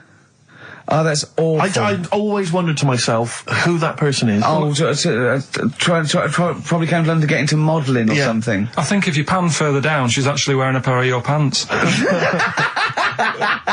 I think if you pull out, she'd probably be unconscious with a needle hanging out of her arm. But I just imagine. See, now that would be a fair representation of London. Turin Breaks, Painkiller on XFM 104.9. A couple of emails, Rick, that I ought to notify you about. Holly has emailed in. She wants us to wish her good luck. She says that she's one of 15,000 women who will be walking 26 miles around London starting at midnight tonight in their bras to raise money for breast cancer research. Prostitutes? No, just regular ladies, I think. Oh, right. But I was at a loose end, so that's something for me to do for something. I'll pop down and support them. Also, we got to say hello to Sonia, who's it's her 18th birthday, and we're going to play a little Smiths track for her later. So we're trying to be interactive. Yeah, I've seen how other DJs do it. They have phones. They go, and how are you celebrating tonight? Oh, we're just going out, Foxy. Have a good time. Here we go. This is, you know what I mean? Yeah. We've got to be. I've guessed we had Chris Martin in from Coldplay, which is going to be a lot. Well, Chris is still here. Hello, Chris. How did you come up with the ideas for your songs? Just make them up in my head with the guitar. And how old are you now? 28. Thanks very much. No, more from Chris Martin later, I imagine. Cheers. We've also had an email. Thanks, Chris. We've also had an email from Jim. It's as easy as that. We've had an email from Jim. He says, on the subject of the postcards, his brother once met the bloke who posed for the photo on those biros that when you tip them up, the black ink kind of sinks away, and it shows him nude. And he was apparently an aspiring model, and he got paid $75 for it in Hong Kong in the 70s. Carl, would you have done that? Would you pose nude for a pen for $75? I mean, inflation, can't I? Let's double it every 10 years, say. So, yeah, so 150, 300. I'll give you 600 quid to post news for biros that we give away for XFM. An XFM biro, where your clothes sink away when you turn it upside down. And what sort of shape was this fella in? He's in pretty good shape, yeah, I think. 600 quid. Yeah. I'll make it back on selling the pens. No, I won't do that. I always remember being at school, when the first time I ever encountered one of those pens. There was a kid at school, Jason, and he had one of those pens, and he turned it upside down, and it was where the woman's clothes sink away and she's naked. Yeah. And I remember sort of seeing it and him showing it to everyone, all the young lads, and them thinking, this is amazing. And I always remember thinking it was like the idea that it was sort of a way to cheat teachers. Oh, there's Jason, he's just got a pen there with a picture of a woman wearing some clothes. That's fine. Yeah. There's nothing wrong with that. If he brings a porn mag in, I'll have him. He's out. But, yeah, but I can't. But I've always imagined, can you imagine how embarrassing would it be to be caught masturbating over one of those pens? Businessman. Yeah, he's like, his wife catches him. Sorry, so what are you doing? I'm just doing some writing with this regular pen. Right, what? Well, no, don't turn it upside down. Can I just come round where you're sitting and just say, why are you naked? The only thing I think more embarrassing would be to be caught masturbating looking into a mirror. Well, for you maybe, for me and Carl, right? We should give the Rockbusters clues again, one final time before we give out the answers. And I should mention the prizes as well. If you still want to enter, we've got various things, a couple of CDs, a smash hit CD. Looking into a mirror. Let's move on from that. Club Anthems 2003, Strange and Beautiful. Nude. Eh? I hate being nude anyway. Why? What do you mean you hate being nude? It's not normal if you walk about. Do you walk about the house without on? No, because we've got windows. Yeah, but alright, with the blinds shut or whatever. Well, I have a bath. No, with no, the but blinds say shut in. like with, you know, with Jane and that. Are you happy walking about? No, just think, no, I'll walk around in my pants or a towel. I won't purposely walk around nude for the sake of it, no. No, I know, but I, in the morning I don't mind when I get up. Yeah. Go for a shower. But I don't sort of flaunt it about. I just wondered if that's normal, or... Well, no, what do you mean, is it normal? If there's no one can see you, then... No, like, but your girlfriend's in and that. But what I mean is... Yeah. It's like... You can put a pair of pants on, can't you? Do you know, all I'm saying is... Well, you put Steve's on if you want. Yeah, for 30 quid. What do you want to do? Do you want to put a pair of pants on now? No, it's just like you're asking me to do it for a pen. What would you do, right? What would you do, right, if you did that thing with Steve and you left your pants in there, you went and you put his on, but it was sort of like, it was damp. Right, so Rockbusters then, we'll get this out of the way, right? So the prizes, Carl, mentioned there's a number of CDs. We've also got Wild Weather, a fascinating, it looks like 2 VHS set about weather, about various weather conditions around the world. That must be selling like hotcakes. Sean Lloyd could be in that now. Yeah, indeed. And also signed by Norman. It's Fatboy Slim's Big Beach Boutique. That must have been troublesome for the station that has you know, close ties with Norman to get hold of. But well done. And that's Fatboy Slim, Big Beach Boutique. So yeah, there's a number of not bad prizes to give away there. And the clues were, Carl? First one was my younger brother spotted you the other day. The initials JS. We had That Champagne Belongs to the Boxer's Kid. That was AM. And third one, The Vibrators. That's rubbish, that one. And the initial B. We'll give away the prizes and the answers next. What, we going to play a record, or what we got coming up? We got Monkey News. Yeah, we got that. We got we've got loads, too numerous to mention at the moment. We got any adverts? Got some of them. Oh, brilliant. Cram them in later. Excellent, look forward to that. Joe Jackson. Good track, good tune. Well, it's on. Different for Girls, Joe Jackson on XFM 104.9, a retro cut. Bit of Monkey News would be good, Carl, if you got that. Well, we're struggling here. We're struggling, Steve. Wait a minute. You say that, but wait a minute, the answers for Rockbusters are coming up right now. So, you thought people were turning off? Oh, we've got, what have we done? We've done Take My Shoes Off for Money. Take My Shoes Off for Money. We've done that. We've done, oh, look at these funny postcard breasts. And, we've done We Didn't Win a Sony. Coming up, regular features. Jeez, we got nothing, have we? Come on. Sometimes it's good. Come on, Carl, save us. You've got to save us. So Rockbusters answers then. Are we doing them now, Steve? Yeah. Right. First one, my younger brother spotted you the other day. The initials there, JS. That was Junior Senior. Right? Yeah, good. I'll give you that. Second one, That Champagne Belongs to the Boxer's Kid. That was AM. That was Alison's Moye. Alison's Moye. Alison Moye. Sorry, just give us the clue again. That champagne belongs to the Boxer's Kid. So, Muhammad Ali's son. Yeah. Right, Alison's Moye. Yeah. Brilliant. And then third one, always an easy one in there for everyone so they can take part. The Vibrators, the initials B. That's Buzzcocks. You can't say Cox. That's why that's why you can't say Cox. Have we got a winner? We have indeed. I chose him because his name amused me, which is a bit harsh. It's not Mr. Tits. No. Gerald Preston. Sorry, Gerald. I don't know why that tickled me. It's so unfair. It only tickled me because it's not funny. There's so nothing funny with Gerald Preston. There is nothing funny. I think it was because it sounded like it was a man of a different generation. I think that was why Gerald Preston. It sounded like... That's terrible. I know. Right, Gerald, there's nothing funny about that name. There's nothing funny about the name, Gerald. Steve just made me laugh. He did. I don't know why that made us funny. It made us laugh, but it just tickled me. But Gerald, whatever you think of your name, don't worry, because these prizes including funny about Gerald Preston. I don't know, Gerald, if you're a fan of Wild Weather, but you've got a 2 VH set coming to your way, so you certainly will be interested in extreme weather conditions by the end of that, I would have thought. Plus some arbitrary CDs, so good luck, Jerry. Oh, dear. Excellent. Right, brilliant. Good. That's that sorted. Right, let's have another tune and then maybe some Monkey News. Yeah. Well, actually, now you've sort of mentioned a bit of Monkey News, that I've found something in the week, right, that we've talked about in the past, right, that... I've got some other monkey stuff, but this is just... Oh, forget it. What? Come on! What's the matter with you? Right, do you know that thing we did ages ago?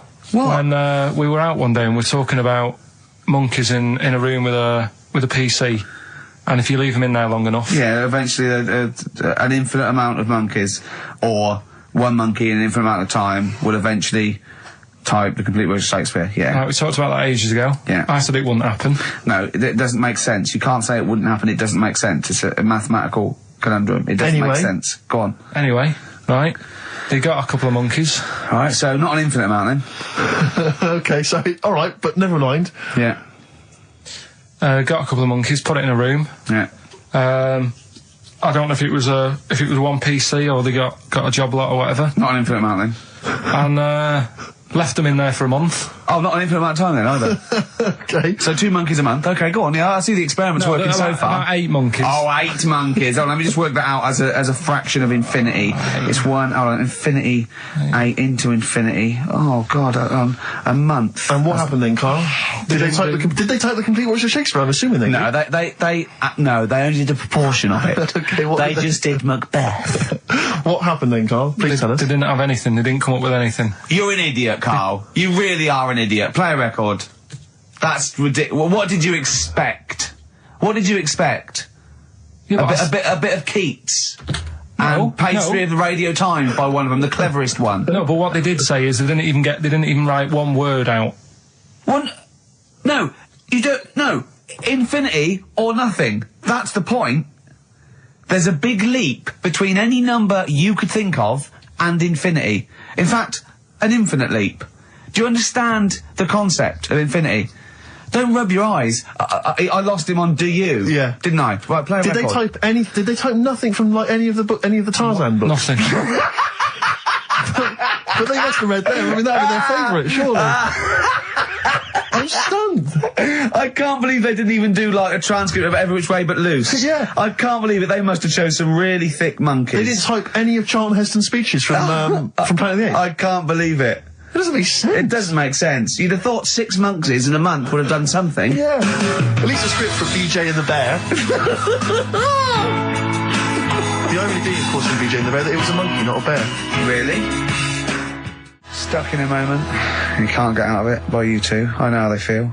Oh, just a quick thought. I just had a sudden thought. Just a little update on something we talked about ages ago on the show. You might remember I said once that if I ever met Dido, I thought I had a good chance with her. Yeah, because she looks like the sort of woman that would work in, say, a photocopying shop. Yeah. And she'd probably be quite charmed by me. Or a secretary that sort of like wrote a couple of songs. Exactly. And the boss said, entered her in something. Yeah. And it won. She did them at the Christmas party. Everyone clapped. Exactly, yeah. Well, anyway, just an update on that. So far, nothing's happened.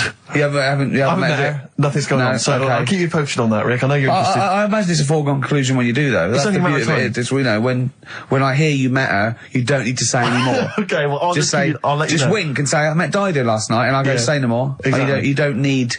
I'll just look a little bleary-eyed. Yeah, yeah. And probably still wearing the same clothes. From the mace. Yeah, exactly. Right. Anyway, I just thought I'd keep you abreast of that. Yeah. All the best from London, Carl. Come on, Carl, cheer up. You've had a good week. Do you have to do a month's notice? little bit of friction between Steve and Carl. I think they're, they're getting to each other, which is his underpants are pinching. Come on, Carl, cheer up. You're lucky. You know how many people would pay good money to... Carl, you had a good night out this week. You went to the Sony's, you had a free meal. Yeah, that annoyed me. I don't... Well, we came away empty-handed, but... Yeah. It was a good night, wasn't it? You enjoyed that? Did you enjoy that? I ate it, but go on. I'm just finding more and more things are annoying me. Really? Like, even... Like, at that Sony's night, right, you've got a lot of, respectable people going to that thing, you know, people who are high up at the BBC and that. Yeah. And... just the way, you know, it's a posh night, there's people there with dinner jackets on and stuff. Mm. And then I went to the toilet for a wee. Old fella in there. I thought he looks like he's been in the radio game for years, probably done loads of award-winning Sony stuff. Yeah. You know, all the BBC documentaries to do, in-depth stuff, and I thought, you know, I wonder if I'll be like him when I'm older, I wonder if I'm as good as him. Thinking all that, he's having a wee in the next urinal. Farts. I know. Yeah. He just farts. old fella in a dinner jacket, probably hired. And I thought, Is that like they try to? They think, well, I better do it in here, and it's sort of like a trumpet, and everyone just goes, yeah, that's fine. What's up with that? You know, yeah, I know what you mean. It's just the arrogance of doing it. He just did it. It sounded like a lost whale. And he didn't sort of go and try and clinch it. He carried on, and then he went, oh, that was a good one.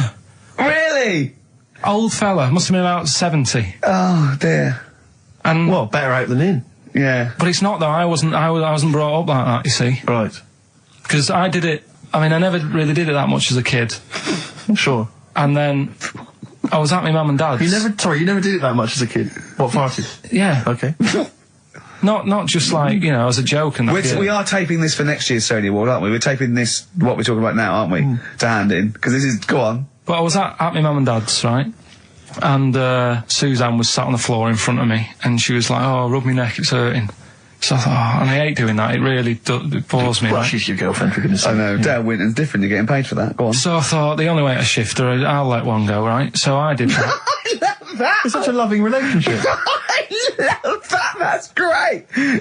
So it's like doing the washing up badly. Yeah. She won't ask me again, what have you done? I've smashed the cups up and I've written in excrement across the wall. Well, that's no good, isn't it? Well, I won't do it again then. Give me the marigolds, I'll do it. I've nailed the cat to the fridge, what's up with that? Yeah. Go on. But yeah, so I did that, and it worked. She sort of got up and said, oh... And my dad said, what do you do that for? Yeah. What was he thinking? So I said, oh, I hate rubbing her neck. Does me head in. So he says, you know, I've never trumped in front of your mother for 40 years. Sorry, where was this? Chigley? Why is this family talking like this? Young Carl, I've never trumped in front of your mother in 35 years. What? I don't know what... No, it's just like he said, you know, we've done a lot of things in the family. Like, hold on, what did he say that for? What, he's never trumped in front of your mother? He just offered that information up. Well, he just was surprised that I did it. He said, where have you got that from? Yeah. Whoa, he's lowering test-times, I'd have thought. What do you mean? You have to imagine there's a class of farting. Oh, no. we haven't told our kids about farting. He doesn't do it. We haven't told him about it. We haven't. No, we don't do it in front of them. You have to learn it, do you? No, but there's a place. That's what I was always told. Go on. There's a place for that. Cornwall. So, and my mum, you know, it's the same. She doesn't do it. Right. If she goes to the toilet to, you know, do what you got to do, she makes sure, like, she'll sort of say things like, are you going out for a walk? Are you going out for a walk? Does she know that you're broadcasting this? Well, yeah. She's probably around to the neighbours now, listening. Yeah. Any of you going out for a walk? Yeah, just out the door. So she waits until everyone's left, or...? She doesn't like the thought that everyone... Do you know, like, cats don't like you staring at them when they're doing it? I've never stared at a cat while it was doing anything. Have you ever had a pet cat? What do you mean? Yeah, go on. No, it's just like cats, you know, if you get them a little litter tray... Yeah. I remember being told, like, no, when it does use it, don't sort of go and look at it. It puts it off. I was the same as a kid. When I had a nappy... Who comes and looks at you when you're on the bar? No, when I was a kid and I was in a nappy, right, I used to always, like, there was a corner in the kitchen that I'd always go to, and everyone would be like... Why do you go to the toilet? Because I had a nappy on. Oh, yeah, right, how old were you? 14th birthday? About 3 or something. Yeah. Right. And I used to always go to this corner, and everyone said, right, he's going to the corner, don't stare at him. The thing is, I can so imagine you because you've got the same head. Yeah, you look like a baby. It's just the baby's head. Would you put a nappy on for 50 quid? Now? Yeah. I'd just sitting, do your work, right? Well, anyway, sit in the corner. So I'm not doing that, right? What? So yeah, my mum's like that, and something else she's good. I mean, people might want to know. At dinner party, it's Mrs. Pilkington just in the corner. Just don't look at her. Yeah, don't look at Mrs. P. She's just in the corner of our kitchen. Don't just look at her. What's she doing? She's just doing her business. She's there. There she is squatting. Are you going for a walk? Sorry, you were saying, Carl. Another trick I've learned from her. Right, if you're using, say, a friend's toilet or something, and you don't want to leave your mark. Just go down the toilet and flush it. use take a box of matches with you. Yes. Yeah. Burn the place down, have a wonderful crap, and just leave when the fire brigade get there. Forget it. Who is it? Fines. Yeah. It's a good one. We don't go brilliant, do you? If you're going to talk, you do say something useful. There you go. Vines, they're homesick. Brilliant. No, come on, we should do monkey news now, because I know you want to save it, but I think you should put your best stuff first. You never know what will happen, you know what I mean? Always put your best stuff out there. Let me just get it out of the... Okay, well, while he's getting it, can we have a jingle for monkey news? Yeah. Chimpanzee that monkey news. Tell you what, right, about putting your best stuff first. Yeah. Right. Do you know we were saying the other week about in Chinatown? Not really a town. Well, it's not a town, right? And like the restaurants, they have like those horrible dead ducks and chickens just hanging in the window, yeah. An octopus and all that just hanging there. Yeah. And that doesn't like make you want to go in, does it? No, sure. This morning, walking through Soho on the way in, walked past this sort of strip joint place. This woman said, "Do you want to come in, sir?" Right, turn round. She must have been about 80. So you're equating her to a hangy bit of octopus. Well, you said, are you performing? And a chicken. I'm just saying, again, put your best stuff at the front door. Yeah, good thinking. Right, anyway, bit of monkey news that's been sent in. Right. Gareth in Catford. Right. Good work, Gareth. Basically, it's about this monkey. Oh yeah. In the jungle. Yeah. It's got a gig at an hairdresser's. What are you talking about? What are you talking about? What are you talking about? It's got itself a nice little job going in an hairdresser's. As what? It gets people sitting down. And what it does before the people have their hair cut, that it sort of sits there. And it goes through people's hair, makes sure it's clean, and people are loving it. Right, so it's a pet monkey. It's nothing to do with it getting a gig in an hairdresser's. It's a pet monkey. It's not working at Monkey and Guy. Yeah. No, seriously, it's in there. I think it might have started off as a job, and then. So what does it say? It says junior £15, stylist £35, and monkey £63. So I didn't quite follow. It's in the jungle. It was wandering about. Right. Maybe it did start But it looks good, its hair looks good, someone thought, hang on. But never ever, you see, people make that mistake with hairdressers anyway. I always say, well, if the hairdresser's got a good haircut, go to where he's going. Right. Right? Because that's what I thought when I read it, about having a good haircut. How often do you go to the hairdressers? Well, not that much anymore, Sure. but I used to always think that. Yeah. You used to go to a bloke who told me had his shack on a railway bridge that used to shake when a train went over. Yeah. Because it was £2. Yeah, but before that, I've never had that much luck with hairdressers. Before that was another place, and it was run by sort of, these sort of wannabe gangster type people. Oh yeah. But they'd, you're going what for do you mean by haircut. wannabe gangsters? Well, sort of just petty crime stuff. You'd go in for a haircut and then you'd walk out with a video recorder. Do you know what I mean? You don't have to take it. No, but they'd sort of spend ages flogging you that whilst cutting your hair. It was their thing. It's like, right, sit down, you alright? Yeah. Oh, you know. For the weekend? What are you thinking of? Maybe a Sony. Yeah. So that's when I stopped going there, because it was like, just what a haircut, I don't want to be hassled. Which one said that you had the hair of a Chinaman? It's the fella who worked in a railway station haircut. Well, he should know. I mean, he's been around a bit, clearly, if he runs a shack next to a railway station. So, let's just go back to monkey news for a second. So anyway, that's why, yeah. I didn't quite follow why he's still his salon is in the jungle, or where is it? No, he was doing what he does in the jungle, right? Right. He's walking about. He wanders into the hairdressers. Yeah. Maybe they didn't have him on, like, as a job straight away. He was just there. People said, this is nice. He's sat there picking the knits. Carl, I don't know where to start. Then it's just it's the embellishment. You don't he walks from a jungle to an hairdresser's. I mean, you're an idiot. You really are. I'd love to see you try and get a job in an hairdresser if there was another monkey up for it. You'd never get a job. So he was good at that. People said this is relaxing. Apparently he had really nice hands, soothing, right, on people's heads. They said, let's put him on the payroll. Let's put him on the payroll. What do you mean? Yeah, I'll give you that. Okay, this is the news item, is it? Customers are queuing up to have their hair done at a salon in the jungle by a monkey. Judy, a pig-tailed macaque, has a reputation as the best exterminator of head lice in Com Cane. She is so good, some customers fall asleep under her gentle touch. Regular Amporon Chakema said, Judy's hands are so soft and gentle, I really feel I can relax. But you know that is doing what it does naturally. It's looking for, like, salt and stuff in the hair. Yeah. And nits.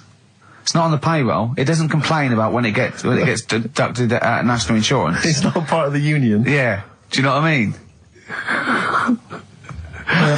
but a good monkey news, you know, backed up with good tabloid journalism. With solid evidence there. So no, I think maybe we should start marking the monkey news, Rick. I don't know what you think. Giving it marks out of 10, maybe. For both interest and validity. Well, for interest, I'll give it 7. For Karl believing that there was something to this monkey, thinking it had a job and getting paid. But it was also doing kind of perms. 2. And colouring. 2. Yeah. Ridiculous. Again, ridiculous. More monkey news next week. Hopefully let's just hear that jingle again. Oh, chimpanzee that monkey news. Peace Train. Isn't that brilliant? Cat Stevens. Now, well, I've sort of enjoyed the last sort of, hour or so after the disappointment of the Sonys. I think we are going to give up, to be honest. Do another week and then shoot off. Yeah, knock on the head. Okay. We were doing it for a laugh anyway. But if they're not going to reward us for that, then do you know what I mean? It's not really worth it. But I'll tell you what could... But what about this? Karl, can you find out who was on the panel? Can you? But what difference does it make? Well, I want you to interview. I want you to phone them up and I want to tell them why they didn't think our show was... Yeah, let them explain themselves. Just explain themselves. They've got to stand by their convictions. Find them all. Track them down. There's probably about 300... What do you expect then? I want to tell the truth. No, you're right. The monkey news should have, done the job for you. I just want people... I don't want to sit in a room and hide. I want the 3 people on the panel, I'll find them out, to say, we didn't vote for you because we thought it was shoddy, amateurish, annoying, there was too much swearing. I'll go, fair enough, well done, mate. You. We didn't vote for you because Karl's voice is an irritant. Okay? Okay, well done, mate. You're alright. We didn't vote for you because, Gervais, you're a fat, useless git who understands nothing about broadcasting. And you make know something. Yeah. And I'll go, right, I'm not so happy with that, but at least you told the truth. But get them on the phone. Find out from Andrew. I noticed none of them have mentioned me, which is good. I know, yeah. I'm pretty good. Yeah. Yeah, they probably all love Steve. No one likes to pick on an invalid, though. Do you know what I mean? I'm just... We got a player request here for, what's her name, don't leave it, Steve. Sonia, who's 18 today. We couldn't find William. It was really nothing wordsmith because, whoever is in charge of the library, they probably won an award for it. But, she didn't ask for 4 non-blondes, so I found There Is a Light by the Smiths. So, a week to go. It's not...